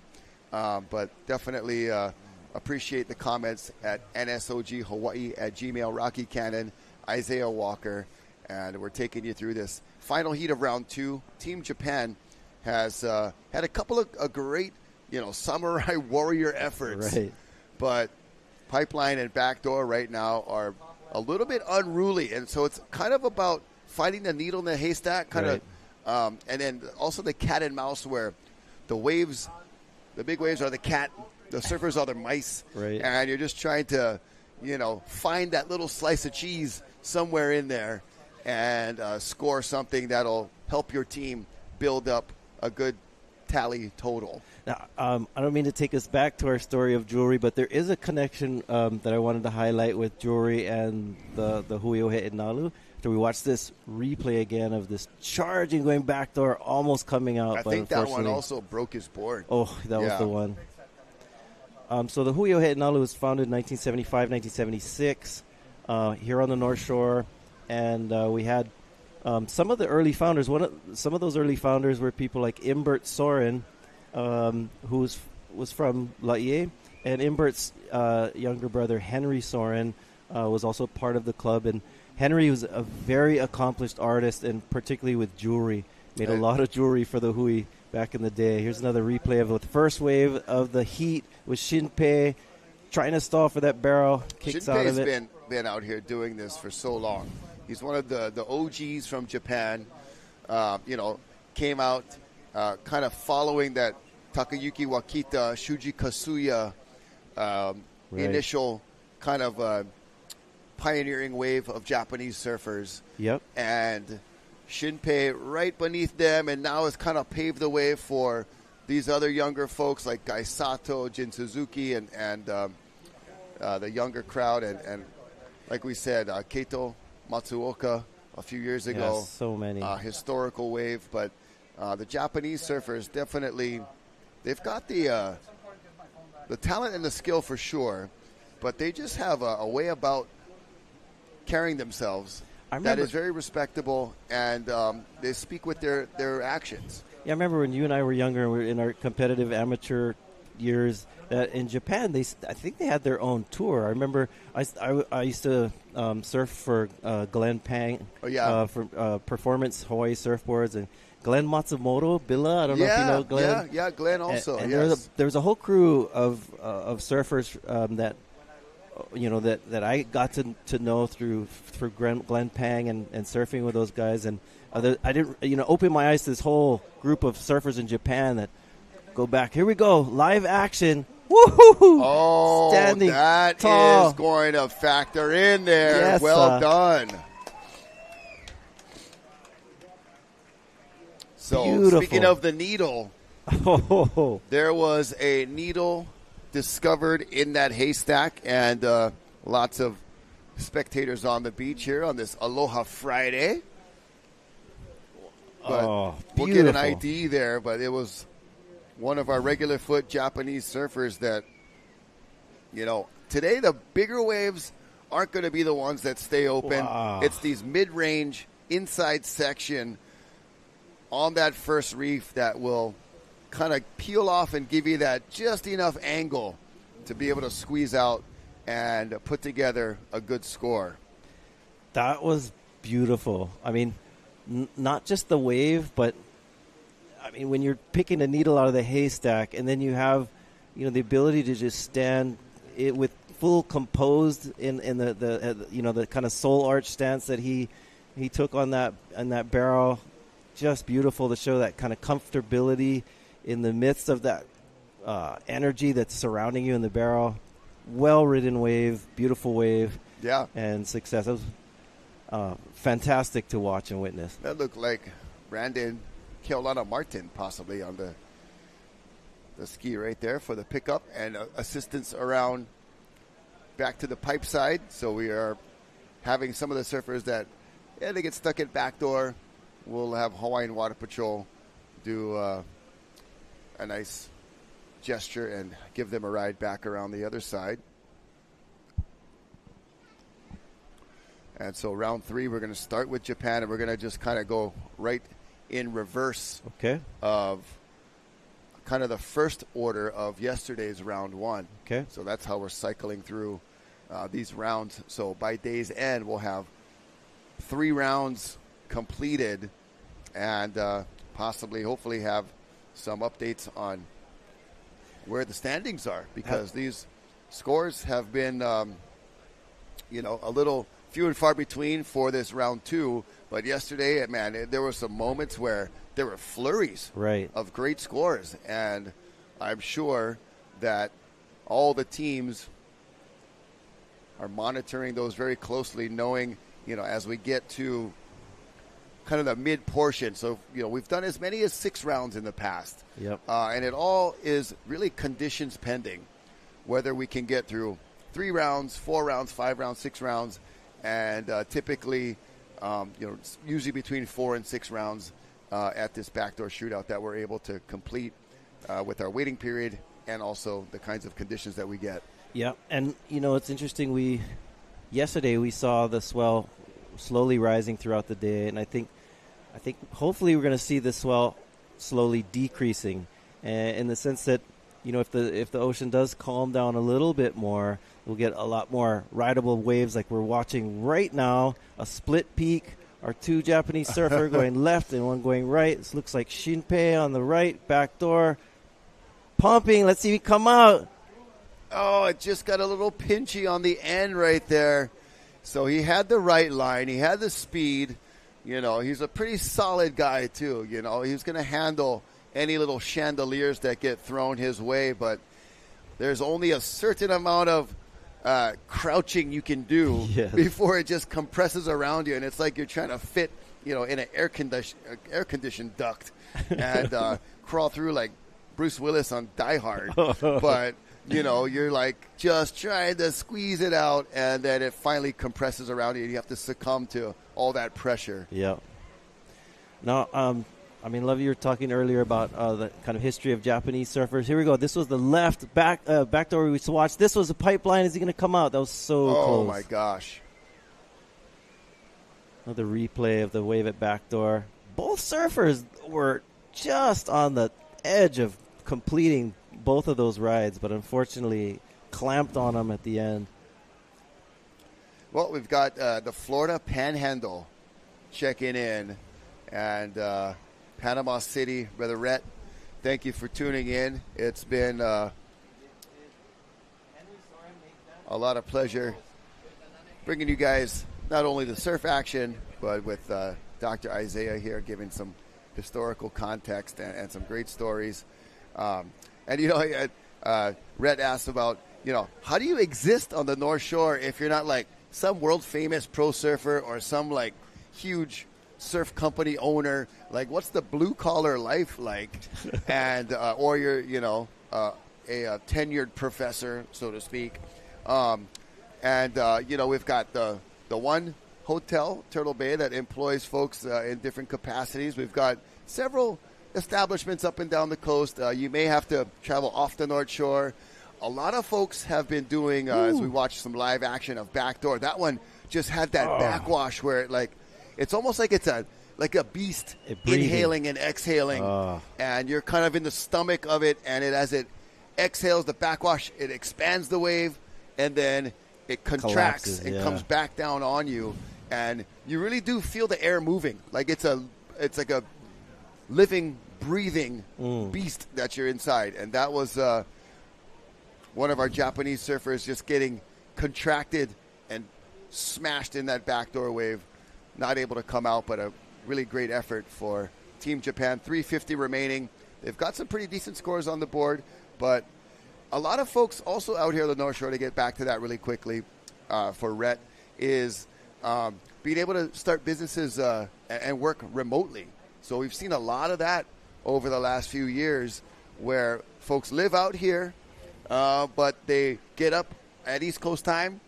They're up at 3 a.m. getting whatever they need to get done for East Coast office hours or West Coast, wherever they might be.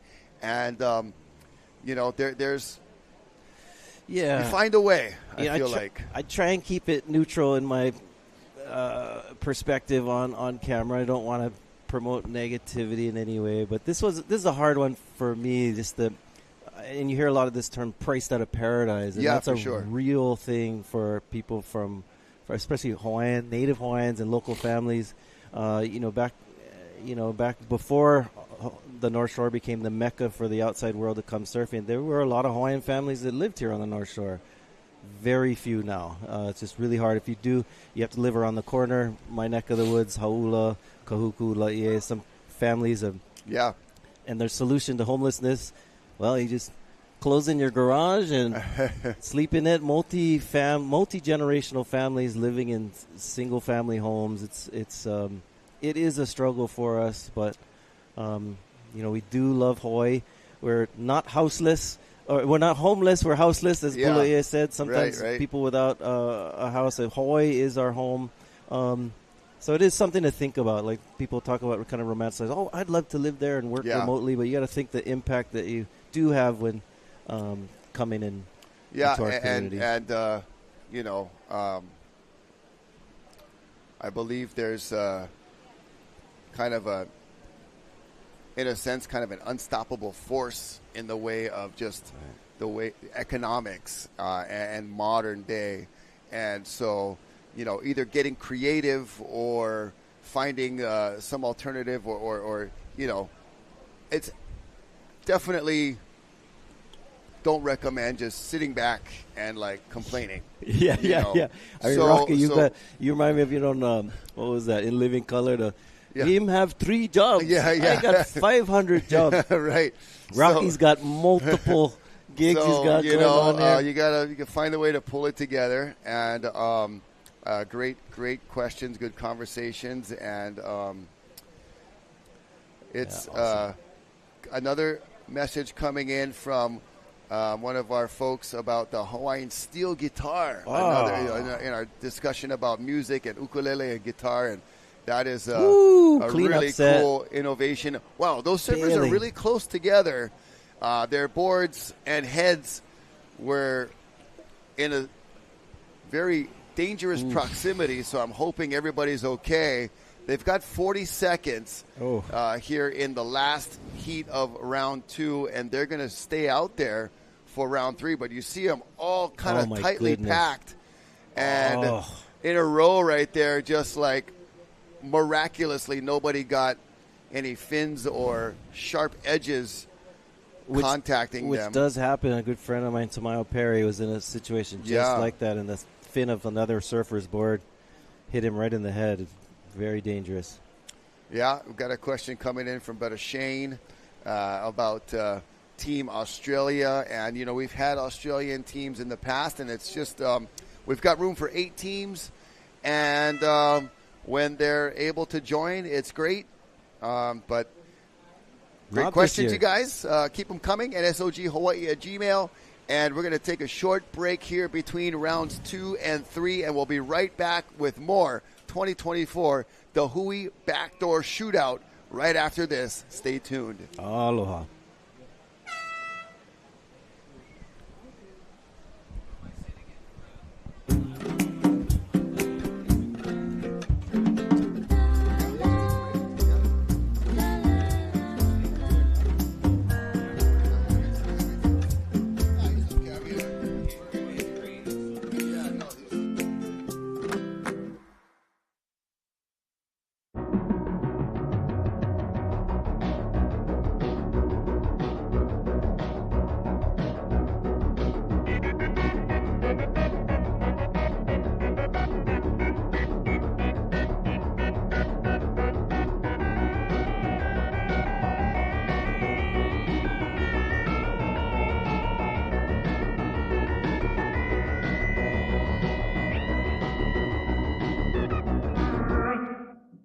DaHui Backdoor Shootout 2024 is presented by Go Nuts Hawaii and Keiki Beach Bungalows. Special mahalos to the members of the Hui o He'enalu, Monster Energy, Athletic Brewing, Sinaloa Tortillas, Odom Water, Waiakea Water, Saltwater Society, Haleiwa Juice, This live presentation is produced by Zone Media, creators of Ocean Paddler TV, Hawaiian Extreme Sports TV, and In the Zone.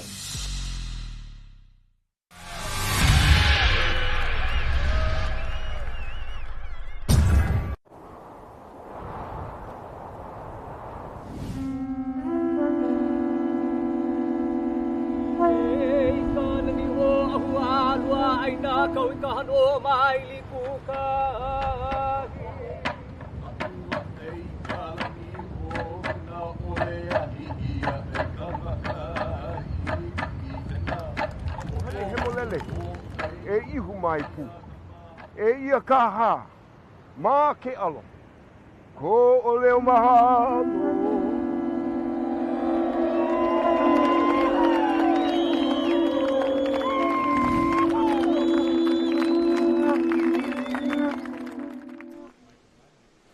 Hey guys, welcome back. This is Ezra Rodriguez along with Rocky Cannon. Welcome back to the 2024 Backdoor Shootout, DaHui Backdoor Shootout, presented by Go Nuts Hawaii and Keiki Beach Bungalows. How you guys doing? If you guys never stayed at the bungalows, it's a must when you come down to the 7 Mile Miracle, currently in the water, and this is now their third surf. Team Japan has agreed to stay in the water for 2 30-minute heats. I find that smart as a surfer. They're warmed up. They're in there. Here we go. Not a very scoreable wave, but he's going to get his feet in the wax as they've already surfed a 30-minute heat, okay? And we're down here. Huio He'enalu Inc. is a nonprofit organization that educates and coordinates, preserves, and provides the assistance to facilitate the advancement of Hawaii activities and cultures. And thank you. This is the only Hawaiian-run event in the world right here at our backyard. Right here, Backdoor, and the infamous Bonsai Pipeline. And what a name, internationally known as Bonsai Pipeline, because we got Team Japan out there for you guys. So out there, Team Japan, you got Gai Sato, Jin Suzuki, Kenshin, Matsunaga, Riaru, Ito, and Sasuke Kawatani. So these guys... Man, I got to say, some of these athletes, Rock, they've been getting some brutal beatings. Did you see Jamie O'Brien in that last heat before Team Japan? That is more human than the human. He looked exhausted coming in, but that's J.O.B., freak show. He knows what he's up to. That's pipe and backdoor.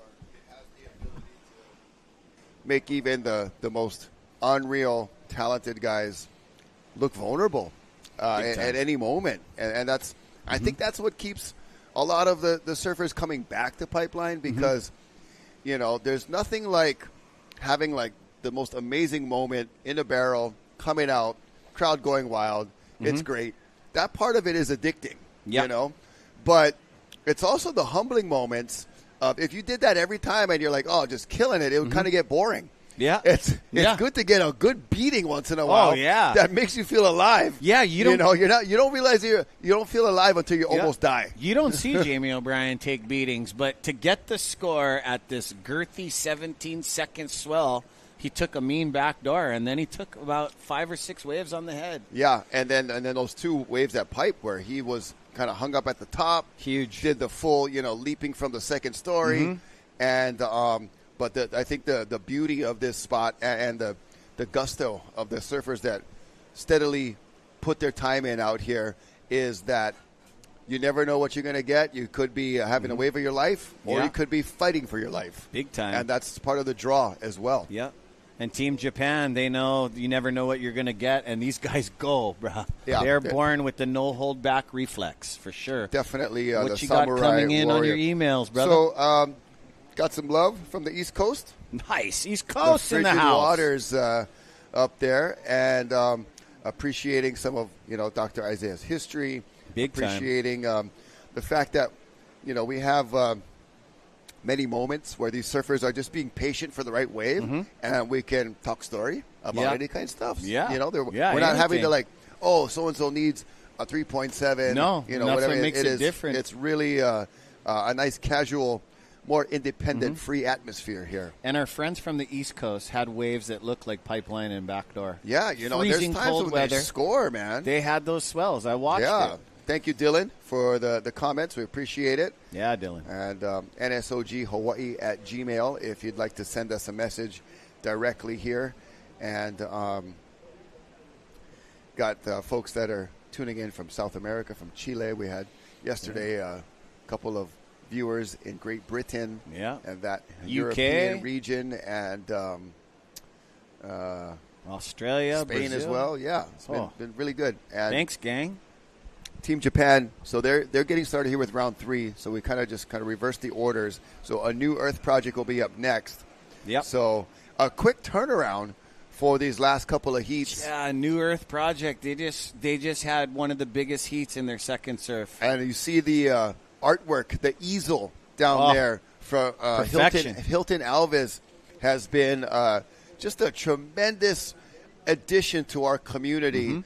Moved here a couple decades ago from Brazil and is now in our local community right there at Kahuku. And look at that painting, where it came from. Has been so instrumental in beautifying our community. Yeah. You know, he takes these big walls or cement sides of buildings and things, and will ask permission, whoever the owner is, and show him his artwork and what he's capable of, and puts up these just amazing murals that are much better to look at. Oh, big than time. just some cement wall. I rather that brick wall start going on the walls. Right. All those guys, he does it. Kamehameha. I mean, Yeah. let's go. Let's put artwork on our walls. We live in paradise. We've got a lot of big canvases to all use. of our, like mythology and folklore That from too. Professor Isaiah, that should be boom on our walls, canvas, because we all know what Weiland did, North Shore Weiland. Right. You still got his buildings, but I feel even also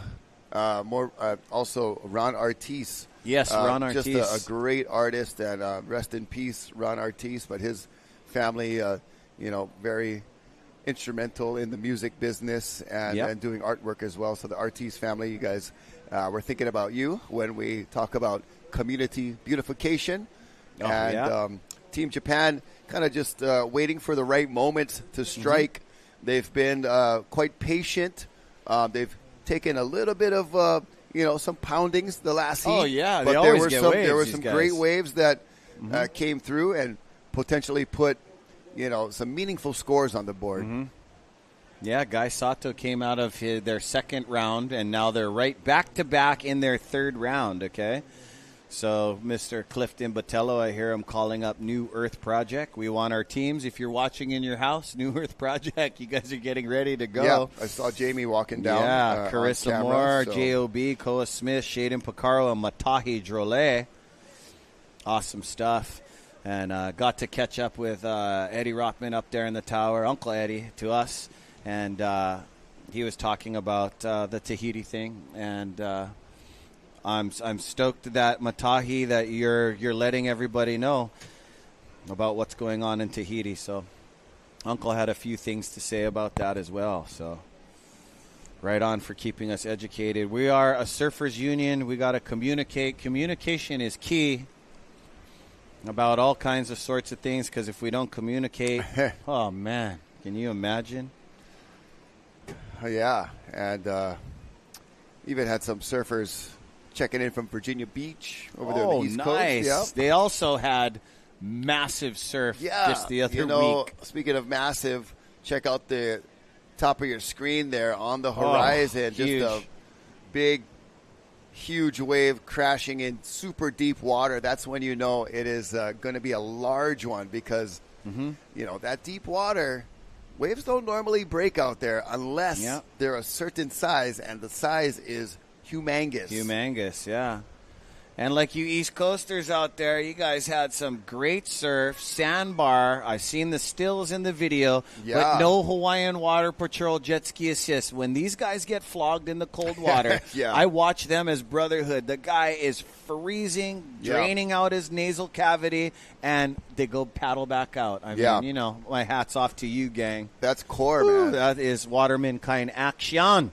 Yeah, we appreciate all of our fellow brothers and sisters of surf around the globe, especially when, man, I don't do well in cold water. I'm warm-blooded, born and raised here on the North Shore.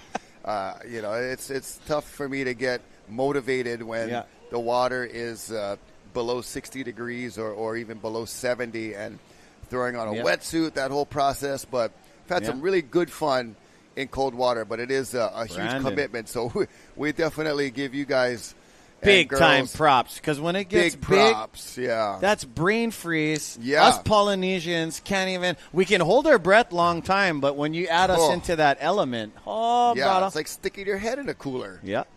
No can focus after that. Some big waves coming in now. Those ones we saw on the outside for Team Japan, and they're just gonna let these cruise through. Not really the proper angle to give them an opportunity for a nice in and out barrel, but we're just appreciating all that energy, big time the power energy. of the ocean. Just an amazing thing to witness. And hopefully those of you watching online, someday, sometime, you can make it down here live and really get to feel and see the power that pipeline provides. Because when you're sitting down on the beach, you can, right there, there's Hilton Alves right there. All right. Hanging out with the Groms. And, he does a lot of good stuff, too, like teaching art and giving a lot of his time to spend with the youth. And I watched that masterpiece come from just a backdrop to when me and Clifton just leaned over the railing. We couldn't believe it. We were talking. We had surfer Joey Johnson checking out the action. He couldn't believe where the painting came from. He just 3D. There he is, checking out the majestic bonsai pipeline with Team Japan out in the water. Yeah, check out his things online. Hilton Alves. Posters Alves and is, Instagram. You can check him out. Apparel went so quick. And he was signing posters yesterday, and that's how quick we're out of posters. But and we only have like an hour ago, there was 5 more shirts left. A couple double X's and triple X. But you can go on DaHui.com if you're watching live right now, and DaHui.com has what you need. We just need to get the merchandise down here tomorrow on our 3rd day of competition. So radical stuff here at the Backdoor Shootout. Well, I know people are asking about the hats, too, and I think the hats are like more limited edition. But the hats go so quick. I don't even know if they're even available. These are just like, in-house kind of action. But we do have Aloha J collection. We got my Easy Bra hats, too. On NSOG Designs. Yes, tell me, because I want to support that. I remember when you created, and we're the Easy Bra posse. There's so much that you can iterate as a local boy. Like, it's positive. It's just it's a way that we say you're welcome. Like when you're like, oh, thanks for doing that thing. Oh, easy, brah. Or it's also when you go to Waikiki Shell and you're with your friend and he sees his ex-girlfriend with her new boyfriend. You got to go, whoa, easy, brah. That is awesome. No, I wanted you to explain that, because you're that business that, you're a real popular surfer all around this island. So everybody, when they seen you with your Easy Bra, you had to make that into T-shirts and hats. Aloha, gang. Yeah, that's NSOGdesigns.com. Yes. Go check them out. Ezra Rodriguez, Rocky Cannon. We are right here, 2nd floor, the Volcom House. Mahalo to Team Volcom, providing the venue, and also for DaHui, providing everything else, and all of our great sponsors. We got to say mahalo to Keiki Beach Bungalows, right down the street here. If you have a chance to come out and stay at one of those units, it is North Shore oceanfront. Oh, it's amazing. At its finest. A really kind of an underground spot in the sense that you got to get almost like a bed and breakfast thing. You got to kind of look to find it. But we want to let you guys know Keiki Beach Bungalows is wide open for business. And majestic go check them out. Place. And, a great crew that runs that whole operation there at North Shore Beachfront. And then also to Go Nuts Hawaii. They've been around a long time, and staple here on the North Shore. And also thank you to Sinaloa, the chips and the tortillas that we all purchase and eat all the time. Monster Energy. We're fueled by it. As, Athletic Brewing. Looking forward to some of those Athletic Brewing products later. Odom Hawaii, Waiakea Water with our hydration. Haleiwa Juice. and Two Thumbs Tattoo up in Mililani. If you are really, you want to get a souvenir, get a T-shirt. Mhm. But if you want to get more nuts, go get a permanent souvenir of a tattoo. You got that. in Mililani at Two Thumbs Tattoo. Why, you no more North Shore boys tattooed on you yet? I do. I got it all over me. Yes. Nice. All right. Places that you cannot see. Gotcha.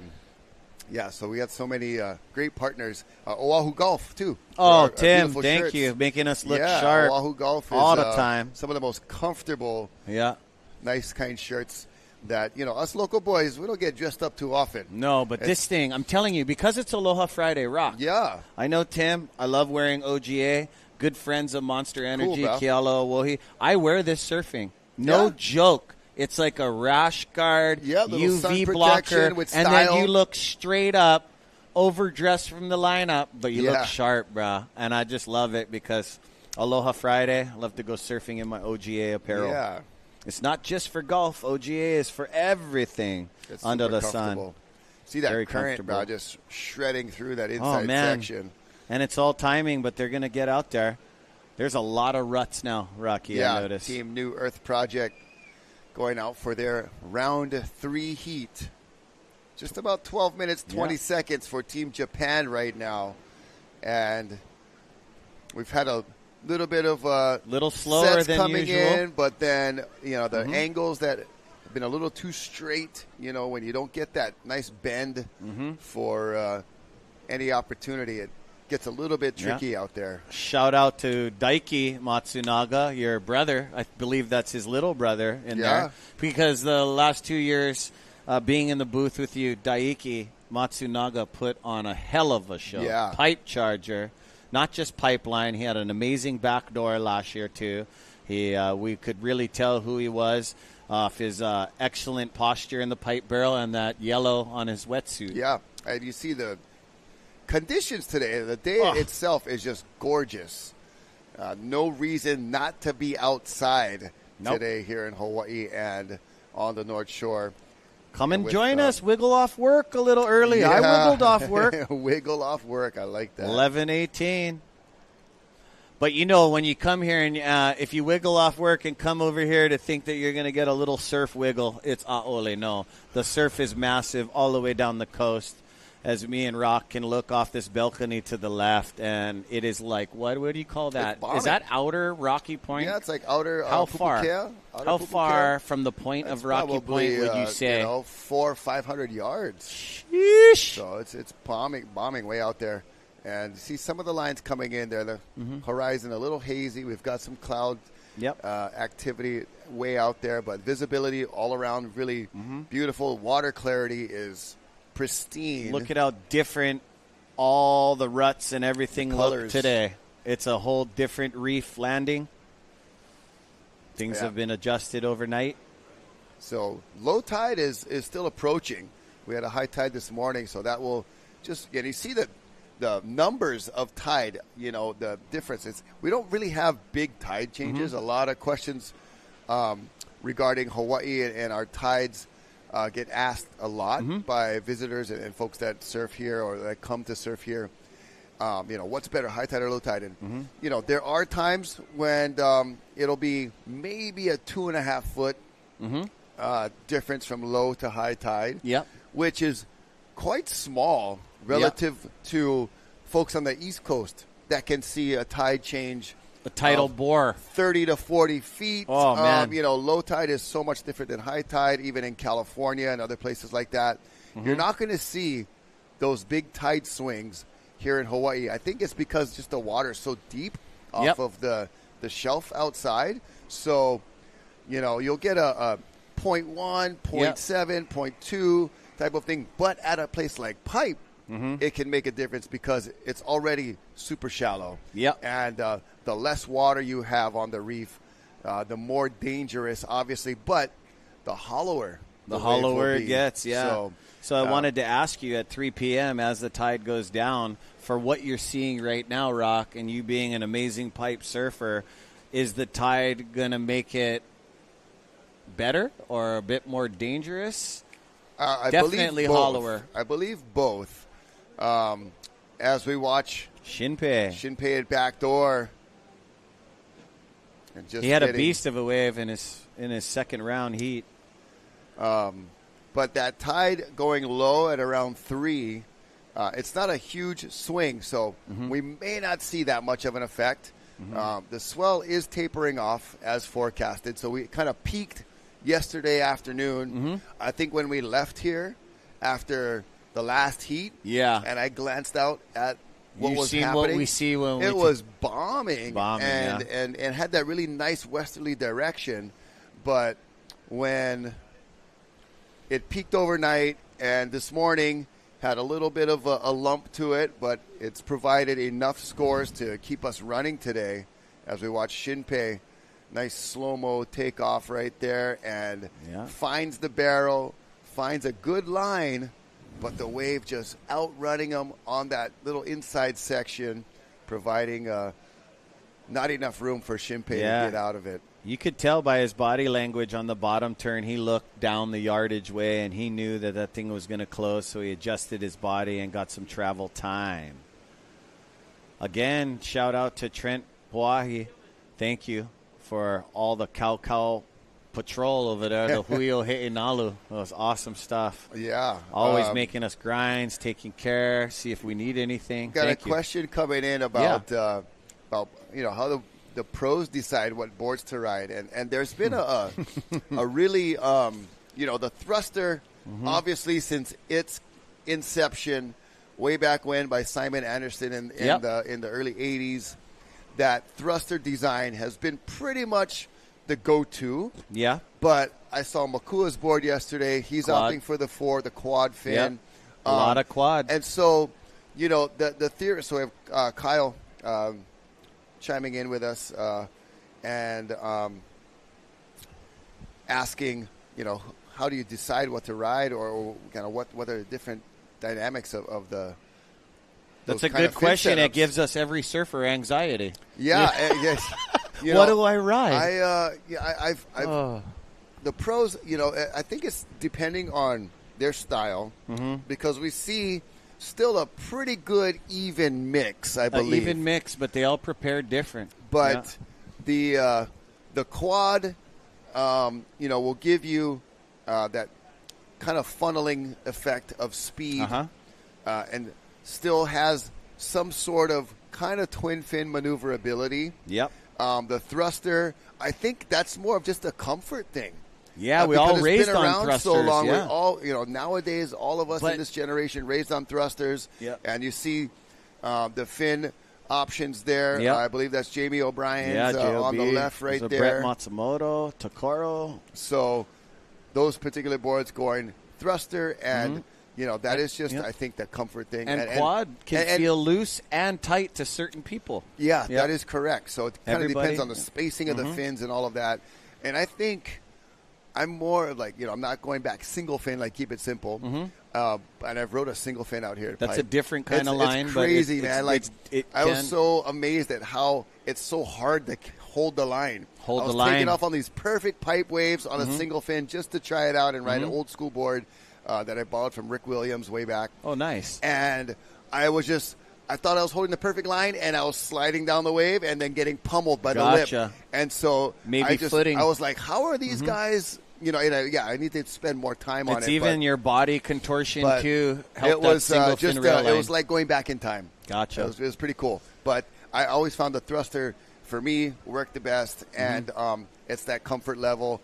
And I felt like I was accomplishing what I had to accomplish, and if it wasn't broke, don't try to fix it. Yeah. And when the quads came out, it was like, I tried one time, and it felt like I was going to take a whole nother bit of time to get used to that. Oh, big time. And I just want to surf already. Yeah. So I just went back to the thruster. Plus, you got on the quad, you got the double foils in the back. Makes a huge difference unless it's flat on the inside. You also got, a guy like Nathan Fletcher. I watched him years ago, 15, 20 years ago, sharing his boards with Bruce Irons and the quad and the understanding. I watched Koa Smith out there in his heat. He had an ASIM quad. Yeah, wow. Yeah, awesome. Yeah, the asymmetrical. Yeah. You ever play with the ASIM kind of thing? No, My good friend Harley Ingleby plays with the ASIM. Keone Watson, a local boy over here, loves ASIM. Yeah, it's definitely a talk. You see these guys get together, and It's really functional, but I'm not, like fin It's placement. a cult, man. Yeah. No, I'm just kidding. No, I mean, I'm just kidding. when I go surf, and it's funny that question because, like we were talking about me and Ulu Boy, like how everybody prepares. It's like, do I wear a helmet? No. Should I wear a leash? I don't know. Should I ride this board? There's so many elements that fall into preparing to surf. So when you got a lot of boards, that's a really cool thing as a pro surfer, but then you got another problem. You know what I mean? Yeah. A lot of boards comes with a lot of love with each board. I believe that's a good problem to have. It's a great problem, but it makes you leave the house later. So if if you're married and you have kids, you only have a window, and you're still standing in your boardroom pondering what you're going to ride. And then it's like, do I wear a leash? Dipping into your window. Oh, God, it gets ridiculous how we prepare. And then, that's why I've been kind of more of a traditional guy when it comes to glass-on fins versus getting glass-ons, huh? Versus like FCS or Future or the adjustable fins. If you're going to travel a lot, it makes sense to get the adjustable to remove them. But I want my board intact, and I'll just make it work. When you get to like getting a board of like, try this kind of fin setup, like 2 G4s and 1 G. I'm like, bro, this is like way too much like variation. You get overwhelmed, And so I like you just said, man, I like to just grab my board and go. And whatever I got under my feet, I'm just going to make it work for those conditions. And I'm going to find a way to have fun, and just do it that way. But I understand all of the variations and technology and all the options. So there's kind of to each their own. And that's what's so beautiful about our sport and about surfing is, your own style, your own preference. Yeah. And that is what how you like, make it work. And how you don't want really to surf. You don't really like look at another surfer like the grass is greener over there. You just hone in to what you got and make yourself happy. And perform at your best and just pour your feelings into the wave. That's what I like to do. Let out your day. Surfing is so, when you connect with the ocean and catch that wave, it's so pure.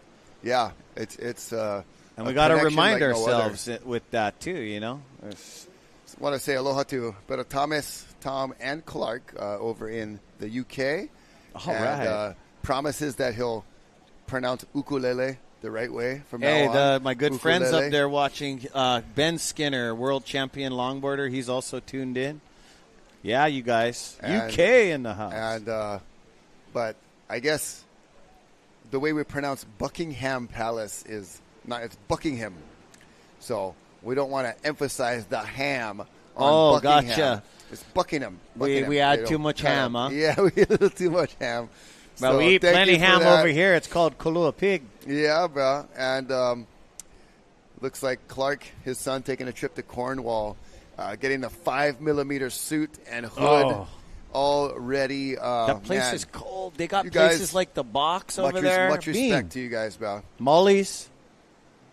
Mad respect for the UK. Well, just got a notification. Thanks, guys, for supporting NSOG Designs. All right. And my Easy Bra design. We've got hats and shirts and all the fun stuff. Here we go, up and riding in that blue helmet, the regular foot. Guy Sato, perhaps? Might be Kenshin Matsunaga, actually. He got the really backdoor good wave in the beginning. Okay, that was Kenshin. Yeah. Good job, Kenshin. Nice work there. And that is the end of our Heat 1 of Round 3. Getting ready for Heat number 2. We're going to take a short commercial break. We'll bring back Dr. Isaiah. He'll be with Ezra, and they'll take it to Heat number 2. More Backdoor Shootout on the way. Stay tuned. We'll be right back.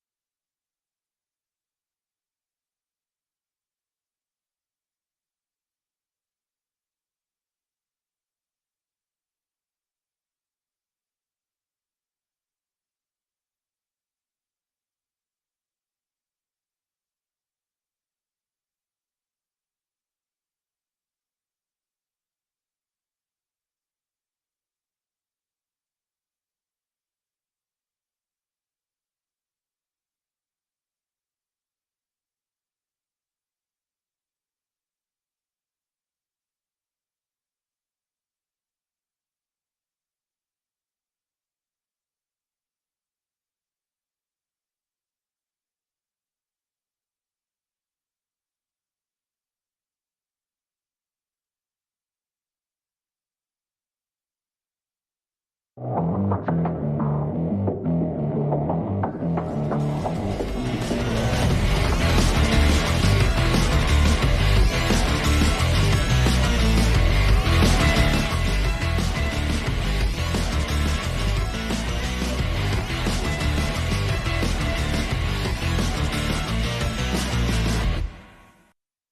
two, bring it back.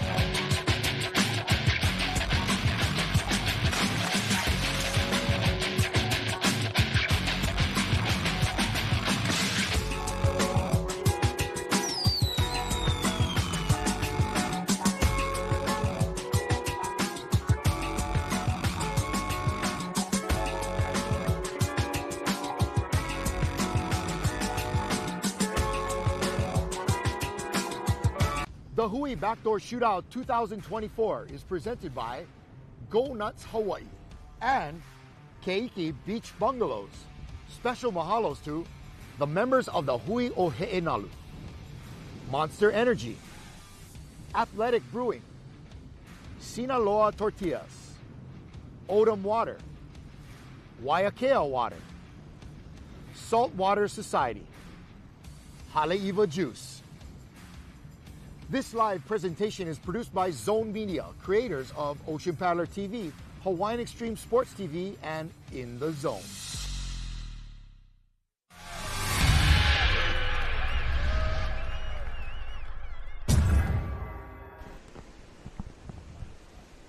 Hey, welcome back, gang. Check out this amazing scene from Zone Media. My name is Ezra Rodriguez, and I'm back in the booth with Professor Isaiah Walker. How you doing, my brother? Oh, doing good, Ezra.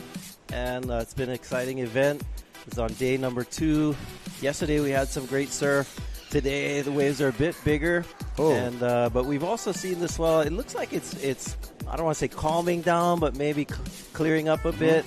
And we have the New Earth Project back again. We see Carissa Moore back in the water, Jamie O'Brien, Koa Smith, Shayden Pacarro, and Matahi Drollet from Tahiti. Yep. And they were just in the water an hour ago. They were. So we're going right back. This is their third surf. Like we've been telling you guys, you get more of your favorite surfers on big barrels. So these guys, this is their third surf.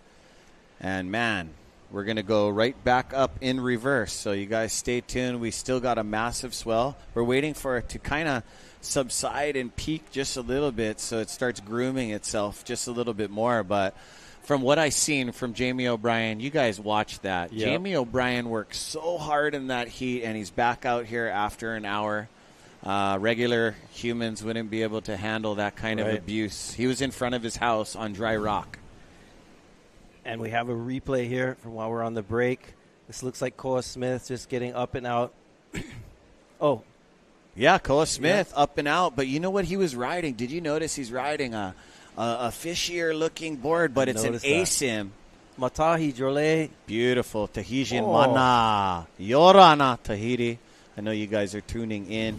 We were talking about Tahiti on the live mic and the situation up there. Also at Rocky earlier, we're talking about fin design and all kinds of stuff. So, yeah, for when do in Hawaiian culture, when did they start changing their equipment and contours and concaves and a little harder edge? Because I know they were progressing their wave sliding back then. Yep, that was Matahi back to back. No, that was Shayden. Okay, Shayden yeah, from Big Island.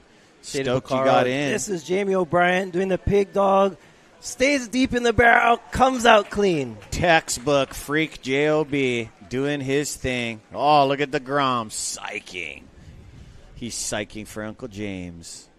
Wow, man, Jamie flurry. doesn't even look that he got abused in his second heat. He just looks like he's ready to get barreled. Watch him do a backdoor on a hole. Oh, Jamie lives right here, right next door to where we're at, and so he knows this wave. It's literally his backyard. Here is Shayden Pacarro slowing down, getting covered. Quick one at backdoor and realizes, woo, I got to get out of this. Shade OP, he's got a beautiful backside. And Jamie O'Brien doing what he does best. He has put a lot of generations look up to him and, try to copycat him. He does have one of the best barrel rides. And don't forget, when the waves are medium, the guy just throws tail. He's got all the bag of tricks, mute grabs, you name it.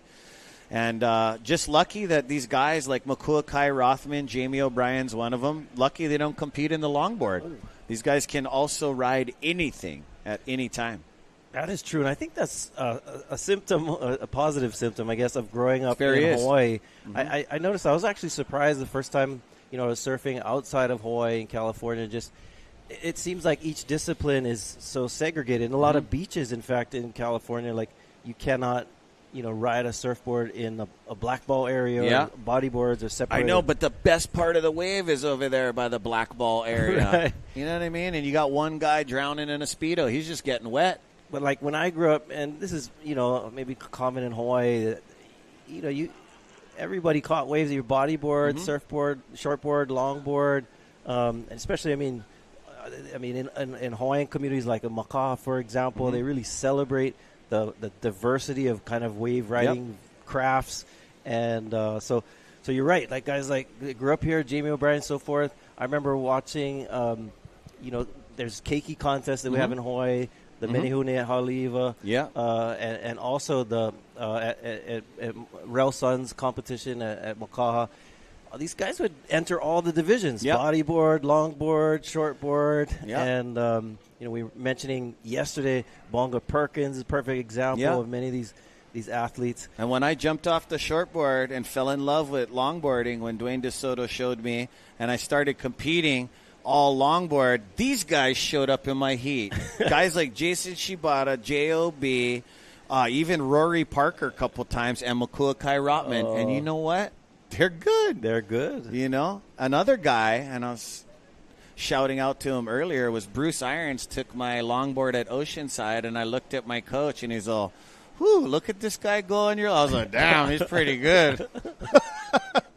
Awesome stuff. Yeah, that's where, Jamie's pretty notorious for riding his 8-foot catch surf foam boards and doing it well. Doing it well. Pig dogging well. barrels. You got it. Look at that outer Rockies. Rocky was saying that's like 500 yards out from Rocky Point, so that's pretty far out there. Another all-around, watercraft expert would be Kai Lenny, who was slated to be in this heat. But he actually in the first day here at the Backdoor Shootout, he was in the stand-up division.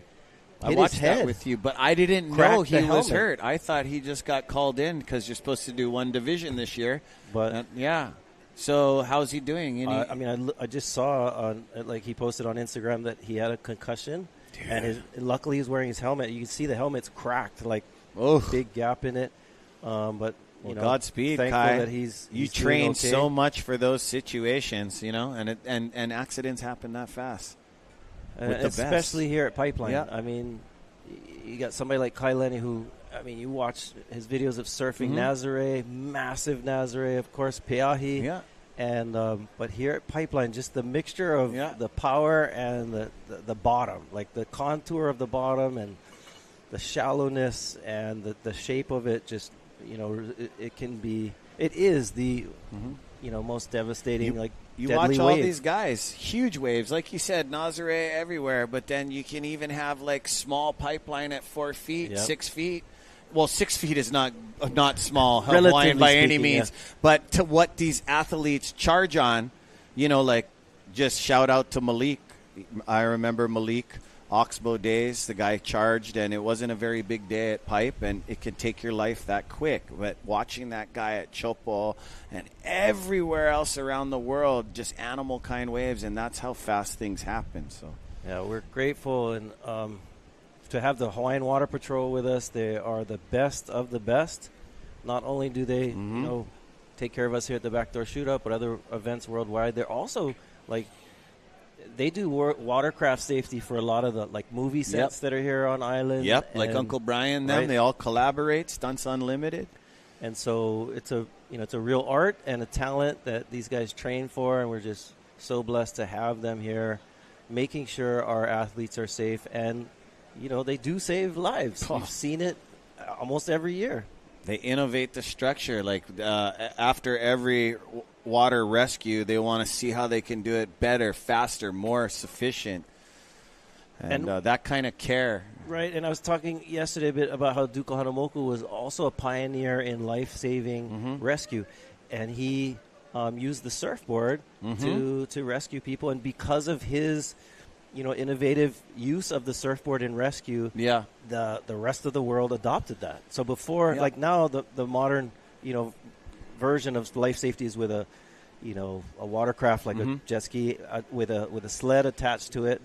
But before, for decades prior to that, the surfboard, a longboard with straps on it, you rescue people that way. And so Duke Kahanamoku was really the pioneer of that kind of safety. Counterbalanced and did it for the first time, and he did it, and he was out there to do it, and then he started teaching others to do it. Teaching others, but after he did it, like talk about on the Waterman. All you guys starred in the Waterman movie. Oh, here we go. Matahi Drollet slowing down, getting that barrel, getting spit out. Beautiful wave. Nice, getting on the scoreboard. This Tahitian, if you guys don't know him, hard charger. Look at this. Koa Smith. Beautiful backside pumps. He's going to go past this chandelier and eject button. This guy's been having an amazing winter. So in the Waterman, they talk about when he did all those rescues. Right. And he rescued how many people? I know you probably got the number. Yeah, that is amazing. Was that one of his first times rescuing? No. In the mainland, yes. Yeah, so he was he trained other people how to be lifeguards. Red Cross hired him. Look at this. Jamie O'Brien, late drop, makes it, pulls up his rail over the foam ball, comes out with a gosh, spit. Over the pipe rut, right out into the channel. Big round of applause. Look at that. Monster Energy drinks. Jamie's just got this so dialed. So dialed. He's looking so good. Last year, never really got on the board. And this guy, still to this day, this guy can win any event. J-O-B. And wow, yeah, I mean, he was a standout yesterday. He had this one where he let go of the rail. Yeah. And kind of a little reminiscent. He even made mention to it that Kelly Slater had one similar last year at the shootout where he just let go of the rail and pumped standing up. And then just now, I mean, it's so classic J.O.B. the way that he falls into the pit under the lip of the wave, dragging his body to slow himself down and to regain composure and control on his surfboard. Amazing. J.O.B.'s definitely got the job done and wired. And Carissa Moore is out there. Big round of applause, you guys, at home for Carissa Moore. One of the only two Wahines in the event, Moana Wong. That was beautiful from the water angle. He wasn't as deep as this kid can go. Koa Smith, amazing on his backhand. He's riding a quad ASIM there. Oh, you can see that J.O.B. late drop. Over the rut. Ollie's over the foam ball. Yes. Oh, you seen that? Oh. This amazing. brother from the days. Yeah, so I really admired that in the movie. After he did all the rescues, he went back out and grabbed all the dead bodies, Duke Kahanamoku, and then he paddled yards down the beach. He didn't want nothing to do with the news, no questions. He did what he did. That's amazing stuff. Yeah, that's hard. I mean, because you're right. Like he had, he was just himself and on the surfboard, and he brought in as many as he could. It's cold. He brought in all of them, but unfortunately couldn't save all of them. Everybody. So it must have worn on him as a person. For sure. And as a lifeguard, anybody who's in, life-saving or in, our fire department and people that are in the business of helping and saving lives. That point in an emotional his career level to it that's taxing. Yeah, that time in the movie, the documentary, that point in his career, was he already a lifeguard at that point? Well, lifeguard is a little different. Lifeguarding as a career isn't something that, at least in Hawaii, wasn't really a there career. Yet. Yeah. Okay. So it was really just the early we honor days him as one being where we are now. Okay, roger that. And actually, I mentioned this yesterday, but important note is that oftentimes we point to Duke Kahanamoku, of course, rightly so, as the father of modern-day surfing and of all these accolades and of life-saving and so forth. But he wasn't. He was a part of a generation, a group of Hawaiian watermen that I think sometimes Duke's popularity may eclipse some of these others. So a perfect example of this is George Freeth. He didn't never want no limelight. Right. Yeah. George and people Freeth take advantage of that. Was a little older than Duke. Grew up surfing also in Waikiki, and was an avid swimmer, a water polo player. I don't know if people realize this too, but Duke Kahanamoku was on the Olympic water polo team. Wow. Okay. And so they played water polo, but George Freeth was actually a forerunner to Duke in a lot of these types of things, particularly in life-saving rescue. George Freeth moved to California, started this Huntington Beach Surf Club, taught people how to surf, and was hired to ensure safety. Went around all these pools. There were these swimming pools that were becoming a thing in America at the turn of the 20th century and early 1920s and 30s. And George Freeth was right in the middle of that. Oh, speaking of the middle of that, these guys are right in the middle of this wave. over. Duke Kahanamoku never played water polo? No, Duke was. Yeah, he played on the Olympic team. They didn't talk about it that much. Even in a lot of write-ups about him, they don't make a mention. And just wanted to shout out to your sister. You're talking about water polo, sunshine topping, and your nephew, P-Man. P-Man, Paoa. Yeah, I've been watching him. You're talking about water polo. Yeah, Paoa Kalani is actually Duke's name, too. It's interesting. My nephew shares the same name. Yep. Paoa is the Kahanamoku family's name on his mother's side. Yep. So Duke's mom was a Paoa, and a lot of his Hawaiian family and friends would call him Paoa. Yeah. Duke is, his birth-given name, which, by the way, Duke, that name comes from the Duke of Edinburgh, who was a British royal. Yeah. Who Bernice Pauahi Bishop, who was a Hawaiian ali'i, I guess supposedly named Duke's father after this Duke of Edinburgh, this prince of England. And I was mentioning earlier how the British Crown and the Hawaiian Kingdom had a lot of interesting relationships with each other. And so it's interesting that Duke gets that name from the royals of England. I love it. So it's kind of you talked about water polo. I love that sport. I've just been watching your nephew and my nephew, but your nephew, I call him P-Man. Awesome stuff. Actually, Topping Ohana, thanks for chiming in. Also, while I have you, it's very interesting. I was at the Volcom house behind the scaffold. I ran into the Roberson, Kaleo Roberson from Maui. I want to introduce you later on when we're not in the booth. Did you get to talk to him? I met him downstairs. Okay. Just a quick handshake. He has something in his Maui yard that happened way back in the day. He wanted to talk to you and get some mana'o. Gave me chicken skin when he told me something about a Kamehameha King fell in his backyard, and he wants to talk to you about it because you might pick it up off the story. So that's one awesome thing. Every year we have Professor Isaiah Walker here. He's an amazing man. He's a family surfer. You guys, you're so educated about everything, but you also have to check out his book, Waves of Resistance. You're also working on another project in the middle of it, but I'm very excited. I have. It ain't easy what you do. Right. And, in academics, you publish books, but also there's a series of articles that I've written that you can find online as well. So it's been real kind of a cool thing to do is to take my passion of surfing and to make it into a career in a different sort of a way. Yeah, but you went into surfing, and so much mythology and Hawaiian folklore is in there, and more of, stuff that people had no idea about. Right. I thought Jamie was going to turn around and go on that one, but opts not to. And we have 4 competitors. You can tell our surfers are fighting with the outpush. They're getting outpush, and then they're forced in. Sometimes you got to like that. You got to time it. You get rotated out without paddling, save energy, and then you got to realize you kind of got to hang on the inside before you get pushed out of that current line. So very cool. We have we got some when you hear those whistles, that means a significant catchable, maybe a 12-point ride might be on the horizon. See Jamie making a move going deeper. See if he pulls the trigger on this one. He looks like he's going to look at it. Nope. Oh, why you got to jinx me like that, Jamie? I was ready for takeoff with you. Oh, beautiful. We had the drone footage. Showed the rainbow just from the mist of the wave there. mentioning earlier, the beach park here is known as ehukai. Ehukai is this mist that you see generated from these waves. And so the air down here, when the surf is pumping and large, it creates a misty air to it. And ehu is also a color, like a reddish hue.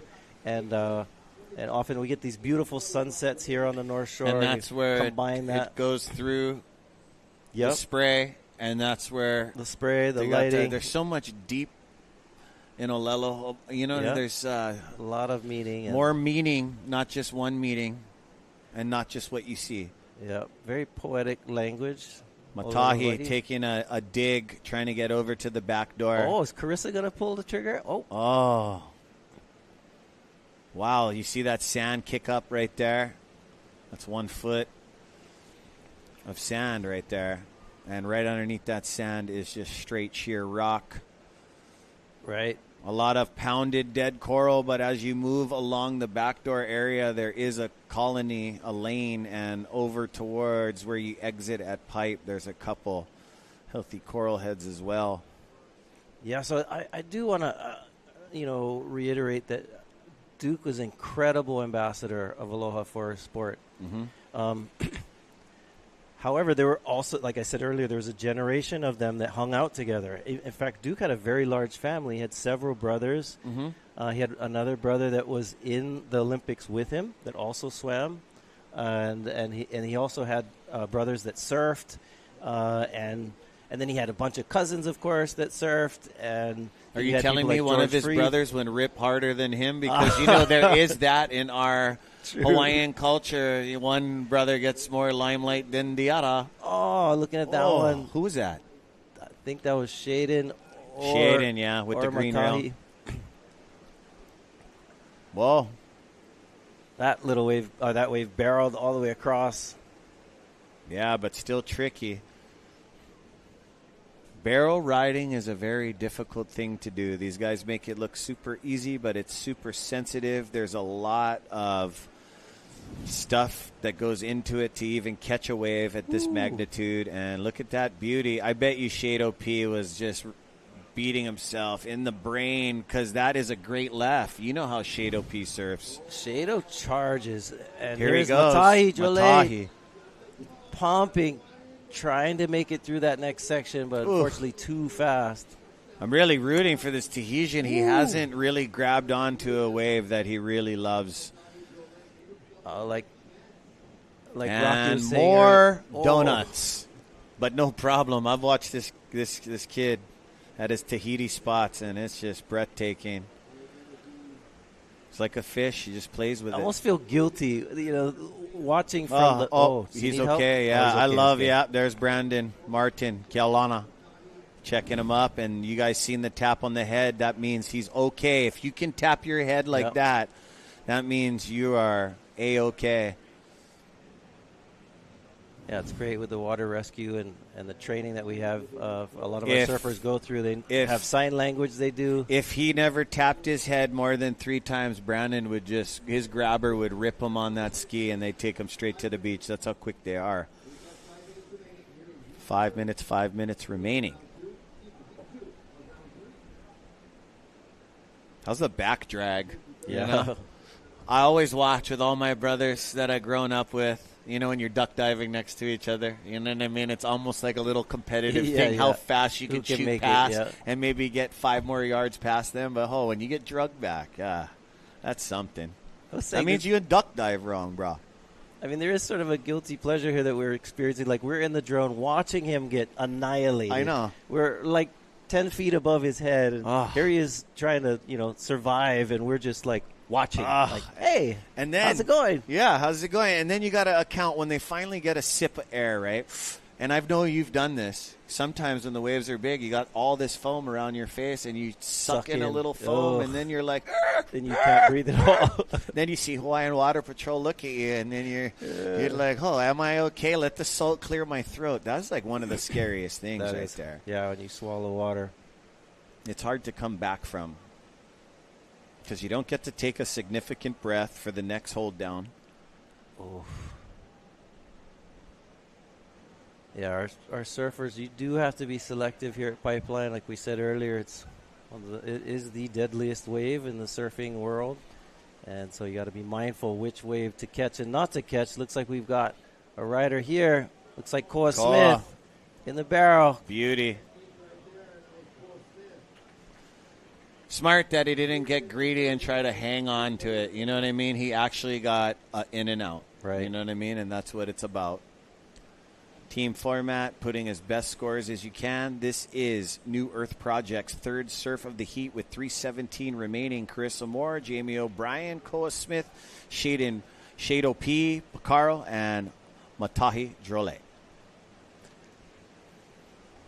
Moana Drollet must be still ripping, doing his thing. I noticed him on the jet ski, Manoa. Oh, there's the replay of Koa Smith's last wave. Gets Matia under David. All you guys turning in. Arson Ho. Oh, wow. Oh, amazing. Tahitian Ohana Abdel. Here we go. Looks like J.O.B. is looking at a backdoor wave. He's eyeing it up. See if he can pull into this. Standing tall. Such an expert. Slows down. Comes out. Beautiful timing of the hand drag. Likes what he's feeling because this guy has been doing some deep man work the last couple of heats. Checking out his board, his black rail and hot pink Takoro surfboards. A replay here where he's eyeing it up, making sure he makes the section at the same time wants to be deep. That's where he slows down right there. Comes out in the frothy foam, kicks out with a little wha. Yeah, he's got rhythm of this wave, man, let me tell you. I don't know if I've never seen him dance, if he's got rhythm of the dance, but he must be because he's got so much rhythm on the waves. That's the name of the game. Get barreled today. Jamie O'Brien on the New Earth Project, filling in for Mr. Kelly Slater, who I understand had some hip issues, but he's going to be back in the water soon, and apparently he's doing all right. Kelly knows what's up. Right. His replacement is J.O.B. Yeah, so Kelly, hope you get a speedy recovery. I was wondering what happened to you. I haven't seen you playing like the Grom you are out here in the last few weeks. So, Kelly, heal up. I know you're joining us. So, one serious master. Yeah, so New Earth Project, putting together a pretty star-studded team here.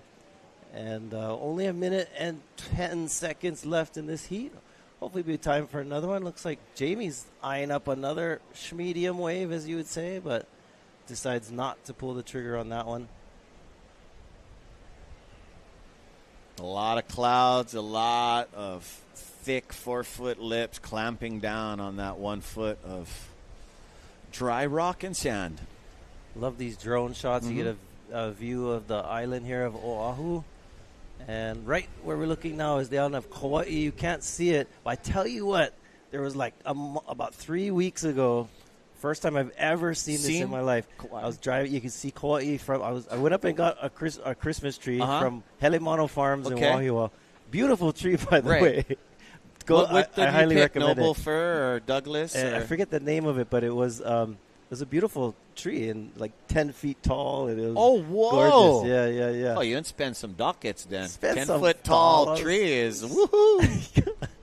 But anyway, after going up there and driving down, and it was there was a storm that was coming over, so a pressure system was coming over us, and you could see Kauai as clear as I've ever seen it, and so that means incredible. That was around the time that you could see all the islands, I believe. Yep. Well, that's it for New Earth Project, gang. We're going to get the next team coming up, the last team. So you guys, look at this. Right at the end of the heat, J.O.B. comes flying out. We'll be right back, gang. This is Ezra Rodriguez with Isaiah Walker. Come back and join us in a few minutes. Aloha. Aloha.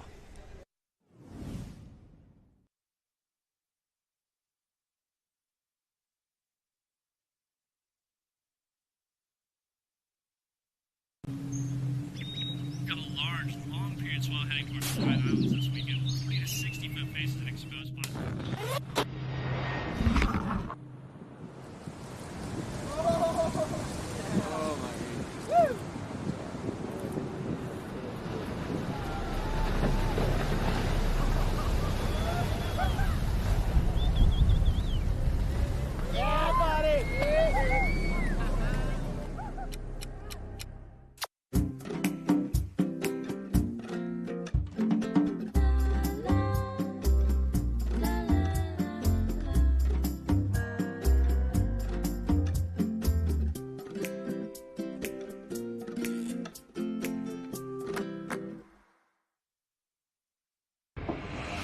Allow us to help you grow your brand and expand your business by reaching Hawaii's giant outdoor sports and ocean enthusiast demographic. Zone Media Advertising specializes in television commercial production and campaigns, social media content production and distribution, drone and video production, cutting-edge live productions, and more. With over 25 years leading Hawaii's action sports market, give us a call to find out how we can help you grow your business.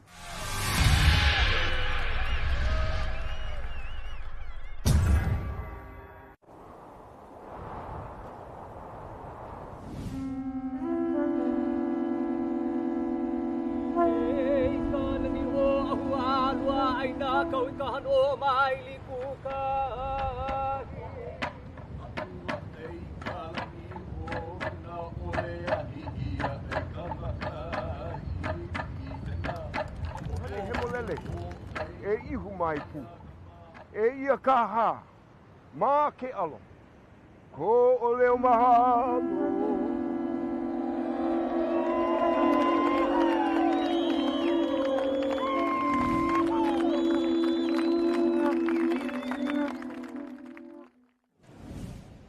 Aloha mai kako.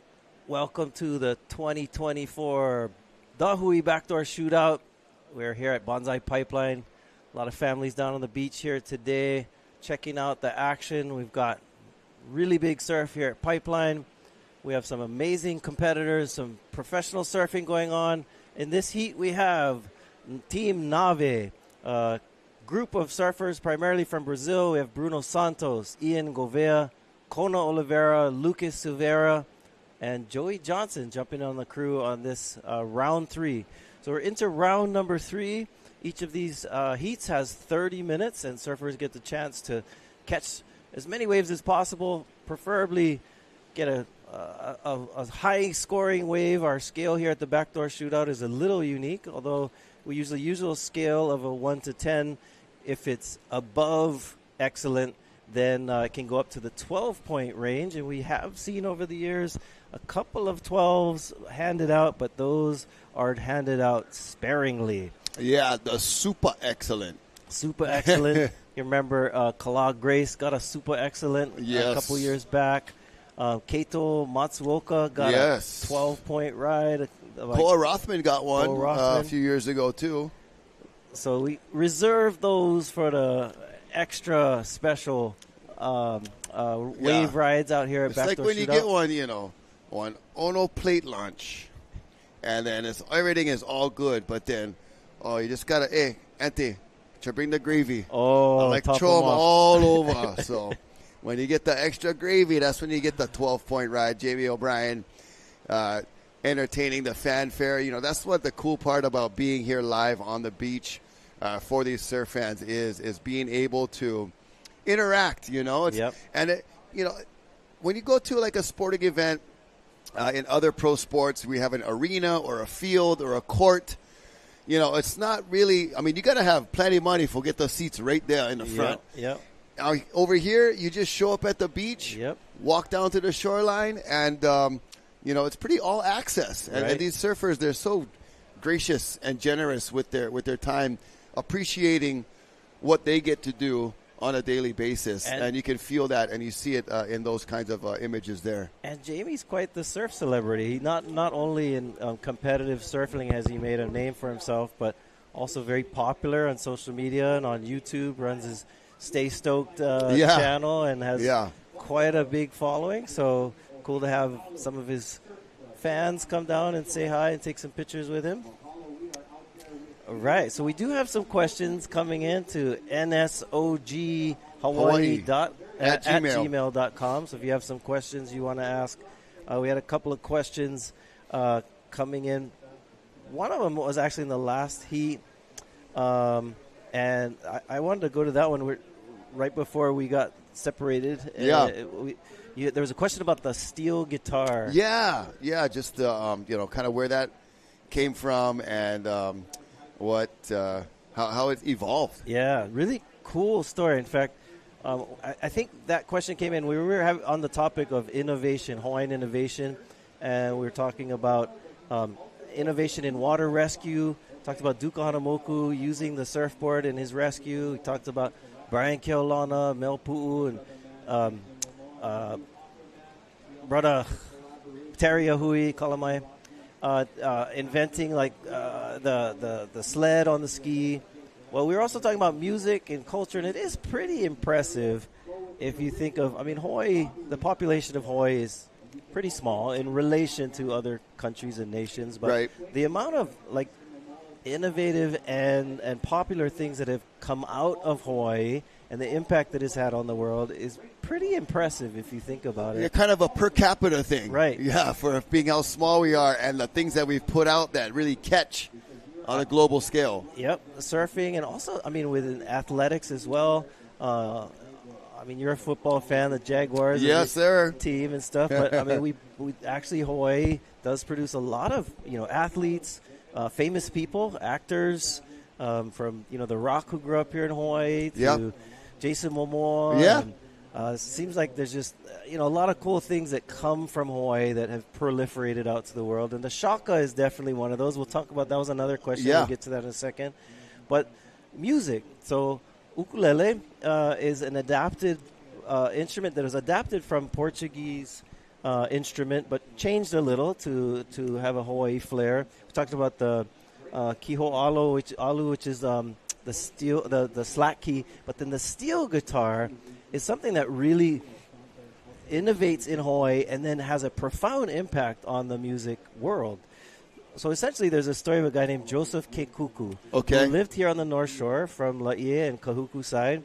And Joseph Kekuku was a musician, had a guitar in his house, and the story goes that somehow, I don't know exactly how it happened, but he had a metal comb, and that metal comb, whether he threw it across the room or it bounced on it or something, but it made a sound as it slid across the steel strings of the guitar, made like a interesting sound. Yeah. And then he spent the rest of his life fine-tuning that sound and amplifying it and creating the electrified sound of a guitar, which really has origins in future development of the electric guitar. So the impact of the steel guitar coming from Hawaii, Joseph Kekuku, and here we go, Rider Up. Oh, beautiful image, and that is Lucas Silveira. Just a golden shot from the jet ski camera, looking right in. Here we go. Oh, my gosh. Obliterated. Man. Wow. That was a massive drop. Just courageous effort. He's alive. Still alive and up and paddling. But, oh, man, I thought he was going to be able to sneak under that huge lip. Wow. That's one thing about Pipeline. The wave pitches out so far that even when you straighten out and try and avoid it, here's a replay of this barrel. Successful. Lucas Silveira comes out. That was not easy navigating. There was a lot of movement. Look at this. Big. He tries to get away from it and blows up. I think that was either Bruno Santos or Ian Gouveia. A goofy footer. Because the rest of the guys, Oli, Kona, Lucas, and Joey, are regular foot. So, and we're going to take you down beachside right now. We've got J.O.B. standing by. So let's hear from the man himself. All right, I am with J.O.B., the J.O.B. right here, and he just got some incredible waves. How are you feeling after those? Actually, we had a heat a little earlier, and it was really hard to get a wave. Actually, didn't really get too much. Took a couple big wipeouts, and that heat kind of just changed everything around, and I just kind of got in a good rhythm. I stayed busy and made a couple waves. I made one wave I didn't think I was going to make, and that's when you know you get a good score at this contest, when you don't expect to come out and you're like, whoa! Yeah, that's awesome. And you grew up here. You have it. This beach is your backyard, so you literally can surf this all the time. And you have your YouTube channel. You are a legend out here. How do you kind of keep up with doing all of it?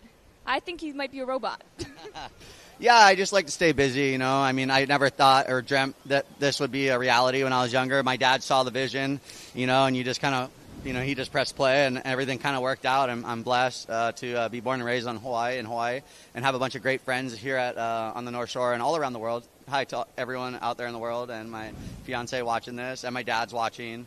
Yeah, I mean, it's just incredible. The DaHui Backdoor Shootout's a special event. It's put on by the Hawaiians and for the people, and there's nothing better than that. So thank you to DaHui and the New Earth Project for putting me in the event. Yeah, and congratulations on your recent engagement as well. Yeah, thank you so much. And yeah, there's going to be so much more epic rides, so you guys stay tuned and enjoy the show. Thank you. All right. Well spoken by JOB. Thank you, Casey, getting all of the perspectives down there at the beach level. And I loved he hit a little note for us there. We were talking about music, and he talked about coming out of the barrel. I was like, woo! Yeah. And definitely, I mean, Jamie O'Brien has made an awesome career out of surfing, and in some ways unconventionally, right? Yeah. Like we, as kids, you just felt like the only way you could do that was through, you know, getting sponsors and getting making on the tour. Yep, and competition. But to make a career out of, you know, his YouTube channel and having a lot of followers. And here we go, live action. Ian Gouveia. And nice 2-for-1 special right there. So gets 2 barrels, 1 wave. And the conditions seem to be lining up a little bit better. Yep. Opening up a little bit. The waves and swell maybe tapering a little bit helps for pipe to organize itself a little better as we watch Ian just do that nice forehand stall and then comes right out of one immediately into another. A little bit chandelier-y on that exit of the second one, but nonetheless, a very strong performance there from Ian Gouveia. Awesome job, Ian Gouveia. I loved how he really used 2 hands to slow down. Yeah. Which is interesting because you would think that you need to speed up when you're on a big wave, but in a competition where you want to get in the barrel, you're going so fast from the drop. The trick is to slow yourself down as you're racing down the face of the wave. We saw Jamie O'Brien, his technique, that many others who are regular-footed or their left foot is forward, they drag that front left foot in their elevo or their thigh or their backside and just to do everything to hit the brakes. Whereas Ian chose to stay really low and drag both hands. Awesome job. Yeah, look at those sets on the outside. Ooh. Just horizon ticklers, I call them. Just right there below the horizon, so big that they almost look like clouds when they're having all that white water. Some of the spectators on shore looking on, and they're seeing those monster waves come in from the outside. There's Lucas Silveira catching up with him at backdoor on a smaller one further in, just trying to get some tube time in there. And, when you're in a heat like this, I could tell Lucas, he's a younger guy, kind of frothing, and not able to always surf pipeline with only a few guys out. He's going for his wave count, bro. Yeah. It's like, I've got half an hour. Yeah. I've got to make the most of this. Yeah. You could sit there and wait for the gem or stay busy like Lucas, and he seems to be frothing. Excited to be out there. Awesome. Yep. There's that innovation we were talking about earlier, that sled that's on the back of the ski. Such a useful tool. It's so important, and for Terry Ahui, Brian Keolana, Melvin Pu'u, Dennis Gouveia, for them to see that necessity of, the speed and the power of the jet ski, definitely something that you could use and take advantage of, or at least maximize to create the best situation for saving a person.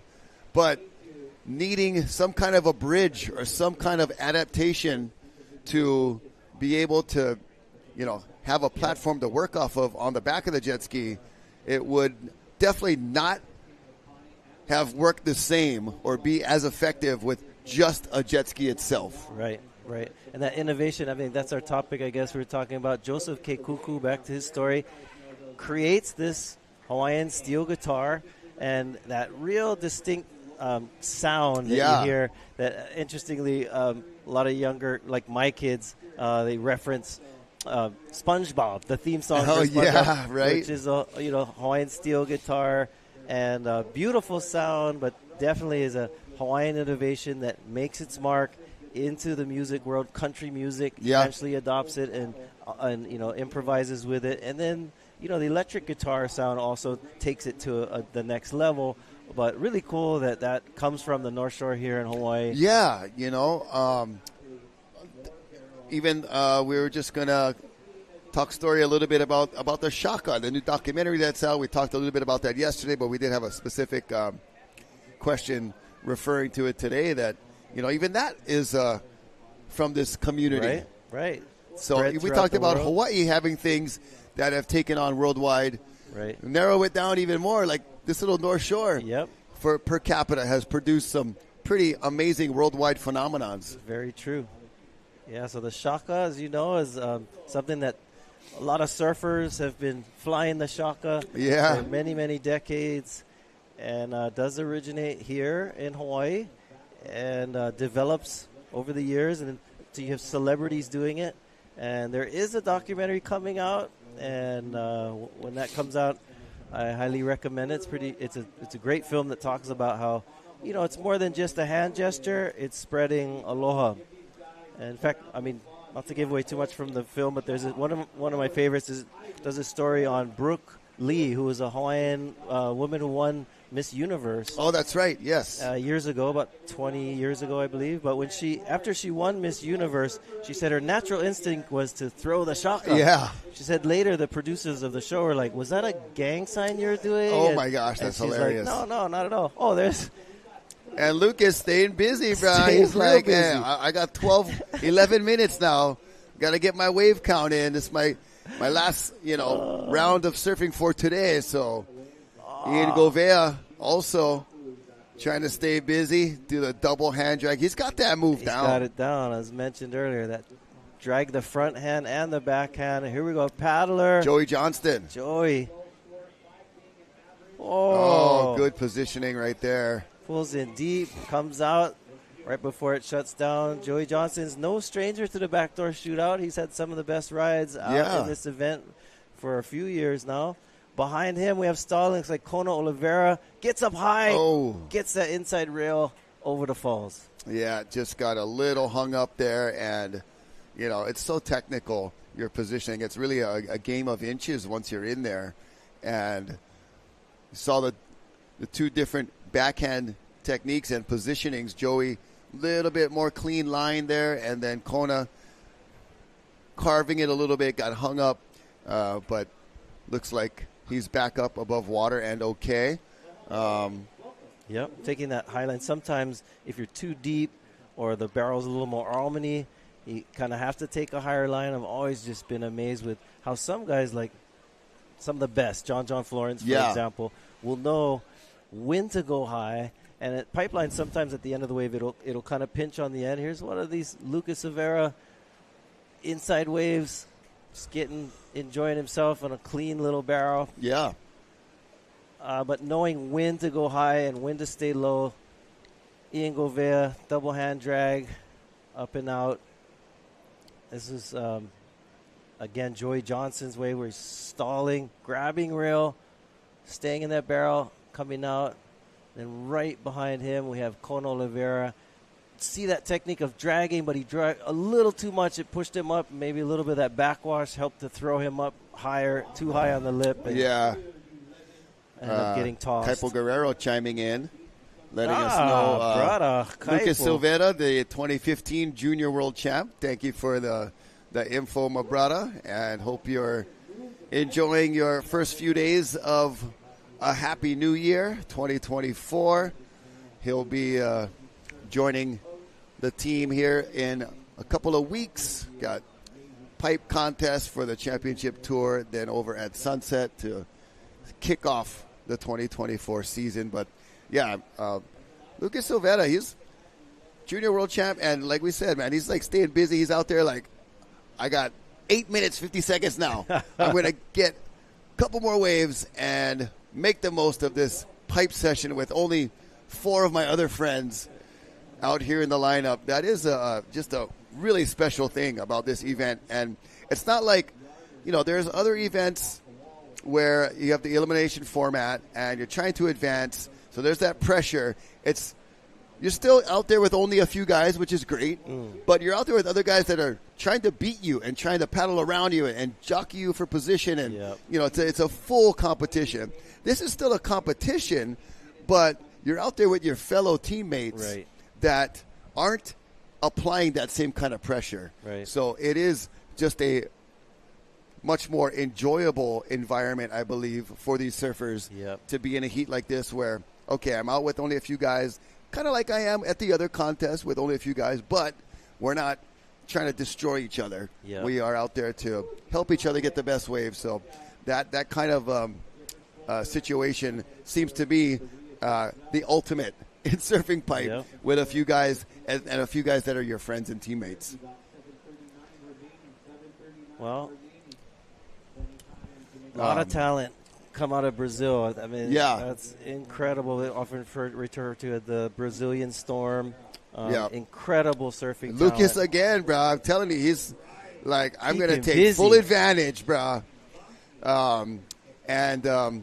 We mentioned yesterday Ian Gouveia.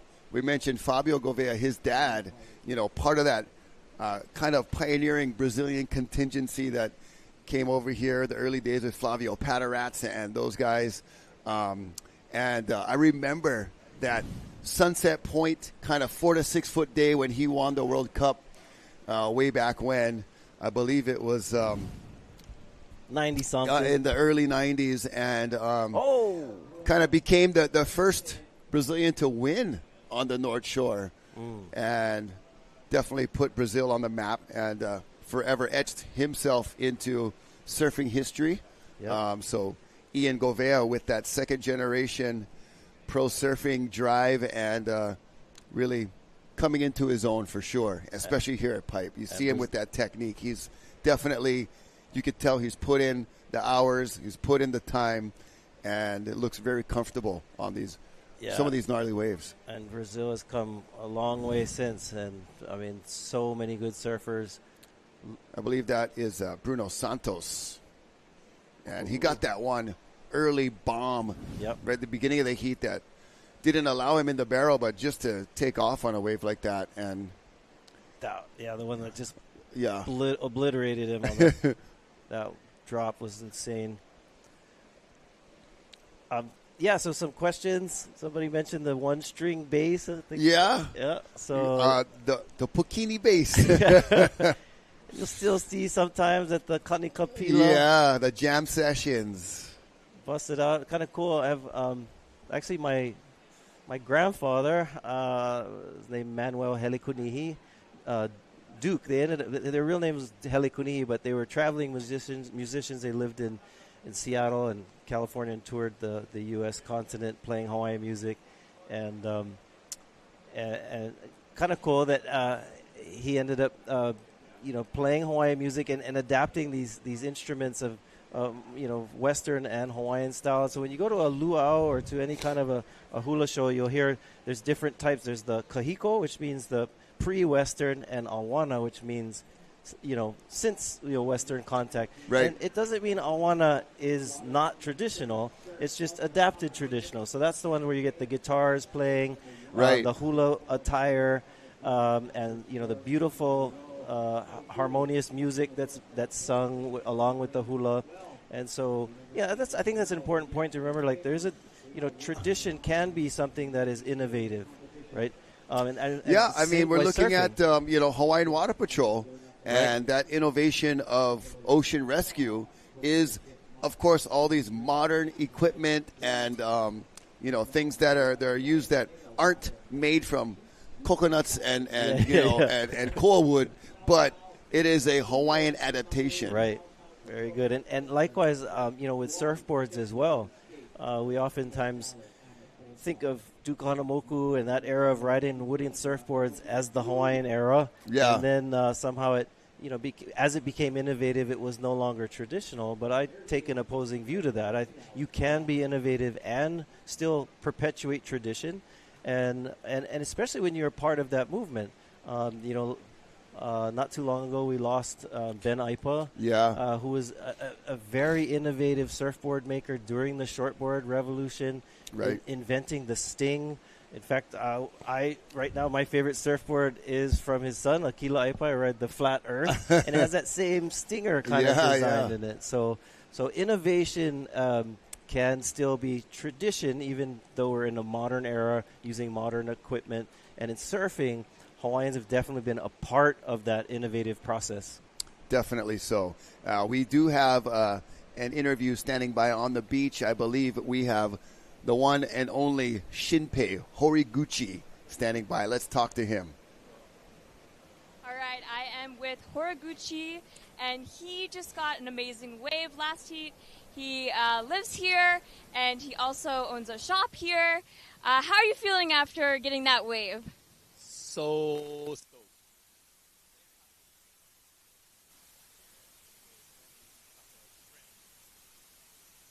I know you've been here 6 times. How does this event this time compare to the other times you've been here? Always they try to be biggest, hardest, the sickest wave. But today it's this. Yeah, you can see it. Yeah. And is your family here supporting you on? Yep.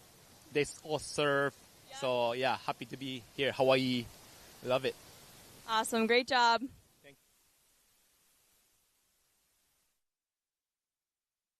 All right. Thank you, Shinpei. Thank you, Casey.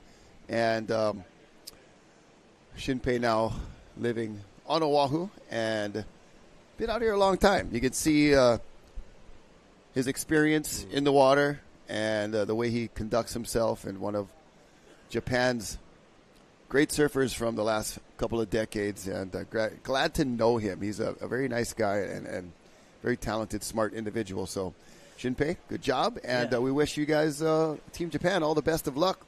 Yep, and Team Japan has had a presence at the Backdoor Shootout for many years. Yes, and some people may, question, well, why Japan and not Australia? For example, we had a message earlier asking, well, how come Australia doesn't have a team? Well, we don't form the teams, and so we don't know exactly what goes all into it. But we do know that Japan has had a long relationship. Here we go.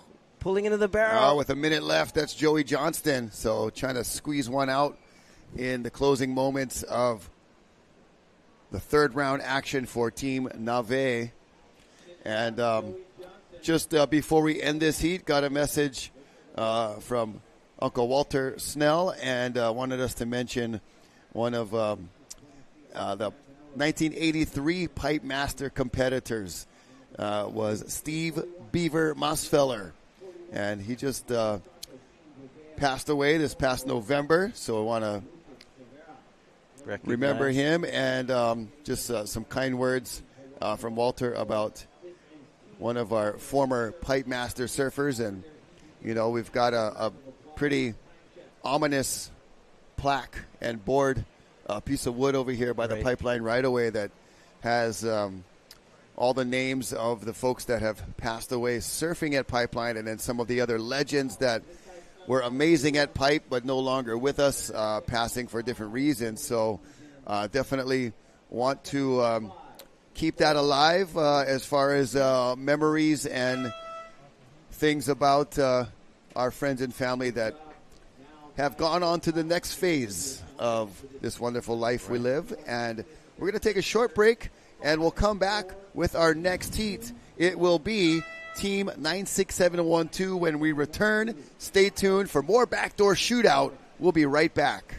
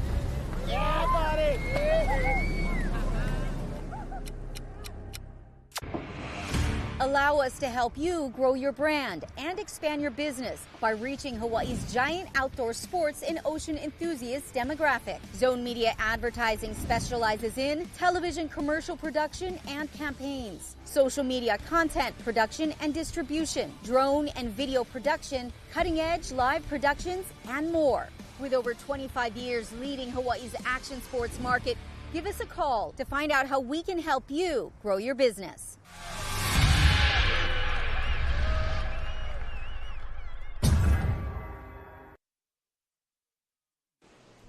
All right, check out that drone shot through the coconut trees. The fugal is good. We made them, and we are live back at the Hui Backdoor Shootout. Day number 2, live from Pipeline, the North Shore of Oahu. No better place to be during the wintertime than right here. And we got the Flow Bros, Ivan, John, and Nate, joining Eli Olsen and Jose Angel Morales for Team 96712. That is the postal zip code of all of us that live and breathe and cruise them on the North Shore. Sweet home. It's a good day to be out and about. Aloha Friday. I'm Rocky Cannon. Joining me now is Cliff Botello. And Brother Cliff, you've been doing some beach announcing. You've been here in the booth earlier today. What's the vibe on the beach down there as we watch this sick replay? Sick replay right here. Going down is a little bit of the action you see at Pipe. It is kind of closing out, so it's hard to find those nuggets. But yeah, you got the Florence boys out there. You got Eli and Jose. You figure these guys are seasoned out here at Pipe. So yeah, Jose Angel Morales from Puerto Rico getting kind of the last-minute call-up. You know, from the practice squad. Put me in, coach. Oh, yeah, onto the first string. So a great opportunity for Jose Angel Morales. And I know he's got some family that's in Puerto Rico watching live. So hola and how's it to all of you as we watch Nate Florence. Backdoor. Oh, nice man. technique. You see a lot of that going down at the back door as well. It's hit or miss. You got Yeah. some that clamp them and some that'll stay open, and it's one of those days. Yeah, you saw that one getting a lot smaller on the end section. And, you know, Nate's a tall guy. So for him to be able to crouch down and squeeze out of that one was going to be kind of difficult. He got compressed and not able to make it out. But that is a great effort from Nate Florence. We're going to be doing... thankfully, we got a jet ski assist going on for Hawaiian Water Patrol here for anybody that does go to the back door. Gives them the opportunity to make it back around the section a little quicker. And here we get a little replay going on with Nate's backdoor attempt. And just doesn't quite make it out of that. But, yeah, Hawaiian Water Patrol taking him back around a little quicker. Get him back into the lineup so he'll have more opportunity to hopefully find a diamond in the rough. As you see that wave breaking outside. Third reef action. Oh, yeah, bro. That's way, way out there. So that wave is huge. I call it the horizon tickler. Yeah, that's definitely a tickler, all right. And hopefully it doesn't tickle them too much there in the lineup. With Team 96712. Yeah, they had some pretty good scores yesterday. And I know... Eli had a few. John and Ivan and Nate were putting together some decent rides. Here we go. Oh, his foot came off on that one a little. Yeah. Okole ride. He was sitting with one leg off the board, not the ideal position, and everybody else getting pounded right now. That's the tickling you're talking about right there. Yeah, that's definitely a little bit more jostling. Yeah, Water Patrol keeping an eye on those guys. It's a bit tricky in this situation. There's a lot of water moving, a lot of sand still there. And with the sets, it just adds a real degree of difficulty in order to come and pick these guys up. It's super tricky. And job well done by the Hawaiian Water Patrol. Yeah, so we've got 22 minutes, 40 seconds for this third round for Team 96712. We're going to go to Team Snapped 5 after this. The North Shore boys will come up in Heat 6. Heat 7 will be the Groovin' Peruvians. The Tubos Peru. And then finally we'll end this day number 2 with Team Volcom. So that'll be the lineup from here on out. And then after this, I got a jam over to Turtle Bay Resort. I'm hosting a talk story. Oh, nice. About 5 o'clock if you guys are around and in the area, want to come check out a fun interview. I'll be talking with Brent Beelman. Oh, there you go. Krista Funk. Oh, yeah. You mentioned her and her skills out in the water, shooting photos. And Brown Cannon, who's also been doing some great photo work here on the North Shore. So, no relation. Yeah, he spells his name with. I He spells his name with. I am a brown cannon also. I have some pigment, melanin content, and my last name is Cannon. But I spell my last name with the one N, kind of like the camera, Canon. I'm not relation to the brand either. But Mr. Brown Cannon spells his name with the two N's, Cannon. So no relation, but looking forward to catching up with those great, talented photographers at Turtle Bay Resort. This evening around 5 o'clock, I'm going to jam out of here and head over there. So if you guys are in the area. By the pool? It'll be, I believe, up by the surf house, up by the lobby. Oh, okay, nice. And we'll enjoy some great scenery, some good conversation, and mahalo for the opportunity to go host some stuff over there. But definitely some very talented photographers, those three. So that should be a pretty interesting event there, Rocky. Congratulations, some talk story action. Check this out. Look at these sets approaching for Team 96712. We'll see who's in the spot. The Flow Bros. The Flow Bros. Out there with Eli Olsen and Jose Angel Morales. And when I seen this Jose Angel, I was like that was having some question I had. flashbacks. Yeah, exactly. But here we go, turning and burning. Eli Olsen stalling for that barrel, the infamous pipeline. Just tries to doggy door it, but just he no lie, Eli. Yeah, just got clipped. He always tell the truth.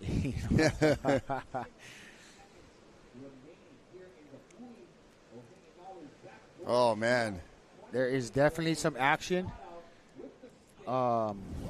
Swell kind of seems to be getting a little bit better. I know there was some difficulty earlier with this replay to show you how the pipe is actually trying to come alive, and he just had a nice little bit of a roll in. The drop was quite smooth, but then it was that last corner, that end section, that really was tricky about that one, and couldn't quite punch through. He had the right idea. Usually we think of doggy doors being small. Yeah, that was a very large doggy door he was trying to the Great Dane door bust through. Yeah, that was a big one, and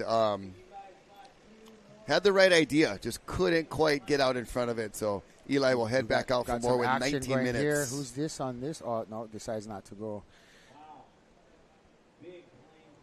Really tricky to find that diamond in the rough, like we talked about earlier. The conditions here today, some of them are just closing out too big. There's a lot of sand still. And these guys, if anybody can find a diamond in the rough, they will. Just got to keep our eyes peeled here, just under 19 minutes. Yeah, we've seen a few gems pop up a little bit more frequent in the last couple of heats. There was about that, right before midday time where the wind looked like it was going to turn with that sea breeze, a little onshore, ruffling up the face of the wave a little bit, but the trade winds have kind of repositioned and, not blowing super hard right now as I'm looking at our local style island weather indicators in the form of coconut trees, and they're just lightly fluttering. That's a good so not really a strong wind right now, but at least it has turned back from the right direction, the correct direction. You are very correct in that. And earlier today, I know we were getting kind of worried up in the judges' booth. It started to get pretty breezy. We were thinking it's going to turn on shore, and then it kind of lucked out for us for sure. Yeah, I want to say thank you to Keiki Beach Bungalows as you see the Rothman brothers. Checking out the conditions, and hopefully Koa's feeling okay. I know he had a injury and had a pretty good bonk off the reef, and seems to be okay now, but no, permanent scarring on that very boyish looking face still of handsome. his. Still handsome yet, but you see, who was that? Just got sucked back over the man, falls. teetering on the top. Drone shot, got all the action, nowhere to hide. Oh, man. And has to stay off the board, bailing under some treacherous white water. You see the surfer now able to come up. There's Ivan Florence. Ivan getting barreled. Sending it on a little suicide mission out the back. Yeah, the Superman kick out. And I just heard the crowd, whoa! Yeah. It just never fails. Yeah. Those flyaway kickouts get the crowd going. I mean, it's like I said yesterday, it's as guaranteed as a Japanese person is going to throw a peace sign when they're getting their picture taken. That's the guarantee. To the replay we go. Right there, the Superman. Yeah. That's so much difficulty. fun. Catching air like that. Yeah. Even when it's just a kick out. Definitely the closest feeling, without jumping out of a plane or bungee jumping, the closest feeling to flying.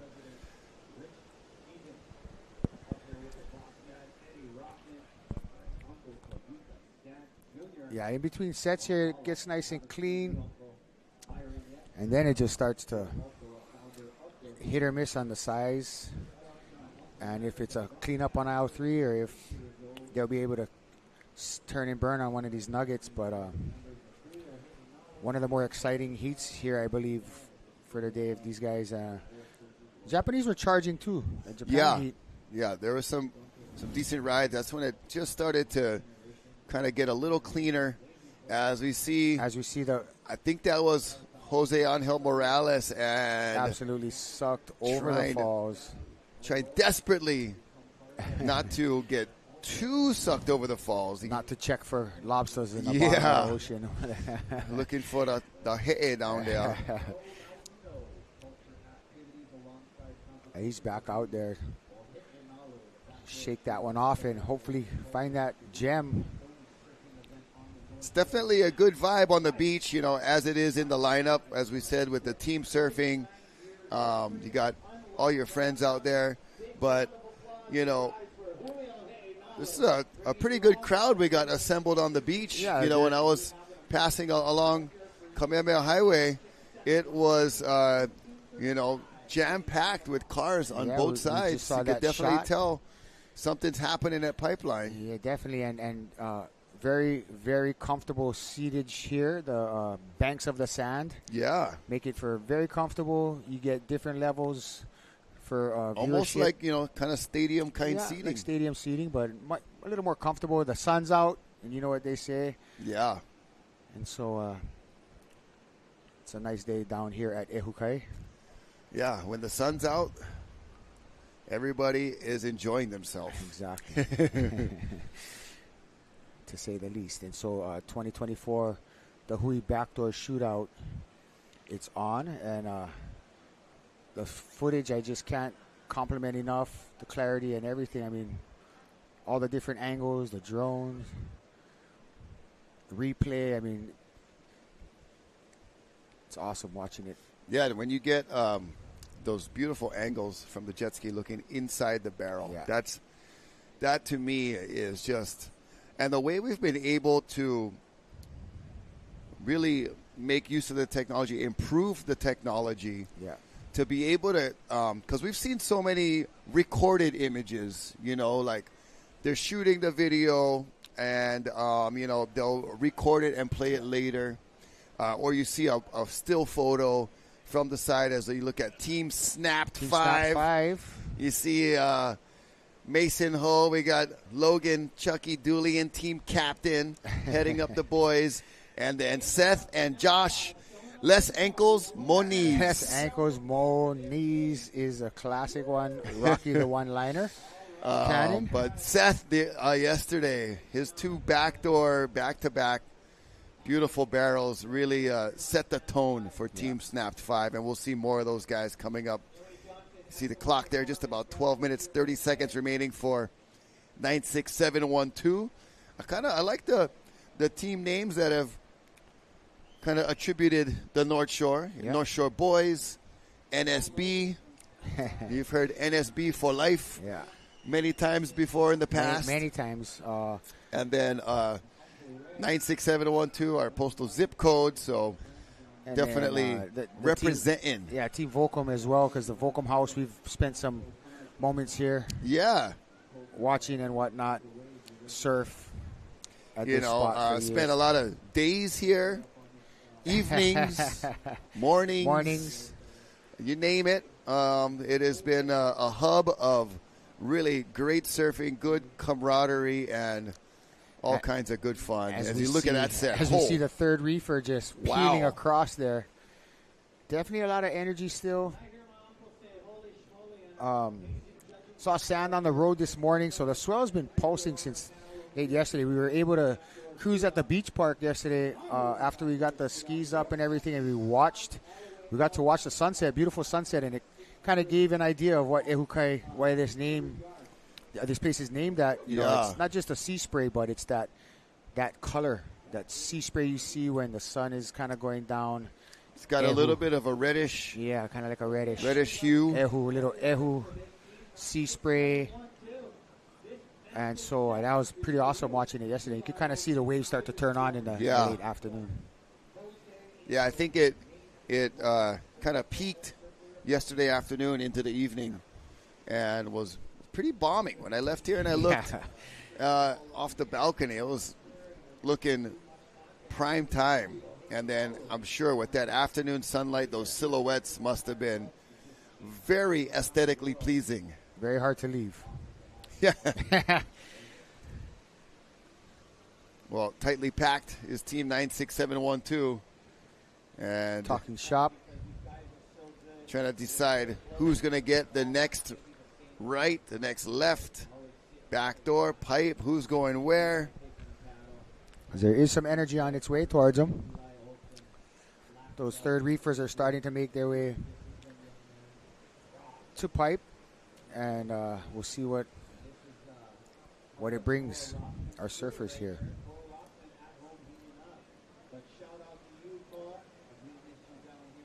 So it's kind of a hit or miss, you know. A little bit too much sand still in the area, I think, for it to set up. And the swell direction has a lot to do with it's the mix of the swell right now. There's a lot of waves that are coming just kind of straight in, breaking all the way across. So not giving that, you know, either backdoor or pipe angle where you can find that entry and the exit. It's definitely tricky to pick those right ones. Wave selection, we've been saying, is so important. Not only for your good score and to get a good opportunity, but to stay safe. Yeah, and exactly. not pick the wrong one That's and get slammed. Rule number 1, right, is set yourself up for success. Yeah. And so wave selection is probably the top priority for that. You don't want to get one that's going to put you in a situation where you got to pull the eject button or something like that, and then you got to deal with that shallow bottom there on the inside, and definitely not very friendly. We'll see who's in position for this one that's approaching. And looks like all surfers are going to opted out of that. Pass that one up. I want to say thank you to Keiki Beach Bungalows, providing sponsorship here again. They have been involved with this DaHui Backdoor Shootout the last couple of years, and what a great place to be able to hang out and stay beachfront here on the North Shore, because, you know, unless you are like with Team Volcom, or you know, one of these other surf teams, you're gonna you know, there's not too much other areas or other homes that are readily available just to rent. You know, we do keep a tight noose around our vacation rental abilities here, which we all think is probably healthy for the community. The last couple of years, it was getting out of hand maybe a decade ago. Definitely. But we've got a wrangle on it, so there's not many other options to stay oceanfront right here in the Golden Stretch. Yeah, this so is Keiki definitely- Beach Bungalows is just a perfectly situated zone to get you oceanfront here on the North Shore. So Keiki Beach Bungalows, check them out at their website. It's very easy to find. And then Go Nuts Hawaii. Yeah, they've been around a couple decades now. Definitely been around. And also the Hui, which And- is the namesake. Yeah. And Hui Ohe'enalu. Been around for a while as well, and putting this event together is definitely not an easy task watching all the work they're doing. Here we got... There's Ivan. Ivan taking off on this pipe barrel. Locked and Oh. loaded. Oh. Got a little bit too casual, kind of super casual, fragilistic espialidocious. Coming out of that barrel, you saw him with that really calm, collected type of stance, but the wave got just a little bit of his head and his shoulder and beard. Yeah, maybe caught some of his beard too, right? Yeah, it's just and couldn't quite hold on for the full exit, but we've got a little bit of different completion criteria here at the DaHui Backdoor Shootout, so see that, he'll definitely still get right there. quite a bit of potential filled for that score, even though he didn't necessarily finish the wave standing, but a good job making it from beginning to end. Exactly. And it's a little bit tricky, too, today out there. So finding those ones, these guys are the pros at it. You know, these surfers here in this event pretty much spend a lot of their time here at Pipe. You know, there are a lot of other spots to surf along the North Shore. Yeah. But this is the proving grounds here. And so these guys are definitely veterans, as well as Rocky for some time there. Was able to compete here at Pipe. Front side for you, right? Yeah, the time and attention it takes to get familiar with this wave, it's definitely it's very consuming. Yeah, you know, to say the least, right? It's like you can't just like have like a regular day job and try to come out here, you know, for a half hour after work or, you know, hit it on the weekends. Yeah. It's a full, you know, sometimes 8-hour dedication, sun up to sundown, and especially when you're first learning it. You know, in my late teens, early 20s, I had made the decision I want to be considered to surf in all of these events, and there's no other way to get that. You cannot just like fill out an application and pay some money and you get in. It's a building of your resume that starts by putting yourself in some gnarly positions out there and respect, try not to get in the way of the elders. So navigating through the crowd is a huge part of it. You've got the crowd, the wave itself, you know, all of the attention and media focus. You see the beach crowd on any given day here at Pipe. It's, you know, all systems go. Yeah, a lot of elements to deal with for sure. You know, all those variables, all those dynamics, and then you know you got to have access to boards, because if you're charging out here on a daily basis, you're going to mow through some boards. Yeah, and there's a strong possibility. Yeah, you're going to spend some time on the sideline too. Oh my gosh, look at Pipeline right there grabbing the rail. Oh,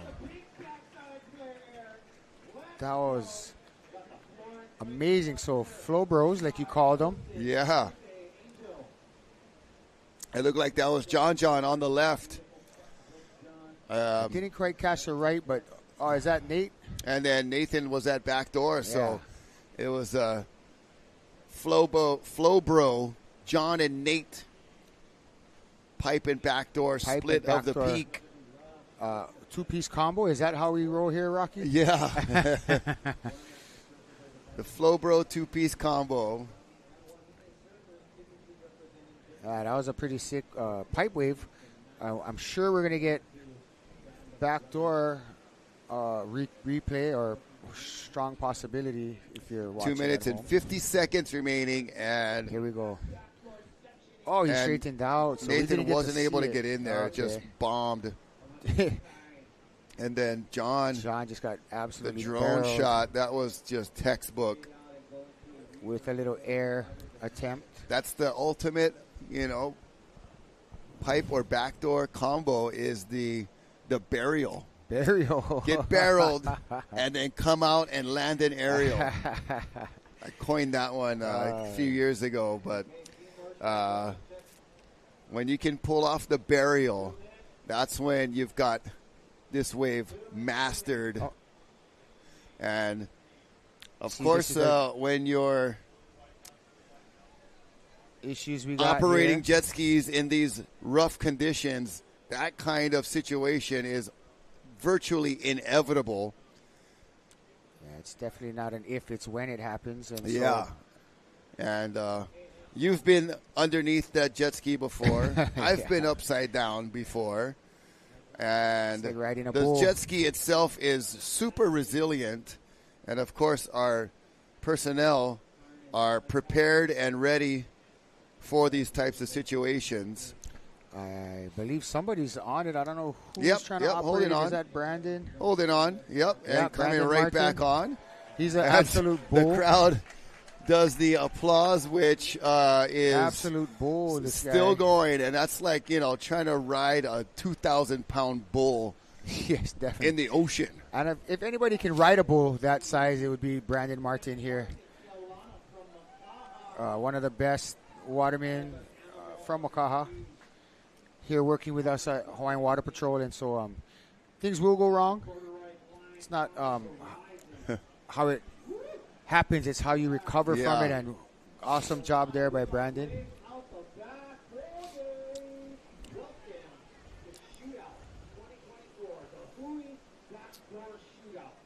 Look at that wave in the foreground there. We've got some messages coming in. Mahalo, Frankie, for tuning in. And, surfing. We got Kona Oliveira. He was out for Team Brazil as we watch Eli Olsen just on a quick one with 20 seconds. But we had the comparison of surfing in MMA and surfing pipe. And Kona said it so well, like, if you're getting pounded at MMA, there's a ref there to stop Stops it. But Yeah. when you're getting pounded at pipe, there's nobody in there to step in. Maybe Water Patrol can help you when they Yeah. can, but it's like the wave is going to do what it's going to do.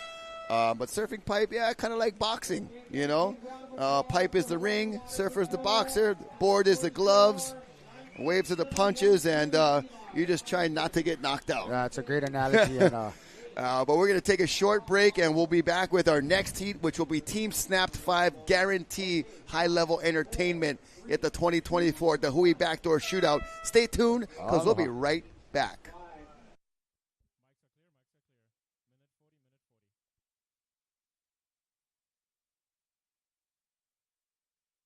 Snap 2, bringing it back.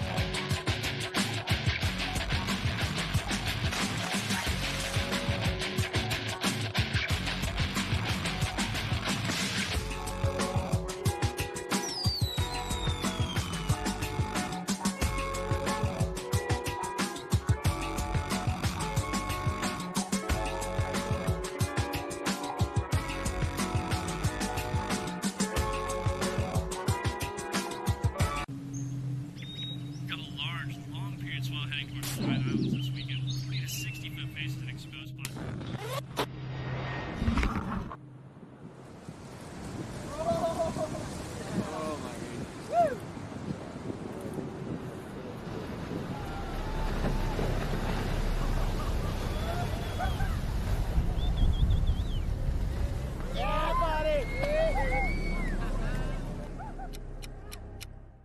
The Hui Backdoor Shootout 2024 is presented by Go Nuts Hawaii and Keiki Beach Bungalows. Special mahalos to the members of the Hui o He'enalu, Monster Energy, Athletic Brewing, Sinaloa Tortillas, Odom Water, Waiakea Water, Saltwater Society, Haleiwa Juice, This live presentation is produced by Zone Media, creators of Ocean Paddler TV, Hawaiian Extreme Sports TV, and In the Zone.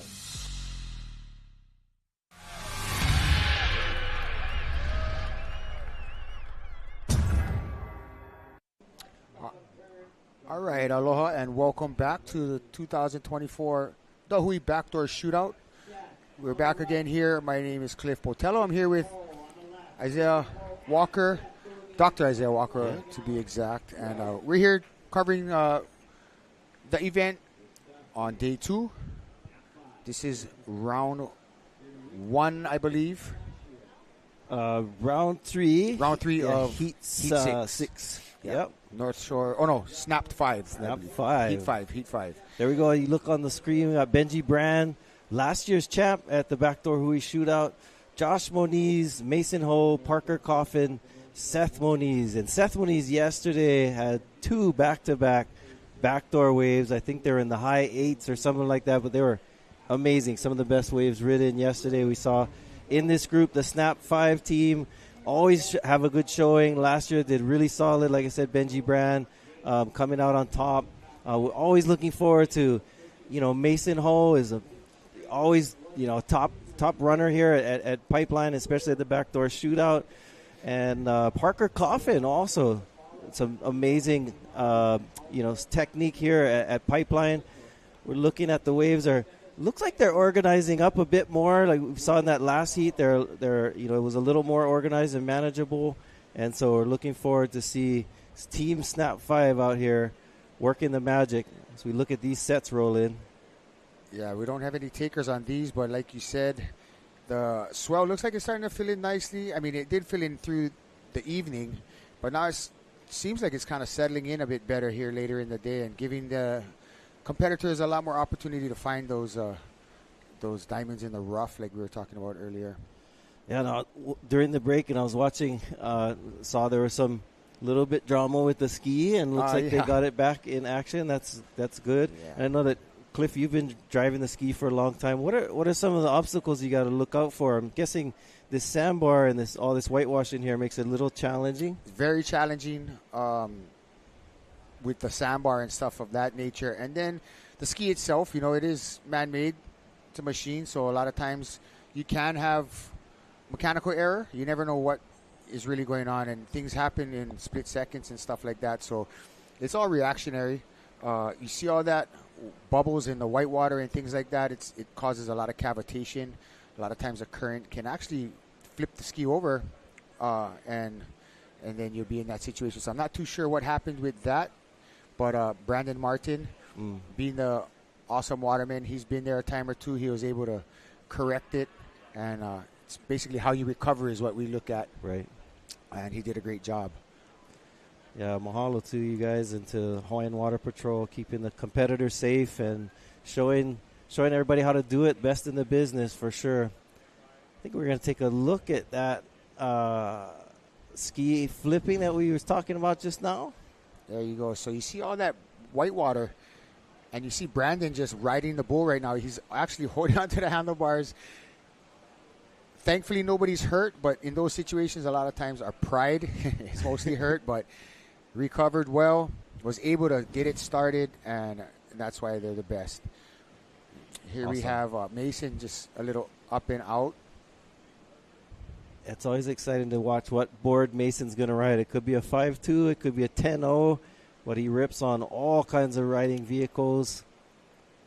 And I notice he does tend to choose a little bit longer board. And I remember, I've been doing water patrol for a while now, and we'd be out there, and his dad and Uncle Derek guys, when it'd be better sized pipe, they would have, bigger boards. Yep. And he kind of has the same mana'o or same belief, I think, and works well for him. He's able to surf it. For sure. I think keeping that tradition alive of being able to pull in on these bigger boards. I think also, he also, as you can see him right now, paddles out, sits a little further out, and that bigger board allows him to get in a little earlier than if you're riding a shorter board. So maybe that's part of the strategy as well. Yeah, Team Snap 5, they've been having a pretty good showing during their heats. They're trying, and it's pretty killer how this format is set up. You know, they get to just keep surfing. Like today, they get to surf a total of an hour. So 2 30-minute heats, these guys all get to surf. And not like any other contest here. You know, you're usually in, and you're either eliminated or you advance. And so it's a pretty cool format these guys got set up here at the DaHui Backdoor Shootout. Yeah, for sure. It's a, you know, we've talked a lot about it's a different format. We have somebody paddling for this one. It's a deep one. Oh, he made that drop. Goofy footer must be Parker Coffin. Coffin, little head tuck. Oh, disappears. Into the curtains. Wow. Yeah, that was an interesting one because the wave was split into 2 different waves. There was kind of a rib that divided the wave in the middle. So he was able to pull into the... Oh, that was Benji. Benji Brand. Yeah, so we have 2 goofy footers in this heat. Parker Coffin, Benji Brand, Josh Moniz, Seth Moniz, Mason Ho. Regular foot, meaning they surf the left foot forward. See this late drop. And then gets barreled a little bit there, and then just sandbar. Lots of sand still here on that reef, and so... So what are we looking for to move that sand? Is that just a lot more like a big west swell to push it away? A big west will move it. But there looks like there's still a lot of north, actually, not a little, but... And that's just kind of, it's like a tug of war going on here at Pipe with the sand. It's amazing from this drone view. You can see kind of the way that the swell bends around. You can see the different angles as it hits the reef here. Well, that last heat was a awesome heat with the John Florence and his brothers. And we have actually, I think, John Florence waiting down on the beach, ready to talk to us. We'll throw it down to them now. All right, we're here with John, a legend out here, and I just wanted to ask you, so when you're paddling out with your brothers, how do you kind of decide who gets priority? We don't decide on priority, actually. We just kind of go out there and we kind of just like, everyone kind of finds their spot in the lineup, and I feel like whoever's kind of in the spot for that first set goes, and then we kind of start our priority from there. All right, how are you feeling with these waves right now? They're a little messy. They're huge. How are you feeling with them? Yeah, it's big. It's messy. It's got a little bit of a north swell in it, so it makes it super challenging. But it's really fun because when you find they're really good, the conditions are amazing. It's just the swell is a little bit tricky, and there's a lot of water moving, so it makes it challenging when you fall. Definitely. I'm sure you're really tired. Tired. Yeah. All right, well, get some rest, and thank you so much. Yeah, thank you.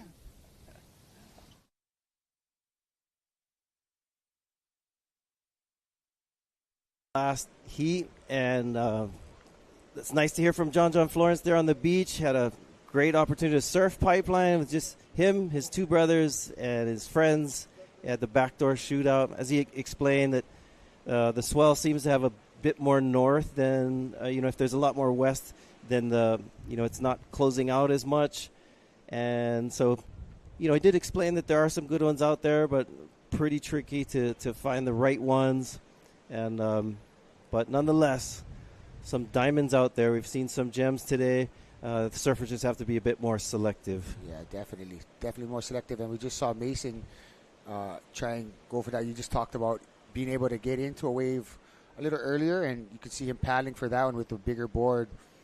Not a bad idea to go out there with a little bit bigger board. It is kind of good size today, and so get in a little early. Maybe you can get the speed needed to get shacked and pop out of there.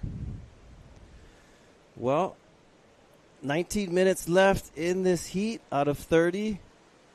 And they're looking to get some waves. In the shootout, we're running 2 rounds today. So we're in round number 3. On day number 1, we ran round number 1. We also run the Duke specialty event where we had the longboard, the stand-up division, and even body surf. So today we're going to finish out the day with running round 3 of the shortboard division. And over the waiting period, each time the surfers surf, they'll accrue their top wave scores, and it depends on the conditions. It could be the top 3 waves, top 4. We've seen even 5 sometimes, but and then at the end of the event, they add up those top scores to come up with who's who's going to come out on top at the Hui Backdoor Shootout. I mean, did you have any highlights or favorites from watching the event so far, Cliff? Man, they've been all charging. So far, I know the Japanese team had some good ones, but the Moniz boy has been pretty much ripping it up as well, and the Florence brothers. I mean, so much talent here. It's just hard to pick my favorite. Yeah. But you got a little split peak action going on right here. Oh, just Mason going pipe and getting barreled, making it look so easy with his exit, just so surfing that right out the tube. Yeah, and we were talking about how having that extra foam and that length on the board can help Mason to get in earlier. And we see just that because we had two paddlers look like they were going to split the peak. That was one of the Moniz brothers. But that extra foam that he had gave Mason the shot to get into that barrel. You see him slowing down, dragging his front leg, dragging his hands, trying to get deep in as possible in that barrel, and he comes out with a successful ride. And he is definitely one of my favorite surfers. I like how he holds himself. He's super happy, always positive, smiling, and always charging. And I like his I guess style. Yep. Let's say. Really, yeah, really he's got classic soul surfing kind of a style. That's probably one of my favorite surfers. Oh, it is cool.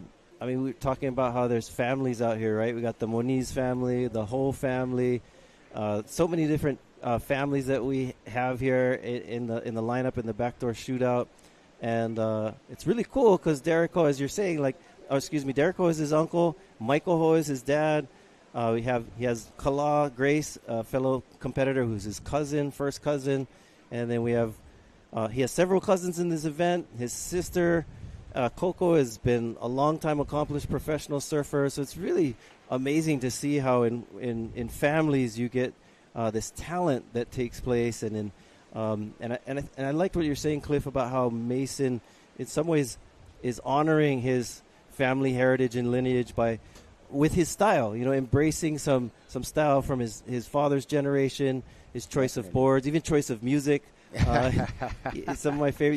You watch his surf videos, which are incredible that he puts out. Apparently, he edits them himself. The selection of music is, he picks a lot of music from his dad's time and generation, and I think that's part of also what makes him so exciting as a surfer. Yeah, definitely. I would have to agree with you 100% on that. Definitely ahead of his time. Yeah, and he's also known for just, riding like weird and somewhat dangerous the graphics. waves. Well, yeah, I thought you were gonna go with the surfboards because his graphics on his boards as well, like the colors are classic. Yeah, but I don't know if you had the chance to see the movie that came out recently about Sheldon Paishan and Mason Oh yeah, Hall I did watch Through that, the Doggy Door. Yeah, we did get to. I did get to watch that at home, and a really incredible story. Actually, Right. if you haven't been able to check it out, I do recommend it. It's a pretty killer story, and it's a lot of it is not just with Sheldon and Mason, but with a lot of folks here in Hawaii. It's true.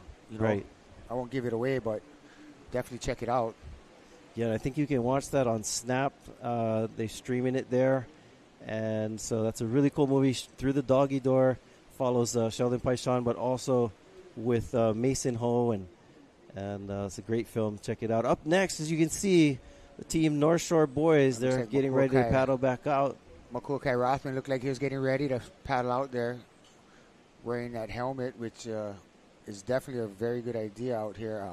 I saw a picture of Kai Lenny's helmet, and that just is an exact reason why it's so important to have that on, because if he didn't have that on, you saw the damage it did to that helmet. Can you imagine your po'o would not have been a good thing. Yeah, that helmet itself, you can see, and I saw the picture earlier today too, where it's like cracked in half, just literally crazy. cracked.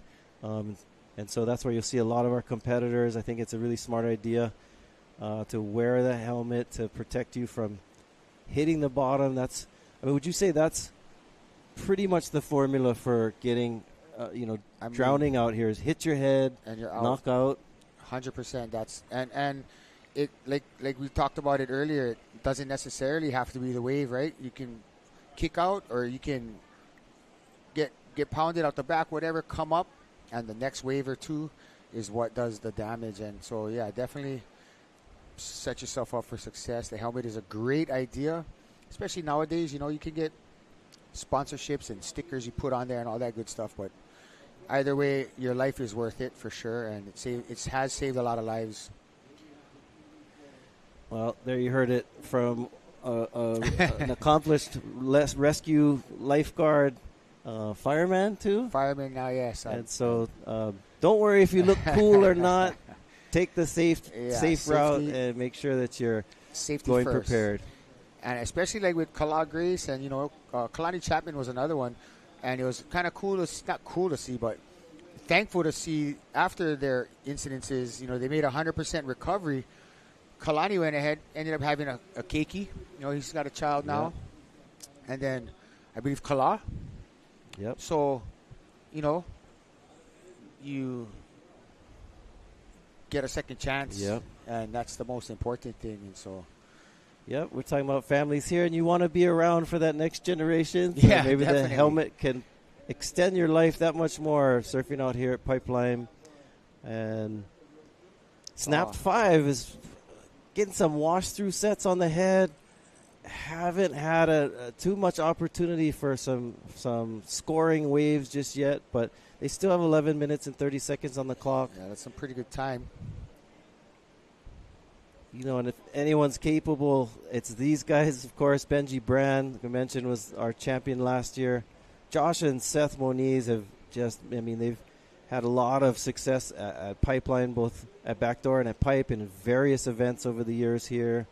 Of course, Mason Ho is a standout always, and Parker Coffin as well. So these guys know how to surf this wave and are itching to get a good one. Just have to be a little patient today with the direction of the swell. Yeah, they have that eye for it, like seeing which one is the diamond. Normally they've been out here for so much times and got so many reps that they know which ones are the ones you kind of want to stay away from, and the ones that might turn into that one diamond. And so it'd be exciting to watch these guys and see how they finish up with just over 10 minutes remaining in their heat. There we have Ayala Stewart. Ayala Stewart, here we go. His brother, Kaniela Stewart, on the longboard tour, has done really well, winning many events. Last year he was in this event, his brother in the longboard division, but Ayala Stewart has been, even though he was originally from town, came out here and lived out on the North Shore and made a name for himself at Pipeline. He's an incredible Pipeline surfer. It's awesome to see him here today. Yeah, the time on the water, in any sport you're going to do, you got to spend time in your craft. And, these guys you want to be anything of a charger here at Pipe, you got to spend time out there. And you actually got to take some lickings too, which is, part of the pay-to-play program here at the DaHui Backdoor Shootout and at the Bonsai Pipeline. Well, you can see our tides on your screen there. At 3 o'clock p.m., low tide at 0.1 feet. That's not a real big difference in tide. In fact, one thing unique about Hawaii is that our tides, in comparison to other places, especially places like California or on the west coast in northern parts of the Pacific Northwest, or even down south in New Zealand and elsewhere, if closer you get to the poles, the more extreme the tides get. So in Hawaii here, our tides aren't that extreme, but look at this one, Mason Ho. Mason punted on that one. And those are the ones we got to keep an eye on, but, he's seasoned, he's up. That's the main thing. Knowing him, he's got a big smile on his face. I'm always surprised how he seems to go unscathed with a lot of these waves. You watch his, his YouTube and his social media accounts, and a lot of the films that he's in. He rides like these very, shallow, reefy waves where he's literally riding over dry rocks. and seemingly going unscathed. I remember once I was talking to him, I was like, "How is it that you don't get hurt on these rocks?" And he goes, "No, I do." Yeah, he's just pay to play, right? Yeah.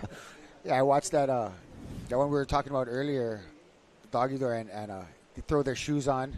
Oh man, did you see them eject? They throw their shoes on to walk up and down the rocks, right? This is classic. And so what he was doing there was actually a preventative move they call it the pencil dive, right? Oh, yeah. So Yeah. trying to get your feet and penetrate that water so you don't get thrown back into the whitewash. With the potential, if you do get thrown back into the whitewash, you're potentially going to go back over. Right. And that's where a lot of the damage happens too, like we talked about earlier. You make the ejection, but then and he's taking a moment there, collect himself, checking on him with the ski, making sure he's okay. These waves, they're definitely not something to play lightly with, and so somebody like Mason potentially got rattled. He's taking a little break, thanking the elements for allowing him to catch another wave, most likely. Yep. He's going to make his way back out there. Looks like one of the Monizes looks like Seth, the end of his wave. Now that decision, Seth here is at the back door. You can see the sets coming in. And you see him spin around and paddle back in. He's been there before. It's like, yeah, I'm going to go in. And we actually do have a watercraft or jet ski assist. And so with 6:30 remaining, the jet ski can zip into the backdoor area, grab him, because that area is super shallow, a lot of rocks, not a fun place to be. And it does take a moment to paddle back around, but the jet ski can come in, grab you, and zip you back out to the channel. Yep. See a replay here. That's Mason that's the hitting pencil dive you're talking about. Yep. Hitting the eject button. This is a Seth Moniz, that last one he caught. Looked like it didn't work out for him. Decides to go around. Smart choice, especially with these sets coming in. There really isn't a channel, especially out at backdoor. Yeah. So you have to kind of pull the trigger. Like, okay, yes or no. Channel. The only channel at backdoor is when you get blown all the way to the shoreline and dragged back out the rip. Is the channel. Yeah. Now, I mean, when you're on the ski and you're doing rescue and people are going backdoor, I mean, is there something that you watch out for? Because I know it's really shallow in there when you're riding the skis. Or, how do you approach backdoor when you're going for a rescue on the ski? Well, so what we try to do is we don't want to wake the surfers. So you want to watch the lineup so you don't wake them out, the guys that could potentially be catching a wave next. And so we try to go in on the back of the wave in front of it. Okay. And so you let what we call a carpet. The carpet goes in. It'll add some water to the area so that your watercraft can go in there. And then you know where that big tabletop is in front of where Jamie O'Brien grew up, that house right there. Yep. Used to be there. I don't know if it's a Red Bull house still, but right in front of there's a big tabletop you want to stay away from. But if you go inside, you grab their rider and go inside of that, you can actually use the carpet that comes in and ride that along the shoreline, come right back out the channel to pipe. And so that's kind of like the highway we use. Okay. Just got to be mindful there are rocks here and there, but if you let the wave come in and put some water there on that area, then you should be good to go. Now, also, when you're riding through this foam, does that sometimes clog up the ski, or how do you guys manage not necessarily clog it, but you know how it's pockets of air? Right.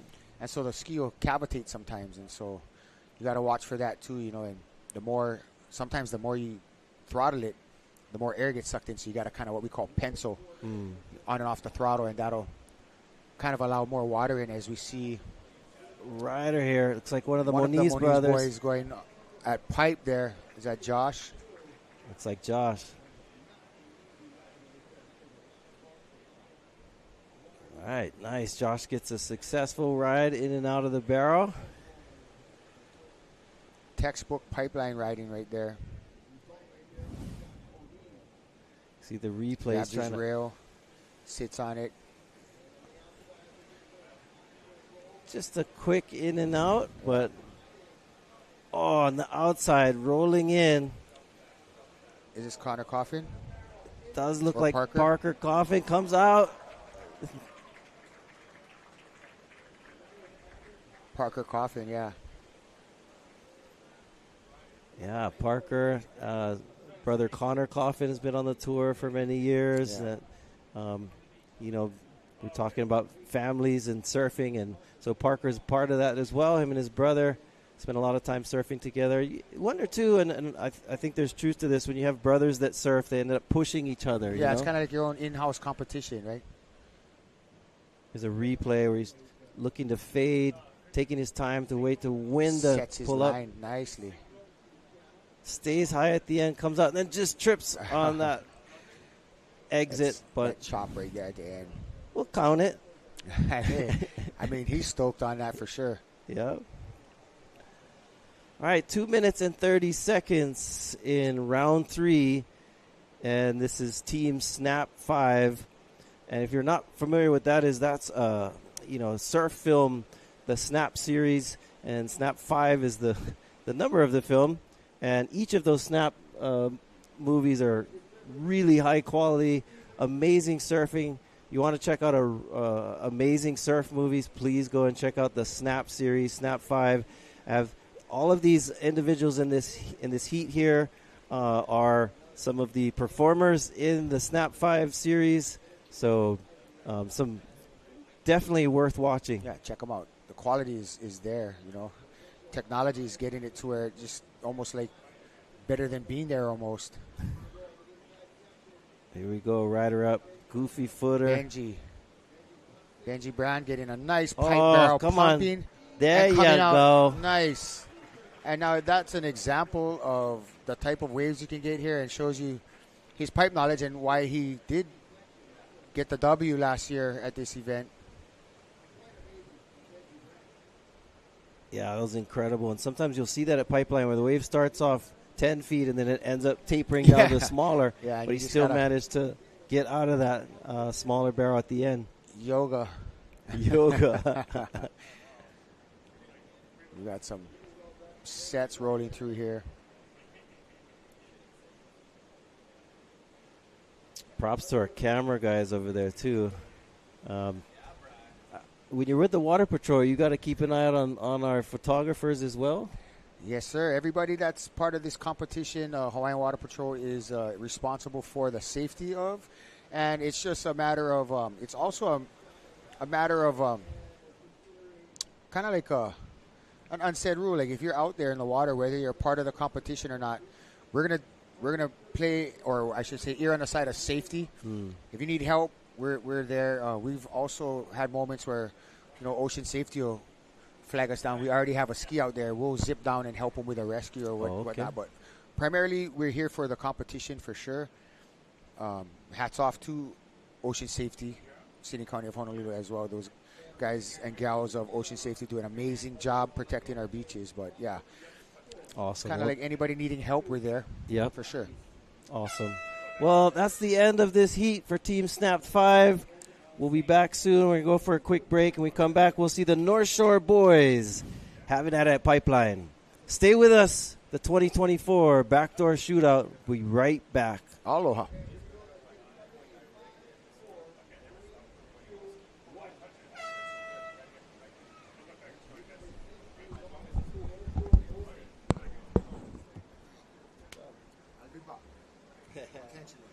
Hey, the shirt's making your eyes pop. Oh, yeah? Perfect. Get some talent. Get some talent.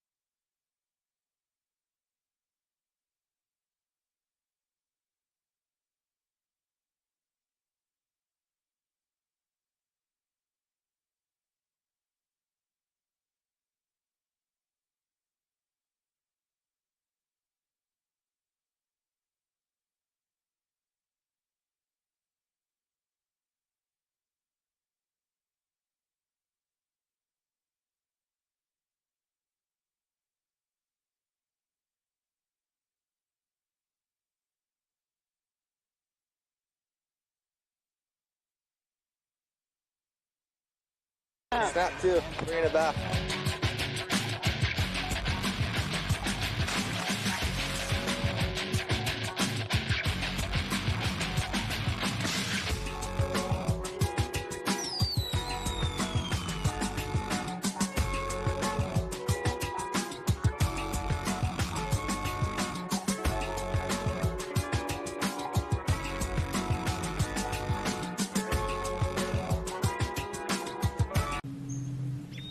Got a large, long period swell heading towards the White Islands this weekend. 40 to 60 foot faces and exposed spots.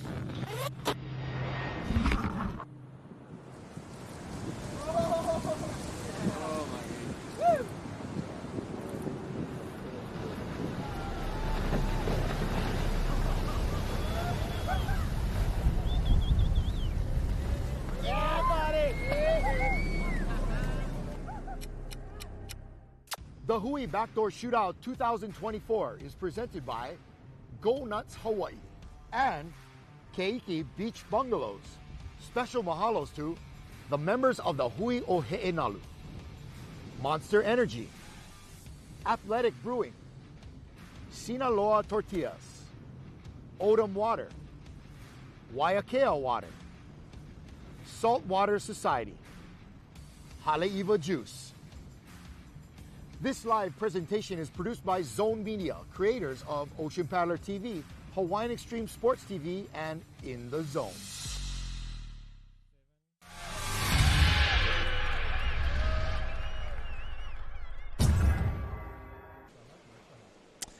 Aloha. Welcome back to the Backdoor Shootout 2024. You're here with Ezra and Isaiah. We're bringing it to you live at Pipeline. And we've got the North Shore boys out in the lineup. We just finished Team Snap 5. We're into round 3. We just have 3 more heats in this round, and then we'll call it a day. As you can see on the screen here, the North Shore boys team, Ayala Stewart, Kala Grace, Legend Chandler, Makayan McNamara, and Makuakai Rothman. Ooh, what a team that is. And in their second round, the ocean was slow. So these guys are frothing at the bit. North Shore Surf Shop, Ayala Stewart, Kala Grace, man, these guys are ready to get on the board. They do have a few scores, like Makua's first surf in this heat was amazing. This was during the break. We had a rider up, bottom turning. Holy smokes, look at that sandbar. Oh, that looked like Legend Oh, Chandler. my goodness. Whoa, that sandbar was about 4 foot thick. The Holy lip smokes. was 4 foot thick.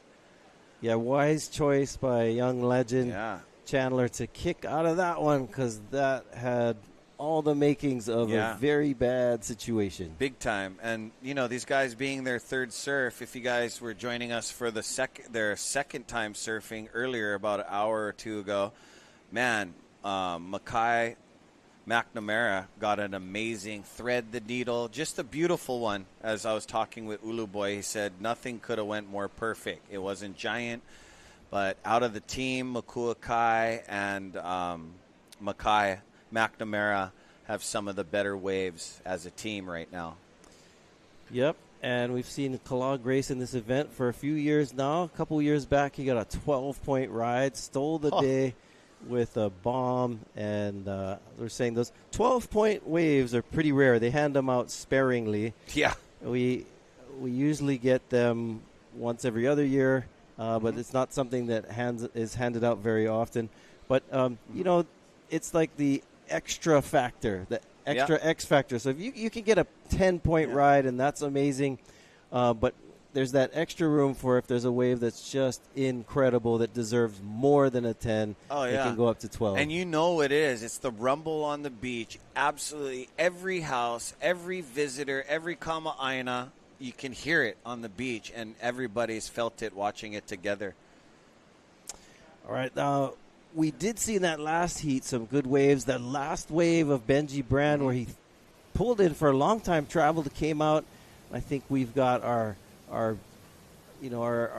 folks down on the beach who are ready to talk to Benji and see what he has to say about that last heat. Good job, Benji.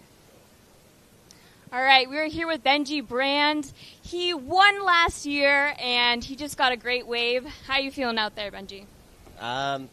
It was pretty chaotic out there. I don't know. I was just trying to just trying to pick and choose and like make all these micro decisions and like a pretty crazy lineup, like a lot of stimulus, and I don't know, if you just find one tube out there, it's pretty much a win, and I don't know, just like we're all safe, so that's a win.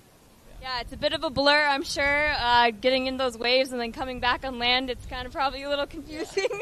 So I saw that amazing wave. It was about to crash down on you, and you pumped and you got right out. How did that feel? Yeah, I don't know. I felt like when I was paddling into that wave, I was a little bit on the shoulder, actually, and I was like, oh, I got to really like delay my bottom turn, and then I felt like I delayed it a bit too much, and I might have looked ugly like pulling up under it, because I was like, oh, I gotta pull up, and then I was like, oh, maybe it kind of looks like a closeout, but maybe I'll just keep traveling and see what happens, and it just let me squeak out right at the end. So that was a fun wave. Yeah. And do you think it'll be enough for Snap 5 to win again, maybe 3 times in a row?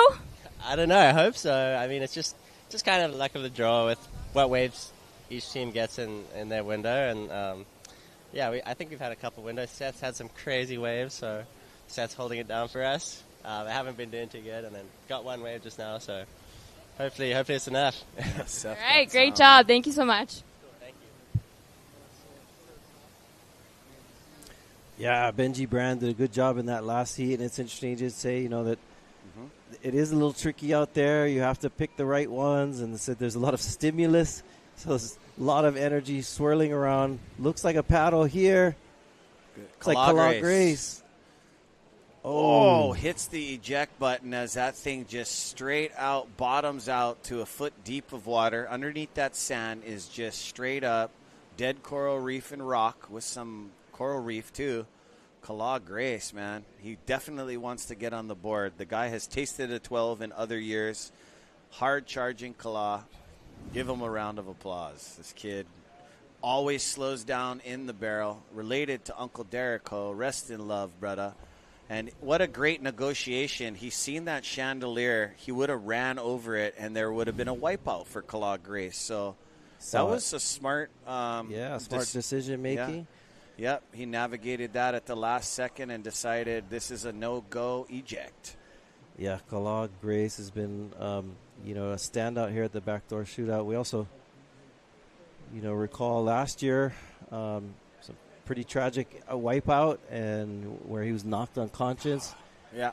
And Nolan Keolana and the water safety crew went to his aid quickly, and fortunately things went well. He was revived and spent some time in the hospital.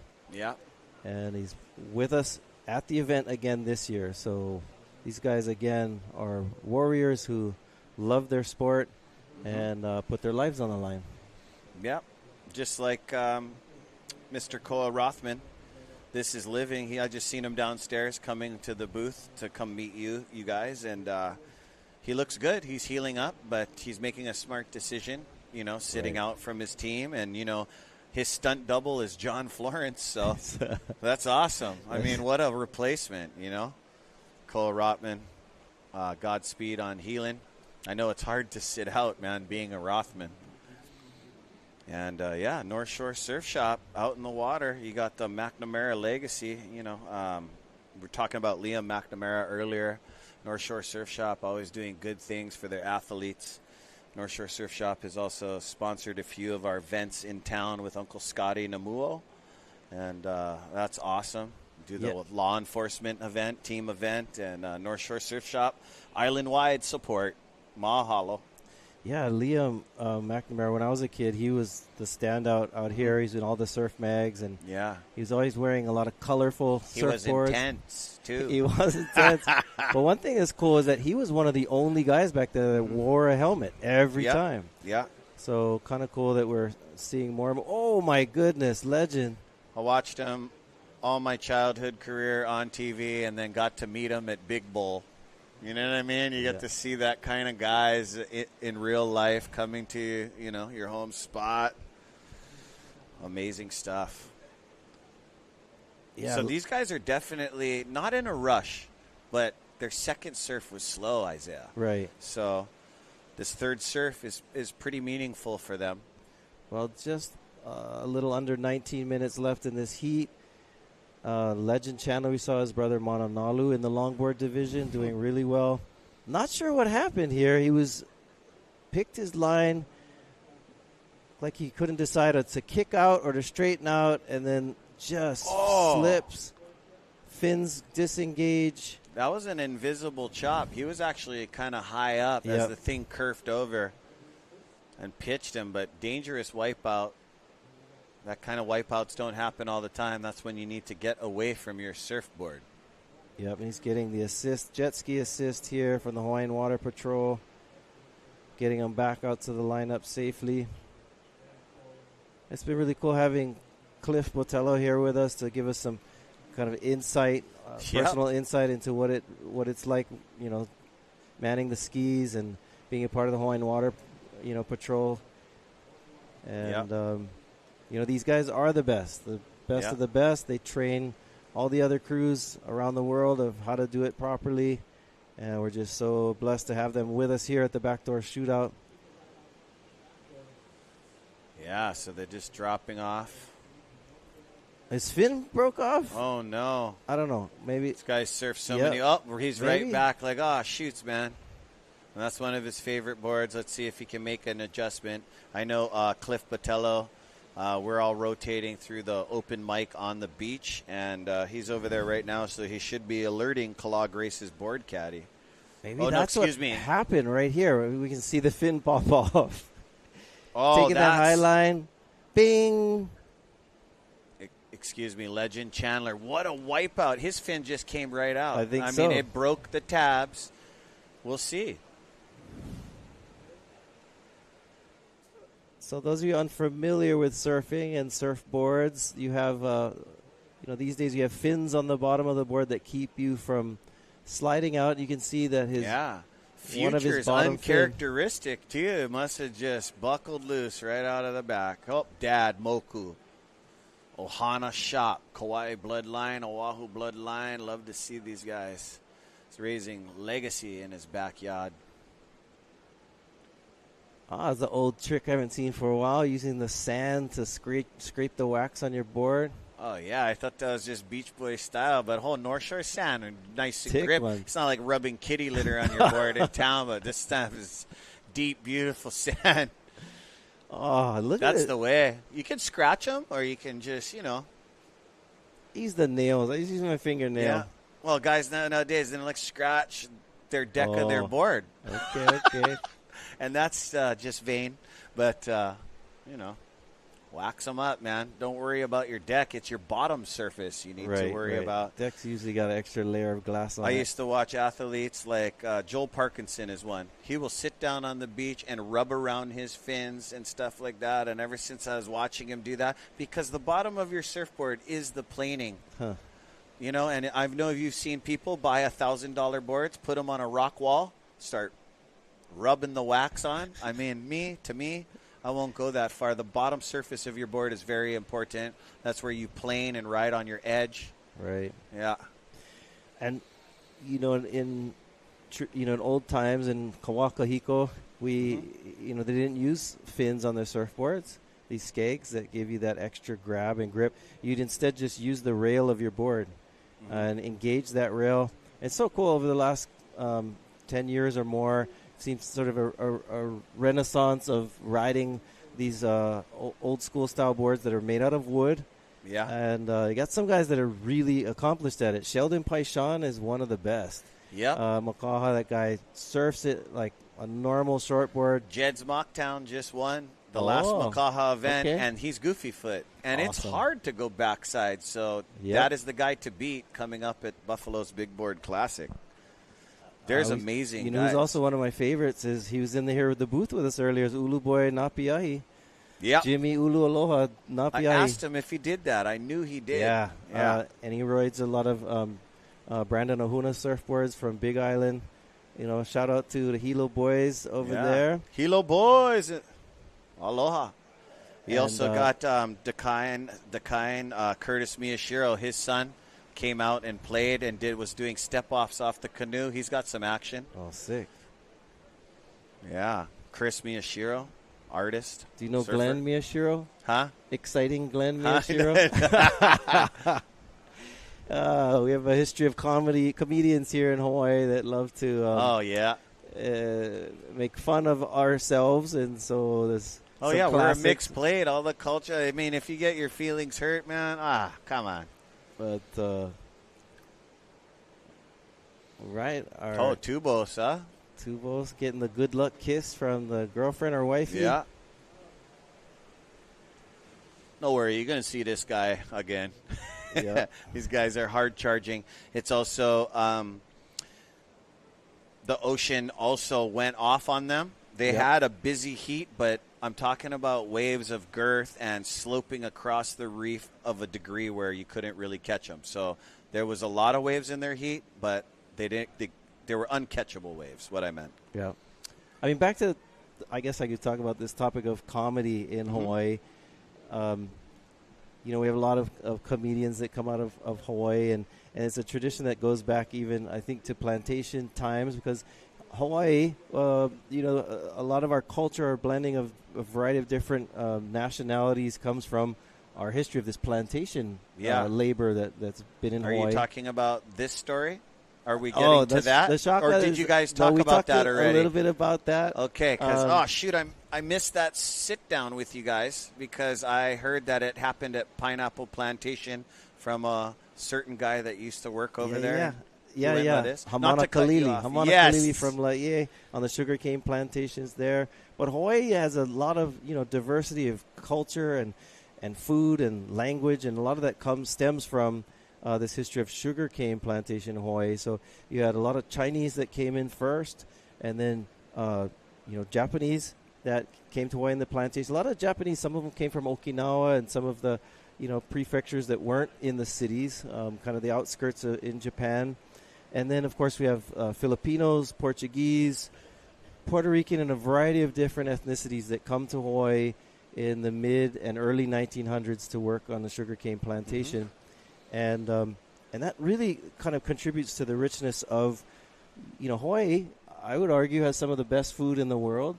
And a lot of that comes from just blending of different cuisines, right? And so Hawaii has a very long history of mixing. Even our language, Hawaiian or Lelo Hawaii was the language of old Hawaii and still is today. It's an official state language.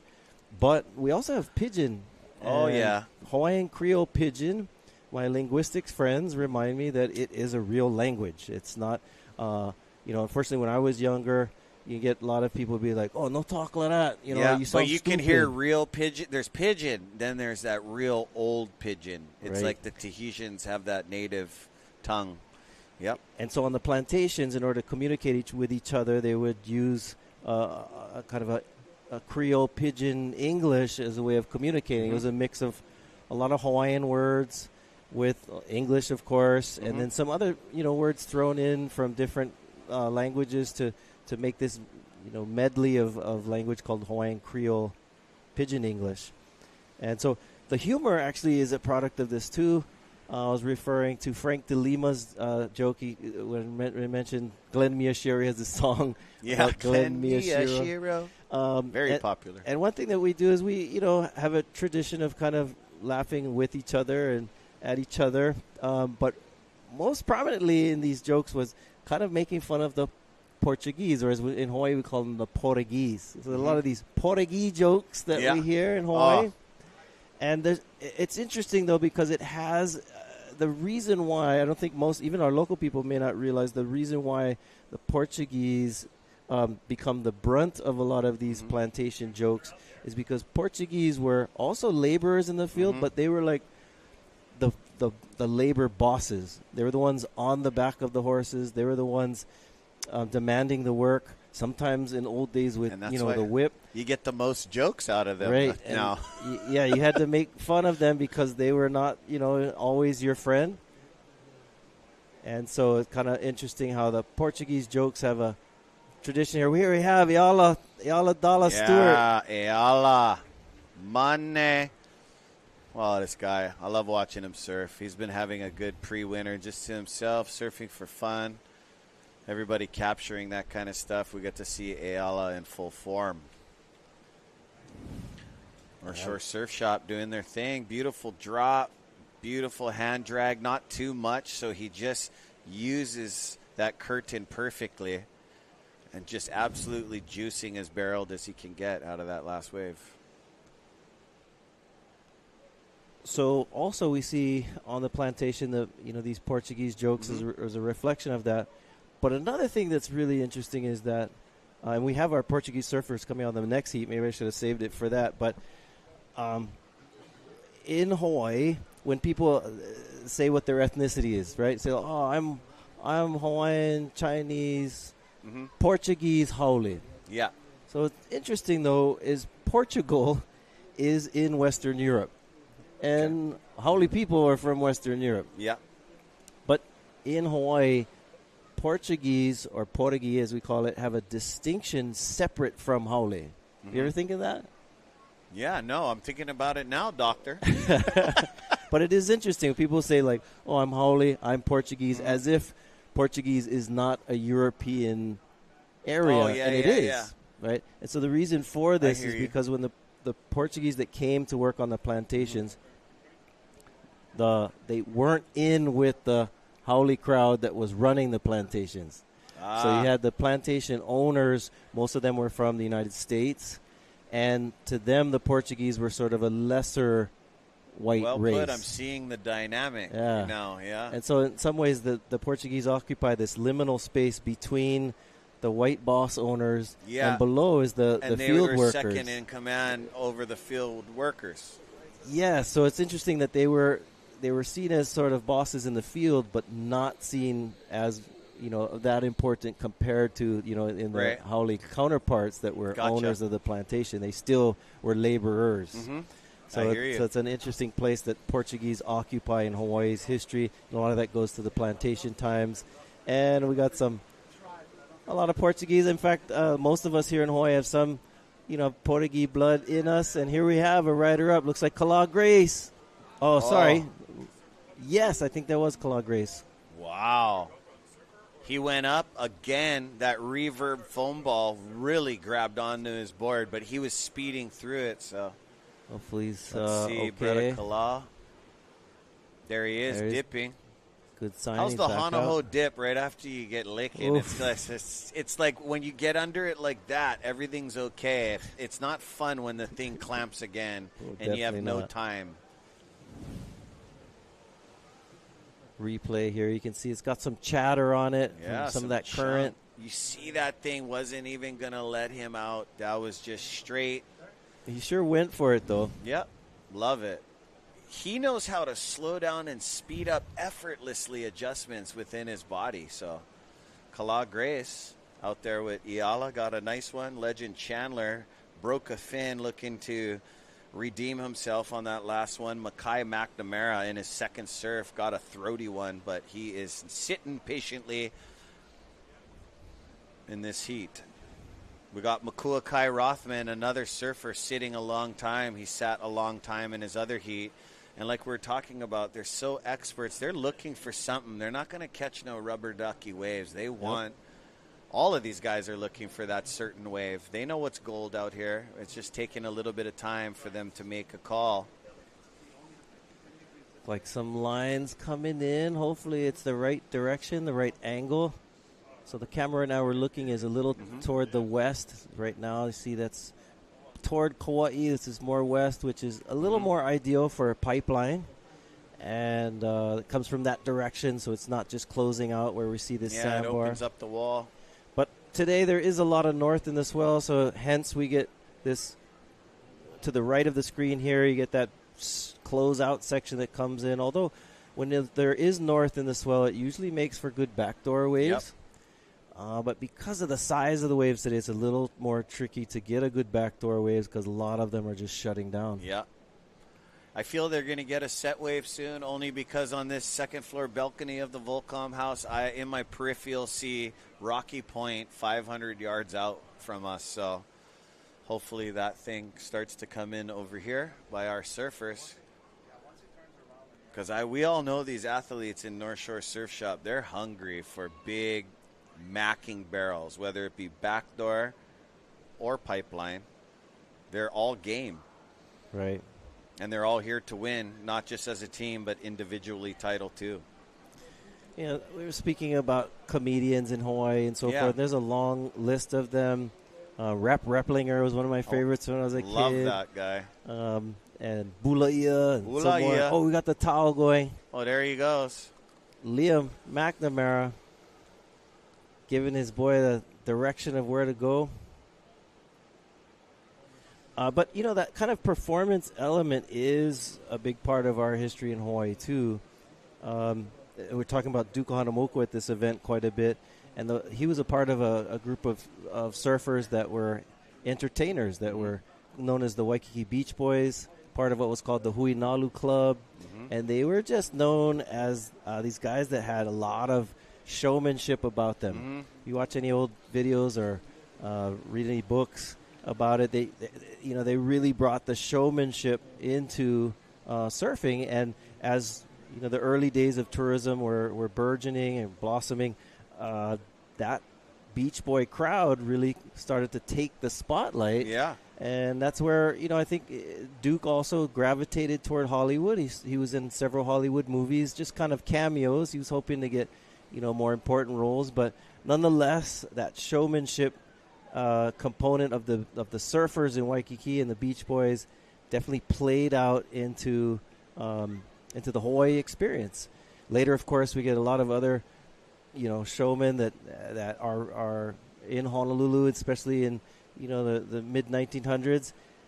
Don Ho becomes very famous, who, by the way, is like a relative of our surfers, the Ho family. Yeah, the Ho family, that's right. And would you say Don Ho got in the water himself and shredded a wave and just threw some tiny bubbles off into the sky? I'm not sure, but we grew up in Hawaii. And that goes into Hawaii entertainment, and I'm sure I've never seen Don Ho cut a joke or anything, but I'm sure he was raw.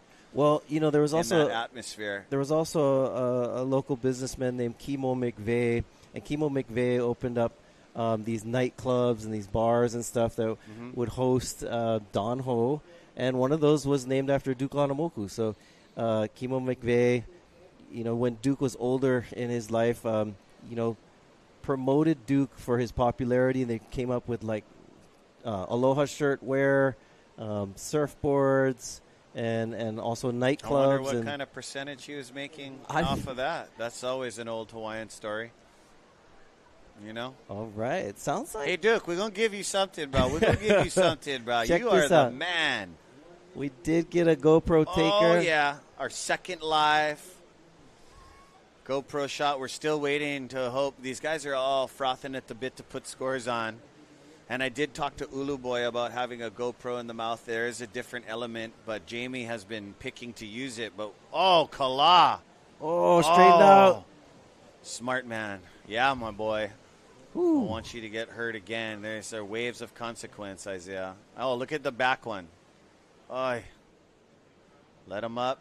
There he Here is. he is. Good stuff. Awesome. Zone Media bringing it to us live. Ocean Paddler TV, Hawaiian Extreme Sports. They do all of that. They're joining us this year. They got cameramen everywhere. Big production crew. We love it. Excellent job, gang. Yeah. Shout out to Jance Oz and Eli Visions downstairs, too. The Hui Boys always making a mean production, too. Very talented. Speech is packed.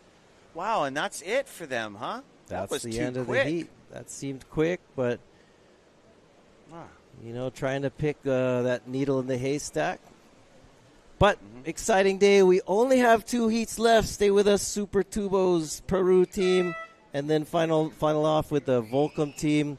We're going to go and take a quick break. Stick with us for the Hui Backdoor Shootout 2024. We'll see you soon. Tubos Peru up next.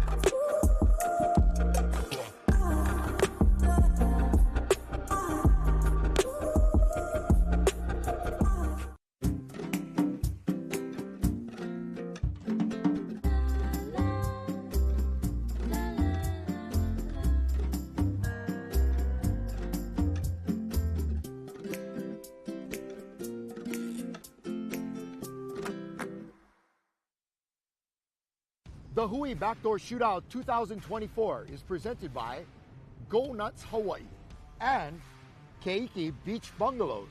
Special mahalos to the members of the Hui o He'enalu, Monster Energy, Athletic Brewing, Sinaloa Tortillas, Odom Water, Waiakea Water, Saltwater Society, Haleiwa Juice. This live presentation is produced by Zone Media, creators of Ocean Paddler TV, Hawaiian Extreme Sports TV, and In the Zone.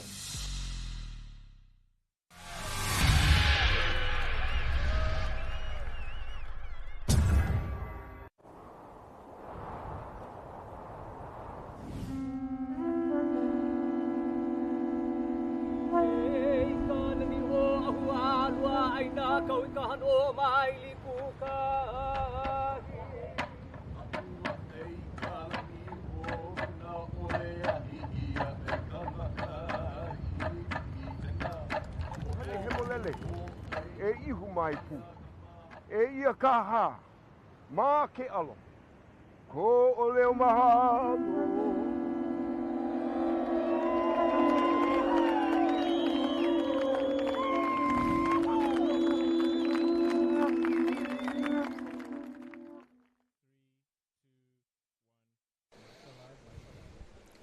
Aloha, welcome back to our day number 2, 2024, DaHui Backdoor Shootout. There's Kala Grace coming in, talking to Mom, getting a little synopsis of how it was out there. Yeah. It looked super heavy. Heavy. You know, the swell was forecasted to taper off and ease up a little bit.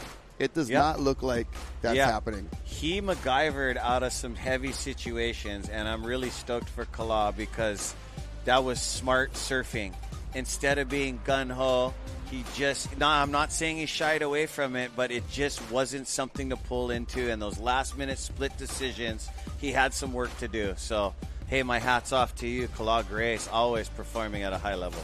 Yeah, you know, coming back from that crazy, horrific injury last year, that's, you know, not only physically, but to mentally re-prepare yourself and come back from something like that. That's really commendable. You seen Legends wave too. Was wondering what happened, but it looked like he broke his fin right off and then just did a rock and roll tail drop out of the sky. So I'm glad you're okay, Legend. You are watching Tubos Peru. We're in heat number 7 of our day number 2. This is round 3. Tubos Peru, the groovin' Peruvians. Oh, big time. Alonso Correa, Sebastian Correa, and Gabriel Villaran, Cristobal de Cole, and the Paia Pitbull, Billy Kemper. Oh, Billy Kemper. We saw him get some good ones yesterday, and Cristobal looked pretty smooth. Oh, super on smooth. The waves he had. Yeah. We just got some information, too. We want to let you guys know that on January 20th, we're going to have a march over in Lahaina, organized by Archie Kalepa. Uncle Archie, another amazing waterman. And if you can make it over there on January 20th, it'll be a very special event and commemorating Lahaina and all of our, it's a Ho'olu gathering, and that's on January 20th. So it's Saturday, later on this month. If you can make it over there, please try to make it to Lahaina and over to Maui and see Uncle Archie and the crew over there. And we wish all the best. It's to honor Hawaii's rich genealogy for Ohana, protecting the land, the ocean, resources, and building healthy communities, beginning with Lahaina. And we're going to take you guys down on the beach to talk with the man we just saw on camera. That'll be Kala Grace. Let's hear it, bro. Kala.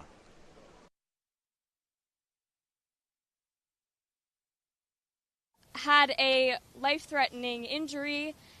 This year, he's back at it. His mom's here to support him. How are you feeling after those waves? I know it was a little rough, but you got some out there. Yeah, I feel great. Just I didn't really get too many good waves, like you said, but just being able to still walk down this beach like in 100% health and able to still compete in this event means the world to me. So I honestly feel like I won the event already, but even though I didn't get a good wave, I'm just happy to be here. Yeah, what does this event mean to you? Is it a dream of yours to be part of this event? Yeah, this event is like it's like winning a world title for a local boy. If you win this contest is huge for a local like me who just gets to compete at home, especially right here at Pipeline. It's like the biggest stage for somebody like me. And how does it feel to have your mom cheering you on right there? It's the best support in the world. My mom and I get to serve with my friends and my family, and coming to my mom, yeah, it feels really good. Amazing. Great job. Yeah, thank you so much. Appreciate it.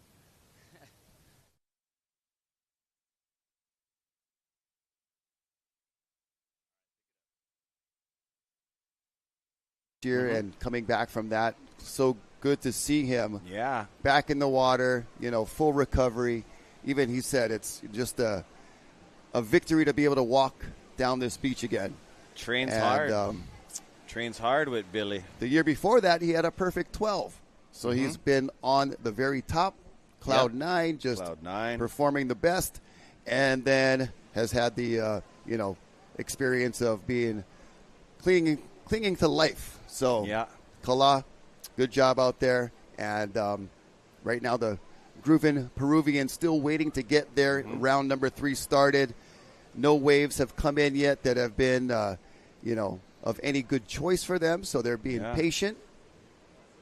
A lot of energy still in the swell. You see that wave peeling off in the foreground. And a couple triple ups, Rock. A lot of backwash, that tide really bottoming out, so it is affecting the shape of the wave. Some of the waves are so obtuse, it's like a triple up, and the whole thing just regurges onto the sand. So I really hope these things just materialize for the guys, because there's just been a bunch of run-over sets. And Billy Kemper's out there, 3-time big wave world champion. He no scared him, go get him, but he's a very smart surfer. And in these conditions, when these guys aren't going like they're usually going, that means there's something. You see the graphic right there. Right now we're pretty much bottoming out at low tide at 0.01 like we talked about earlier, a foot. So it's prime time right now for triple Team ups on the Peru. sand. And, even Billy last year got an injury. Yes, we had a few, and Makokai Rothman had a knee injury. That was a big one, yeah. Billy, I think, was his hip that was a little tweaked. Thankfully, it wasn't, something that kept him out for a really long time, but he's been, in and out with different kinds of things, so I know he's They did stoked. an Eddie in a week. They did the Eddie right after that. I mean, that was some heavy decision-making there. Yeah, Makua's knee was basically hanging off. He had his, super thick knee brace. I could tell it was like, this is it, and then I'm going to go on the shelf for a little while. So he wanted to get that opportunity to compete at the Eddie. But hey, let's give a good omen, and because me and you grew up with this amazing kid when we were kids, is Little E, Eric Diaz, Billy Kemper's brother. Let's send your brother and Team Peru some amazing waves, and we're just giving you a shout out. Rest in love. That guy was an amazing surfer. Brother Eric, definitely. Paul Sheplick, all those gangs. Just, we got to keep people remembering, and, through our voices, you get to remember even, iconic people like that. Most recently, McCullough Jones. Oh, McCullough. And thank you for introducing me to the daughter. Yeah. We were talking story about pearls, jewelry. Uncle Eddie was talking about the Rottweilers, and it was just amazing. And then you told me, and I just got the most chicken skin. Got to give her a hug and a kiss. Thank you, Rock, for that. I had no idea. Rory Parker, Jason Bogle, a lot of guys Rory. that we've said aloha to along the way. And I know we've got a lot, and hard really to fit them Rory all Parker. in there. So you guys know, and we'll be thinking of you for sure. So 19 minutes, 40 seconds for Team Peru. See that little whitewater bubble line going through there. Some of the current has been pushing back out through the lineup, which is not super typical for pipe. That's when you know there's a lot of water moving, and holding your position can be quite tricky when you've got that current that's not only on the shoreline, but then it kind of U-turns and then comes through the lineup. And right now it looks like it is just backing off a little bit so the boys can ease up, relax. I like that because you can see that from the drone footage, and you can see that it's just finally rested. I just hope they don't get any more run-over bombs. I mean, I love the bombs, but I want the bombs to come to the reef and create an A-frame teepee so that these guys can get straight, lidded, slotted, throated, whatever word you want to use. This is DaHui Backdoor Shootout presented by Go Nuts Hawaii and Keiki Beach Bungalows. And Alon, the owner, sent us a special video. I think you guys talked about it. 1952, his parents brought the property and sent a video on YouTube that you guys can watch and see this place come to life since 1952. Thank you for the share, brother. Yeah, it is quite an iconic location right there. And we were talking earlier about, unless you're a team rider for one of these companies that have houses on the beach right here, or you score something down the way. But other than that, bro, that's the, slim pickings for beachfront hanging out on the North Shore. Look at this in the barrel. I believe that is either Alonso Correa or Cristobal de Cole. Yeah, Cristobal de Cole, how you call him, clairvoyant and stuff, all those years, getting totally barreled. I don't recall him wearing a helmet in his second round, but he does at times, right? Most of these guys will be kind of day-to-day conditions based on whether or not they're going to use the head protection. There's obviously guys that are fully committed to it every session, but I know Gabriel Villaron and Billy Kemper, regular footers, so we're just trying to ID these surfers as they are without the colored jerseys as in a normal event. Trying to recognize the style a little bit. That's just a beautiful glassy bowl. That's Alonso. Zoko. And look at all these lines still, but it has calmed down, Rock, right after that. But, talking about the tide, I thought it was going to be a little bit more not slowing down on the radicalness, but I like that it subsided just a bit. Hopefully these waves materialize for our surfers because the third round has been rough for some heats. Yeah, it's been consistent, lots of waves. But as far as, the waves that'll give you the scoring potential or that, nice angle to really get something meaningful, those have been a little bit few and far between. And we've mentioned the, the cliches of, diamond in the rough, the needle in the haystack, a little bit of cat and mouse, dodging those big sets. It's been, a difficult third round, but very entertaining and exciting. Oh, big time. And, the crowd on the beach has been loving all of the different thrills and spills that they've been watching. And hopefully you're enjoying it wherever you may be, at home or at the office, as we see a nice drop in there, little roll in. That's Cristobal, I believe. Oh, but beautiful check fade. He might have wanted to take that rewind and check fade, not do that check fade. Maybe just straight drop into it at an angle. But a lot of backwash on that one. So that was hitting that lip, expanding it. And we talked about earlier how far the lip throws out here at Pipe. And this little backwash right there, just enough to throw his rail off a little bit and have him decide kind of last minute not to pull in. Oh, there's the back of the house going forward. Zone Media, bringing it to you live. Thank you for joining us on Spectrum 1020.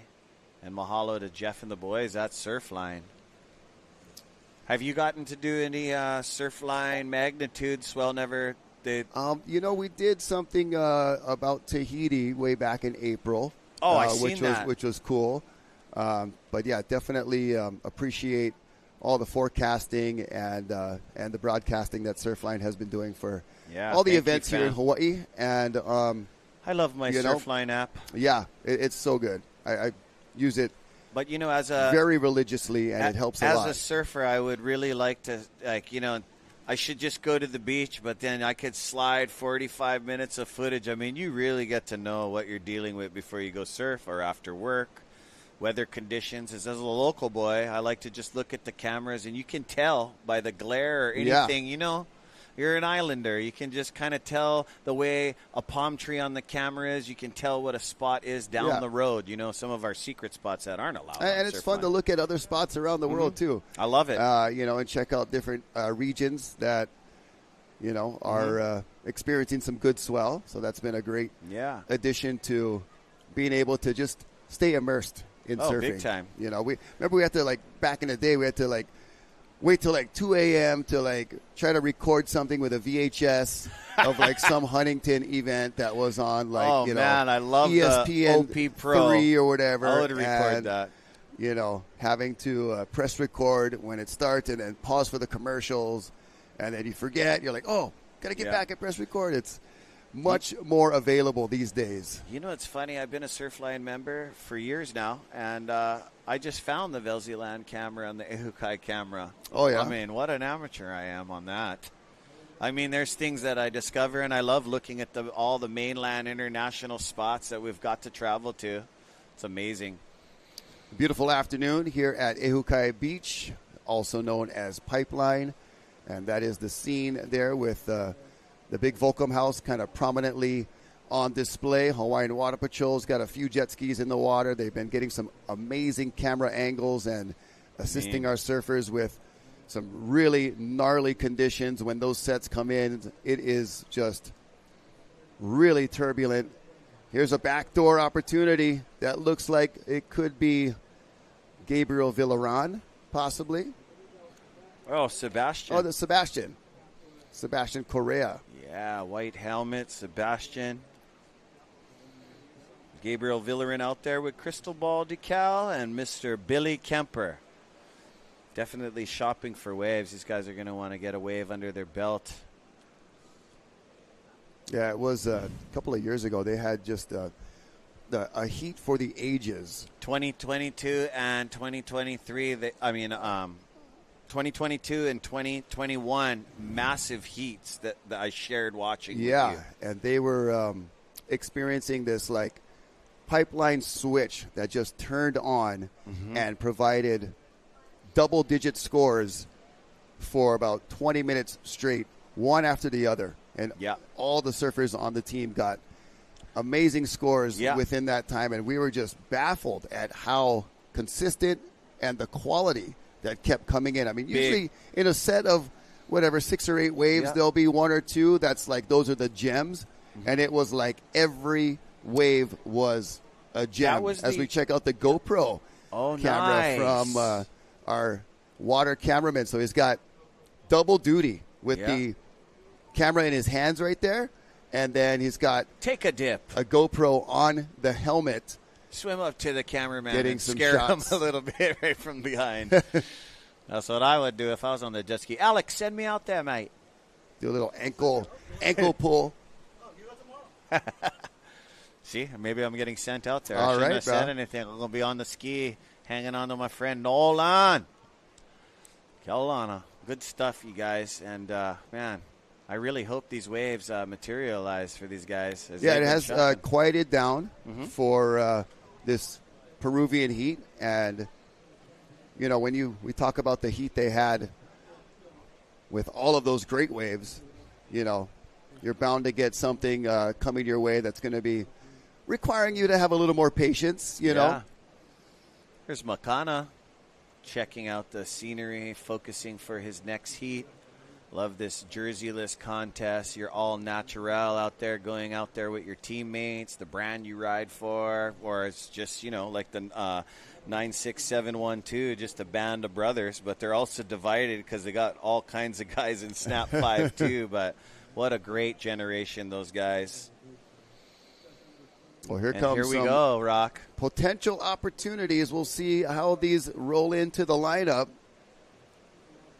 Wow. See them start to move around a little bit. This one's going to be too far in. Yeah. It's just kind of dragging. There's no scoop on it or anything. It picks up way too far on the inside sandbar. Back to our GoPro water cam, looking from the Hawaiian Water Patrol jet ski, what it looks like out there. And the channel on the side of Pipeline. So just about 9 minutes remaining in this Peruvian heat. A little bit wave-starved with only a couple of waves being taken so far. Yeah, uncharacteristic of Tubos Peru and Billy Kemper. Billy Kemper was on fire yesterday on his second surf. So, was that his first surf? Yeah, his first surf yesterday. Big backdoor and a traditional mean side of pipe, spit out.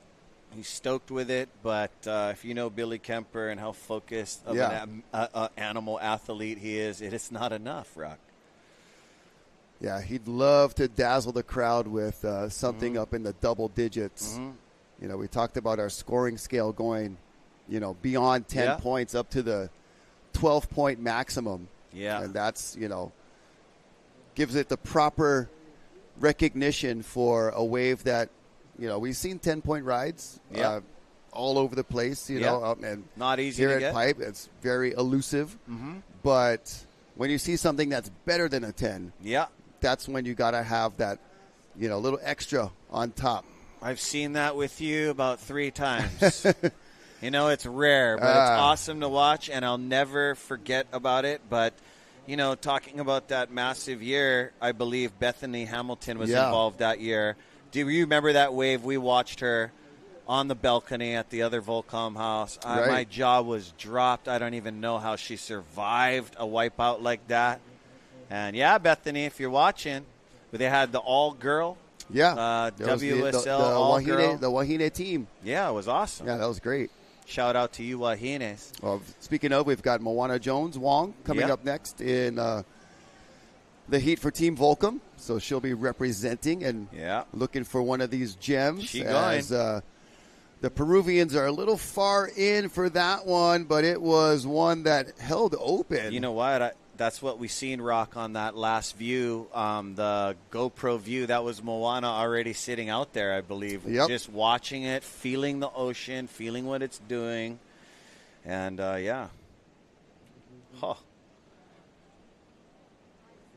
Gabriel Villarin, he's had a good wave in his first heat. Sebastian was very busy in his second surf.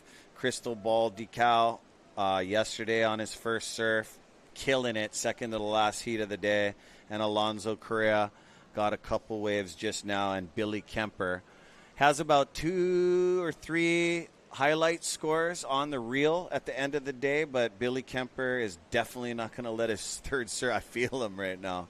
Send him a wave, little E. I liked Crystal Ball's approach yesterday. I did too. Just is it because you're goofy foot, so Rock? Smooth and just has that style that fits perfectly in the curves of Pipeline. And, obviously it comes with spending a lot of time out here and, putting in the work. But, when you can make it look that easy.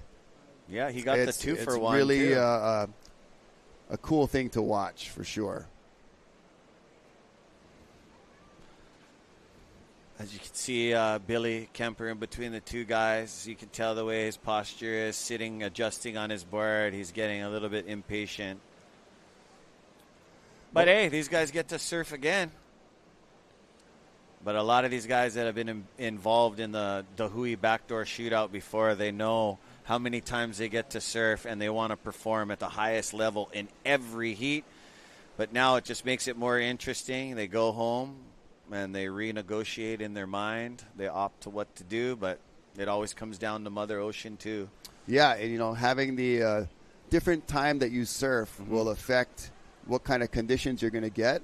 And so we've kind of mixed up the surfing order pretty well. Yeah, I think so. And moving up and down the draw, it's been picking numbers to start and then just going kind of in reverse with the order up and down these rosters here. So we're in round 3, the last couple of heats, and going to be interesting to see where all these chips fall after the third round. We're going to try to get as many rounds as we can in for these guys. We've seen it go up to, I believe, like 6 rounds before in different years.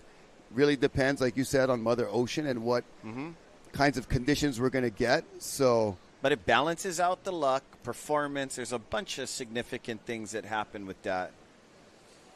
Man. Yeah, come trying to on, make gang. it fair for everybody. Yeah. And spread the love around. Like at the ceremony, everybody picked heats out of a coal bowl. Yep. So that you don't deal with, oh, how come I'm not surfing today? Hey, you picked it out of the bowl. Cooley. Yeah, that was your draw right there. The beach is loading up. Surf potty cruise. Time in a little bit as we're going on to the second. We're on the second to the last heat of the day. The surfers' third surf of the event. And tomorrow might be number 4, round 4. Yeah, we'll wake up in the morning and see what the waves are doing bright and early. And it could be round number 4 that is underway. We'll keep you posted for sure. Here we go, up and riding. Sebastian. That is Sebastian Correa. And, oh my Lord. What, he ollied over the rib, huh? He just got sucked up the face and you know. It ejected him right off. You just, man. at that point, you're just, no control, succumbing to the power of that kind of wave. Look at him kicking back out. No problem. Oh, my gosh.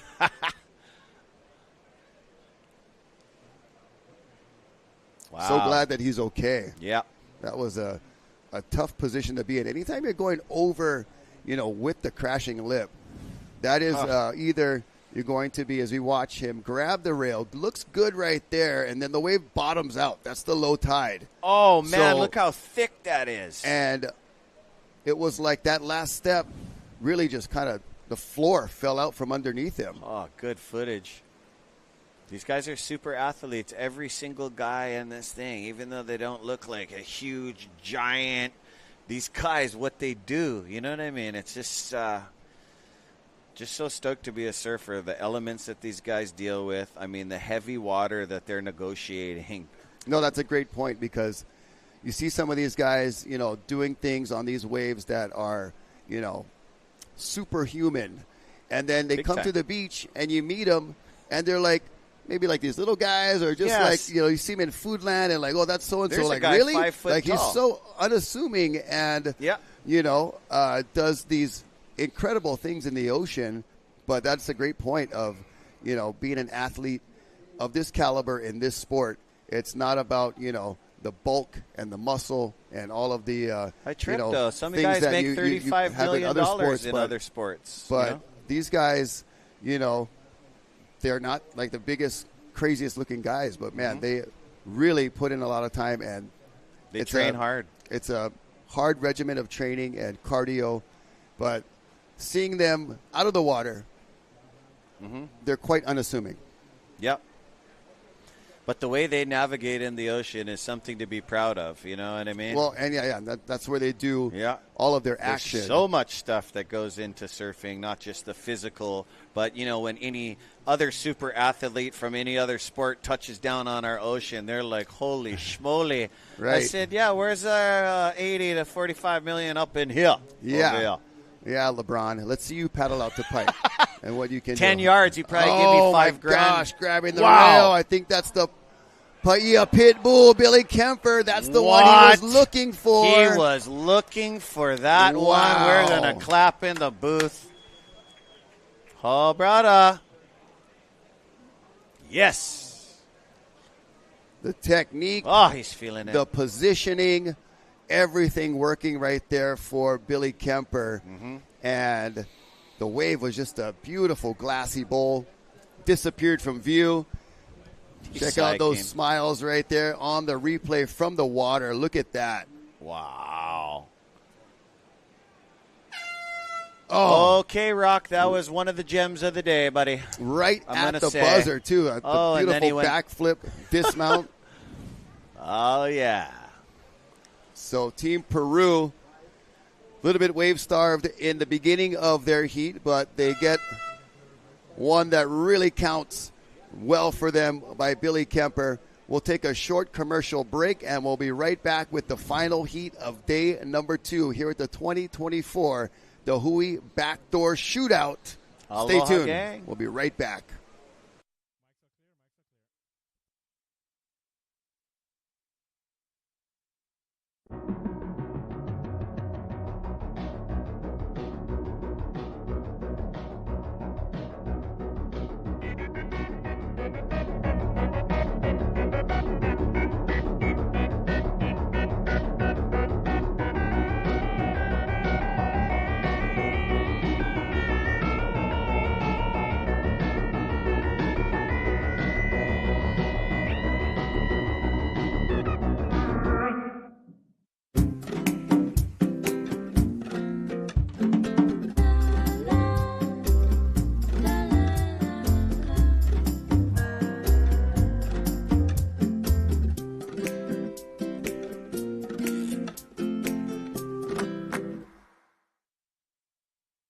DaHui Backdoor Shootout 2024 is presented by Go Nuts Hawaii and Keiki Beach Bungalows.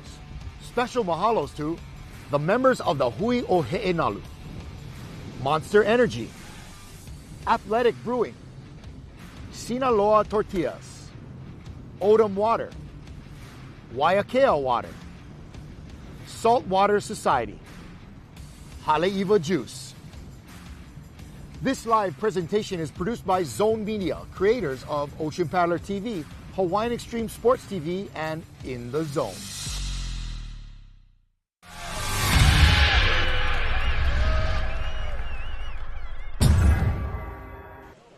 All right, we are back live here at the Hui Backdoor Shootout 2024 edition, right into the brand new year, and Team Volcom has hit the water. They are underway as we speak.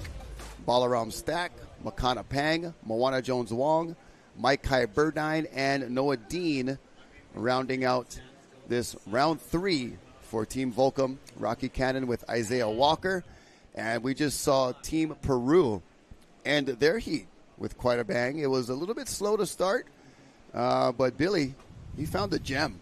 Yeah, the Hanite Peruvian, Billy Kemper. I had the chance to take a break this last heat, and I was sitting down watching it right off the sand, and wow, that was amazing because he went through that sandbar section, which looked like was normally most of the waves that they were closing out. Somehow he made it all the way through that sandbar section. Yeah, on the wave right before, it was, I think, Sebastian Correa. Similar looking entry, and then the bottom just dropped out, and he got totally tossed. For Billy's wave, it looked like that little section right there was more forgiving. It didn't drop down, and he was able to just hold his line, do what Billy does, and get a meaningful score. And so we're going to catch up with the action that was taking place during our break. And there's Moana Jones, the queen of pipeline, has to dismount right there. Yeah, this. I believe that Mike is Kai or Jake. Oh, one of those guys. That's Makana Pang. Beautiful.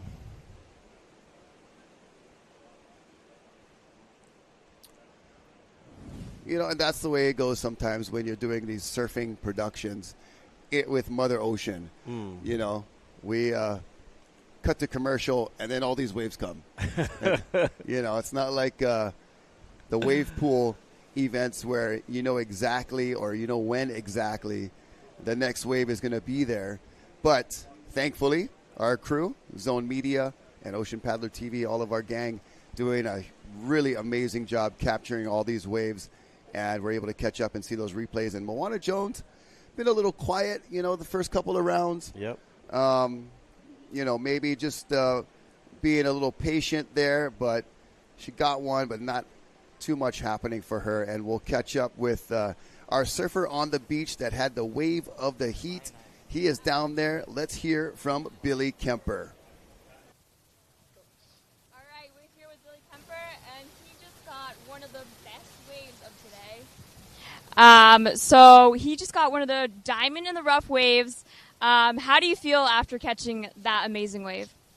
I feel really good. You know, I'm able to share this event with, this year I'm surfing with Team Peru, which is, it's an honor. I grew up surfing with Cristobal. My first Jaws win ever. Gabriel Villaron was in the finals. So it's not like these people are new to me. They're all brothers of mine. I got my kids, my wife, everyone here. You know, this is what this event's about. As you can see, it's a real culture and community-based contest. It's about actual surfers, not about views, not about this and that. Like, we're here. Uncle Huyo He'enalu, they put this event on for the surfers. You know, it's in memory of Duke Kahanamoku. The name says it all. You know, I'm so grateful, and thank you to Uncle Eddie and Auntie Mahina for giving me the honor to compete in this event. I'm very privileged and honored and just blessed. I got my boys, got a good wave. I'm stoked. Yeah, and how does it feel to have your kids there watching you? It's great. You know, last year was a little, you know, unfortunately I took a really bad fall. I was knocked out unconscious, and for them to see Dad on a stretcher was, it was scary for me, and I didn't like that. And I said, hey, you guys are coming to every event with me because that it does happen, and that's part of my job. At the same time, like, I train so hard for this, and these kids, if anyone knows it, they see how much time I put into the gym and my food, my nutrition, my mindset, everything, and they know that I'm prepared for anything. And then it's having them. I tell everyone, like, what motivates you, what inspires you so much. It's my kids. I got 4 kids to feed. Of course, I want to throw a party for everyone, but at the end of the day, I got kids to feed. I'm just super grateful and honored to surf in this event, and hopefully get some more good waves tomorrow. Yeah, and your sons have a great role model to look up to. Oh, thank you. Have a good one, and once again, thank you for everyone tuning in and watching this event. Massive thanks to the Huyo Hitenalu Club. Oh my gosh, Balaram stack.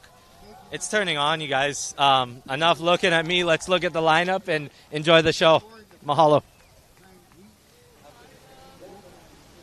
All right, Billy. Well said, my friend. It is turning on right now, and Balaram stack with a beautiful pipe wave. It's kind of hitting that golden hour, Isaiah. Yep.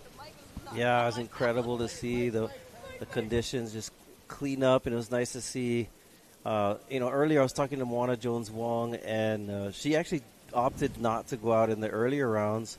But now we're seeing this beautiful drop from Balaram stock, comes out of that barrel flying out, gets in a turn before the sandbar closes out on him, and great ride. Yeah, he's a guy that is not going to waste any part of the wave. Once he's on it, he wants to milk every little bit out of every ride here at Pipe. And you can just kind of feel that, One more that gratitude. After this. Maybe not. Sometimes they don't do it at the end of the day. Okay. Yep.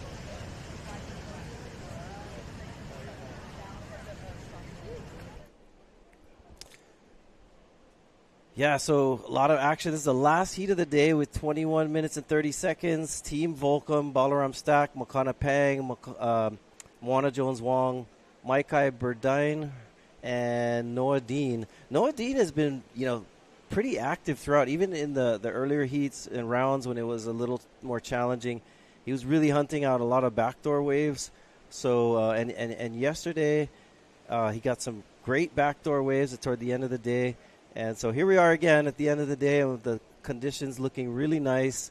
And, the next 21 minutes, hope to get a few more nice waves come through for these guys. Yeah, it's been a little bit of a nice flurry to start this last heat. In the first third of Team Volcom's heat, Balaram has got a good one. Makana Pang got a pretty decent one. And that was either Jake Maki or Maikai Burdine that also had one. And that golden hour that we're talking about, the sun setting over towards Kaena Point, little offshore breeze, those trade winds grooming it just nicely, and then you get those beautiful silhouette shots. And I like when Billy said, enough looking at me, bro. Look out there. It's turning on right now. Oh, yeah. Amazing. Yeah, Billy's done really good. I mean, last night, Billy, it's interesting because it's about the same time of the day, the same, at the end of the heat. So last night, Billy caught one of the better waves of the day. If you go back and look at that wave, and I've been trying to study it since last night. My sister actually texted me, and so did my friend Keone, who's the president of BYU Hawaii, Keone Kaue Aloha. But both of them sent me a picture of that last wave. Maybe to our viewers, go back and watch the highlights from yesterday. We can't tell if there's a shark or a person, but there's definitely something large in the face of that wave, that backdoor wave that he had last night. But again, today, he gets this smoker of a wave toward the back end of the heat, latter part of the day.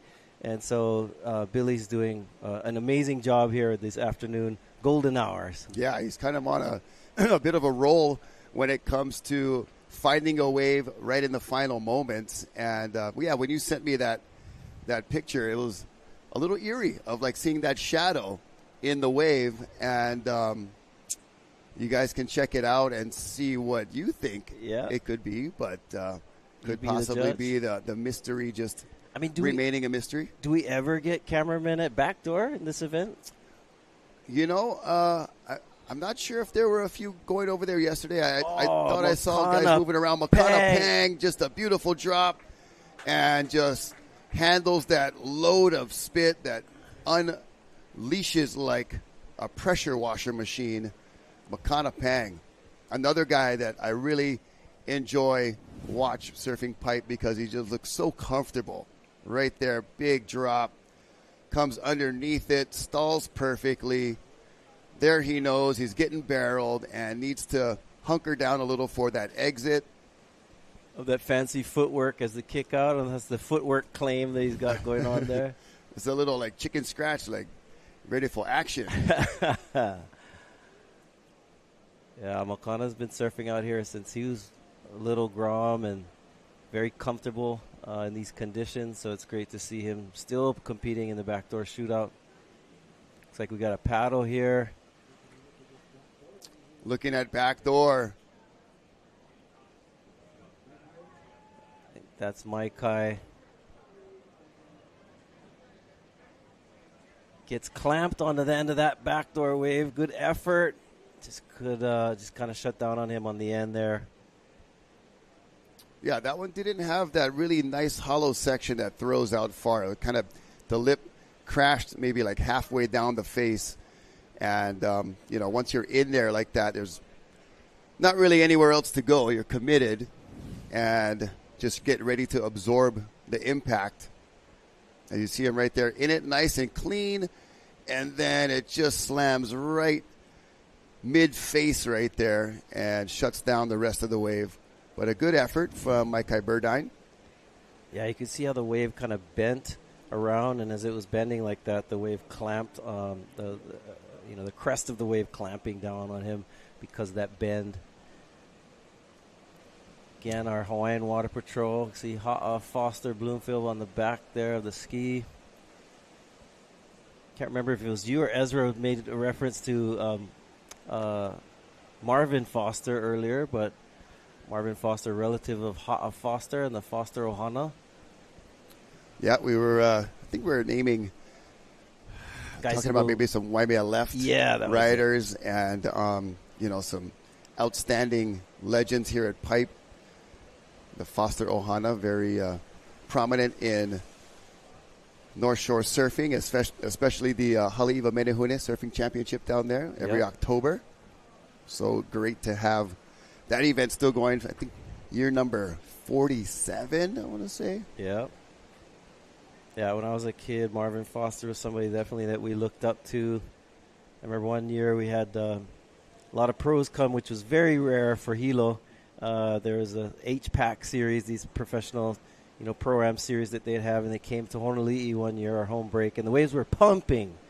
And Marvin Foster was out there. Interesting, a lot of surfers who passed on were there at that event. Brock Little, we had Mark Fu, and several, Derek Ho, and several others that came to surf our little Rivermouth home wave. And, it's funny, all the boys still reminisce of that day when all those boys came and surfed Maki and Honolulu with us. So it's a really cool experience. And so we do miss all these warriors. But Marvin Foster was definitely one of the best out here at Pipe. And at Backdoor, he really kind of taught us how to surf barrels backside, grabbing rail. So awesome inspiration. Yeah, and it's so cool that you remember a day like that, even though it was that long ago. And I tell you what was also cool. It was the same day that Mike Tyson lost his fight. Oh, wow. I think it was Riddick Bowe. That's a stat for the ages right there. Oh, look at this backdoor wave. Oh, my goodness. No can do. Oh, he thought about it. Probably a good idea not to go on that one. It was a beast. It had that really long, stretched out wall that was going to be near impossible. And this low tide, man, it is really jacking right on that first reef.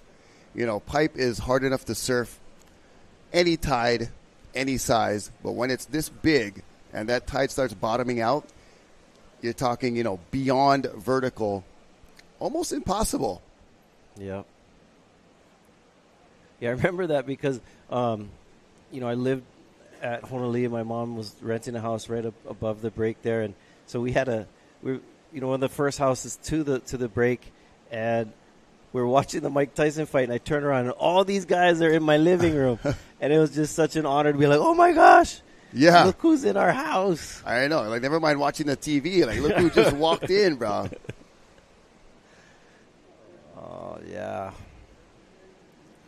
Yeah, we got a little bit spoiled with that here on the North Shore, For sure. Being from Haleiwa, during the first event of the Triple Crown, you would see everybody coming out to practice. And that's what's so cool about surfing, especially when you've got, the best surfers around coming into your home break.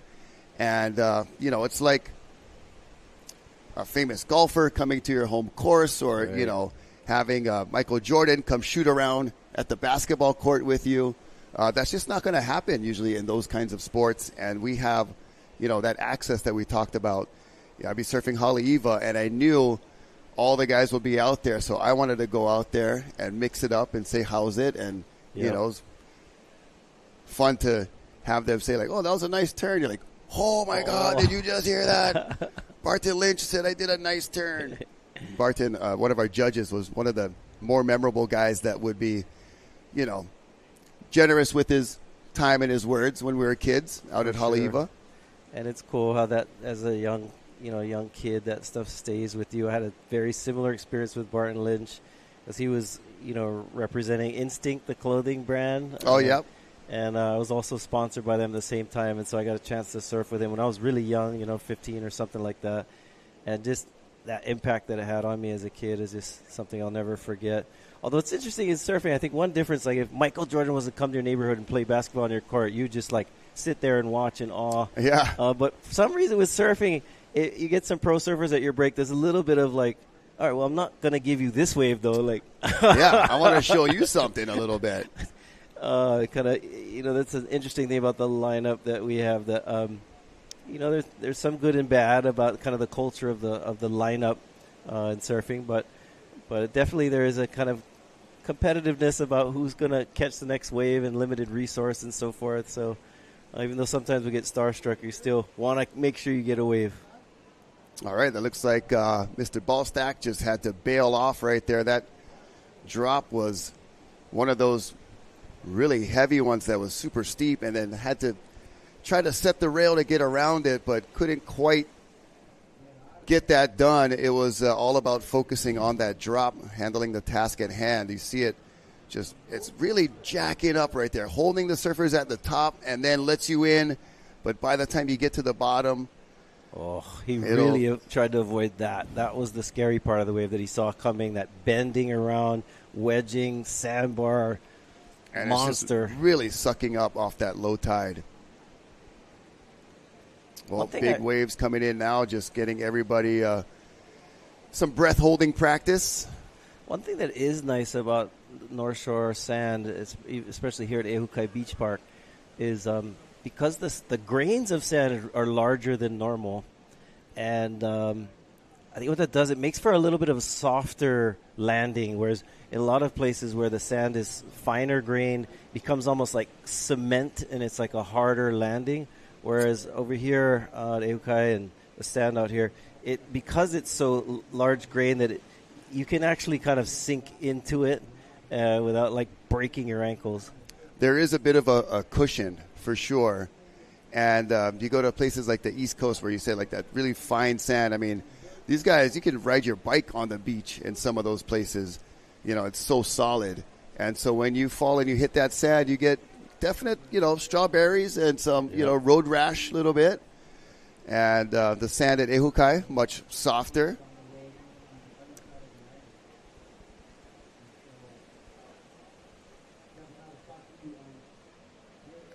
Balaram gets a ride back out to the channel right there from Hawaiian Water Patrol.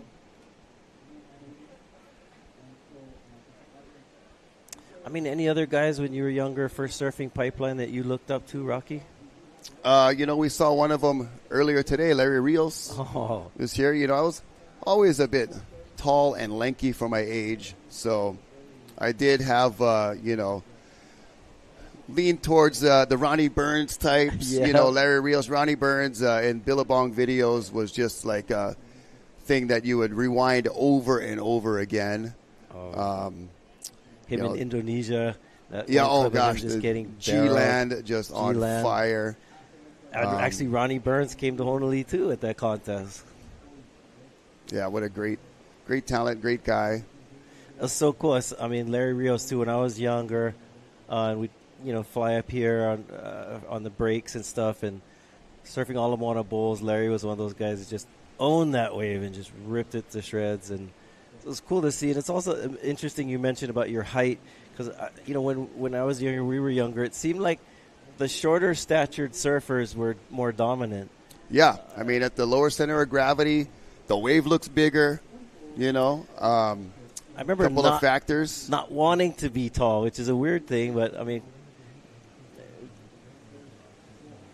be like, well, who else is tall? Wes Lane. It was okay. He's like 6'4", I think, yeah. But now, I mean, I think I don't know if it's a different technique of surfing, but we have a lot of tall surfers, like John Florence is not a short guy. Right. A lot of our best surfers are actually taller and built, not as much with that lower center of gravity. Before, had like Aki, who had that kind of low stance, and Tom Carroll and a bunch of other guys. Even Tom Curran kind of surfed really low to his board. And so it is interesting that, the surfers now being tall is no longer a detriment, I think, to your surfing. Yeah, a little bit of evolution in that regard to the, body type that can be successful. Andy Irons was not short either. Right. I think he was 6'1" when we were 13. Wow. And he was a beast. Man, Kainehe Hunt? Oh, yes, I do. That guy could be on a basketball court for sure. He's huge. There's that GoPro footage from our water cameraman, the helmet cam. Look at that little reverb of backwash going back out. Making it kind of challenging to get into those for sure. Dane Kealoha, we also lost the legend Dane Kealoha this last year. He definitely taught everyone how to surf at Backdoor. Yeah. By the way he would pump and take off deep, and showed that those closeout ones are still makeable. For real. Like, he developed that style to pump in the barrel and, almost like doing maneuvers in the barrel. And that rail-to-rail, using that style to get through some of these waves that were thought to be, prior to that, not makeable. Right.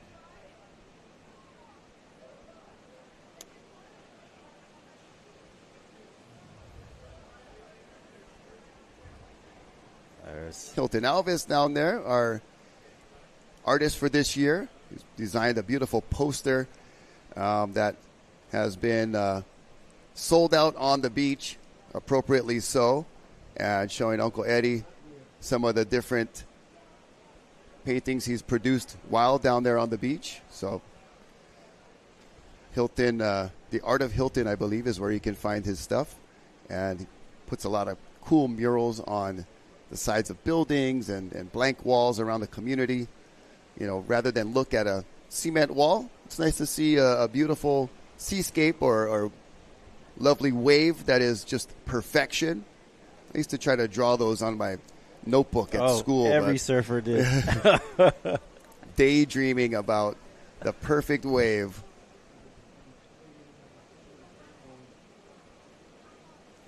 Yeah, even if you weren't very good at art, if you were a surfer, you'd figure out at least how to draw a barreling wave. Right? Yeah, that's me, all right. Stick figures and some barreling waves. The extent of my art talent.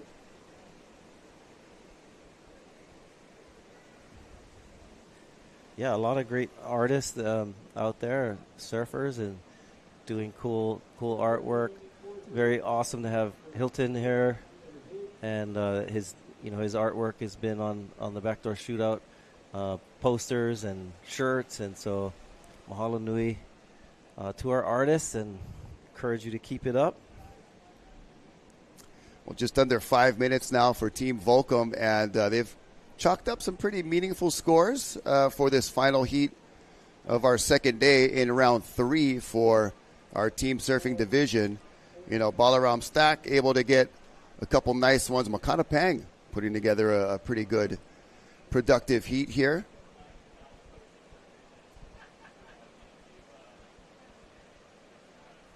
You know, we haven't seen Noah Dean in this.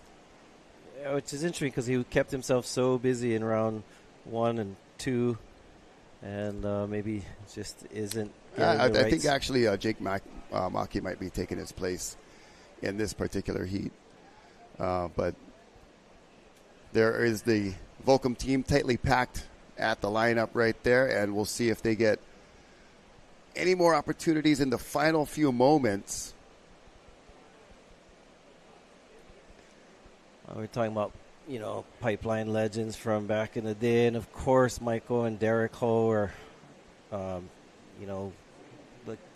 the best out here at Pipeline. I remember as a young kid when I was just, starting to surf when I was like 9 or 10 years old and, getting really into it. Watching Michael Ho, win the Pipe Masters with the cast on his arm. That was just a incredible, unbelievable performance.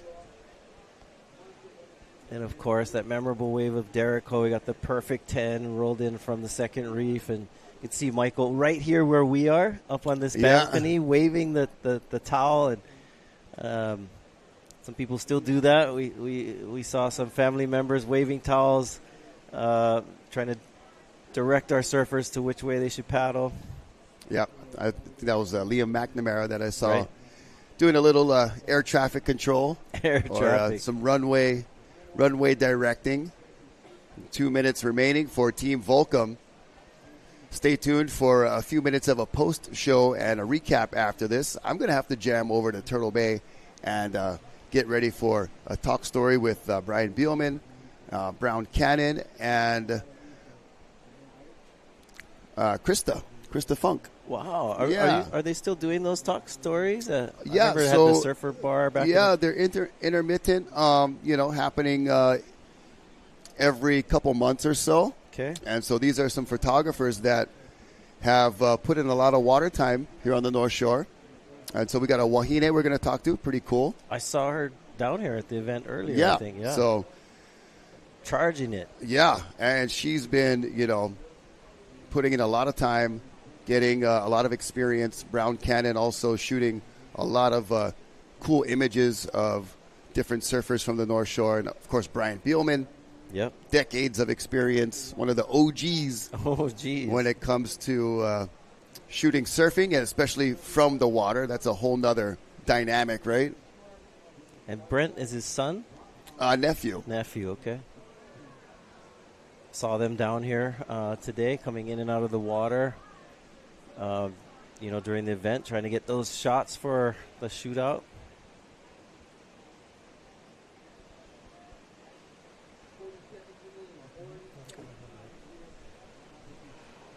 Well, let's see if there's in the dying minute of this heat, we get a couple of waves, hopefully, for our competitors to end this day out in this final heat of round number 3 at the 2024 DaHui Backdoor Shootout.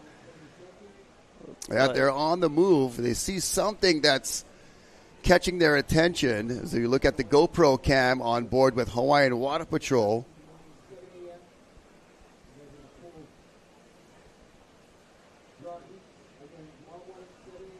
Let's see if this wave offers anything. We got 5 seconds left. Watch, Moana's going to get the wave of the event right after the horn. Would be deja vu, bro. It did happen last year. She got a unbelievable gem right after the heat. I believe just like this at the end of the day. Yep. Yeah. And it was one of the best waves of the contest. Well, that is day number 2 wrapped up for you. We hope you've enjoyed. Stay tuned. We'll be back to recap this round 2 and round 3 here at the 2024 DaHui Backdoor Shootout.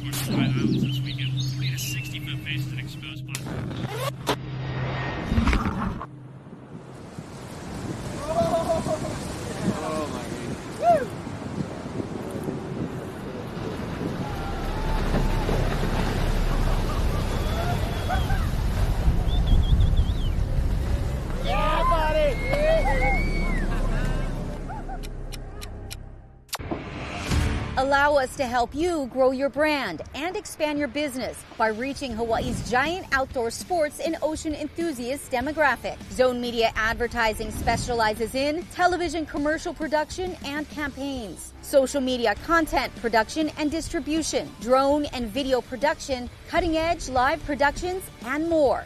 With over 25 years leading Hawaii's action sports market, give us a call to find out how we can help you grow your business.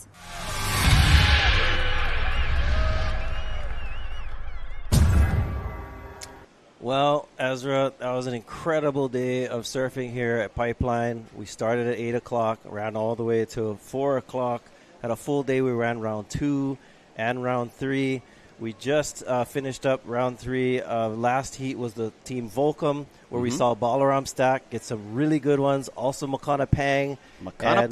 Waves have been pumping all day today. In some ways, almost a little too big and maybe a little too much north, but we still had some gems out there, some great highlight reels, and we'll kind of walk you through a summary of some of the action today. True barrel hunters right here at 2024. We're shooting out into the new year. Here we go, Sebastian Correa. Oh, nice gutty one. We got some more action here at the pipe. That was beautiful spit as they slow down. Here we go, Makai McNamara's one. This was a beauty in his heat, as a lot of times teams snapped in 9-6-7-1-2, had a couple slow heats. Team Japan standing tall, riding through that backdoor wave. There weren't a lot of backdoor ones today. Jamie O'Brien scored several good ones today. He was on fire, Isaiah. Spit out in that last one. And so we have Lucas Silveira catching that inside one. He kept busy all day today. He was busy. And there we saw some action with the water patrol, almost losing a ski, flipping over, but the whole beach cheered right there. Brandon Martin Kelana. That's nothing that. You could just hear him. Big mahalo to our water safety crew for keeping them safe today. Wow, Benji Brand right up in this pipe cone. Beautiful weave. This guy is so textbook. Barrel hunter. Oh, this is another good ride here. The launch air at the end. That might have been John in that heat.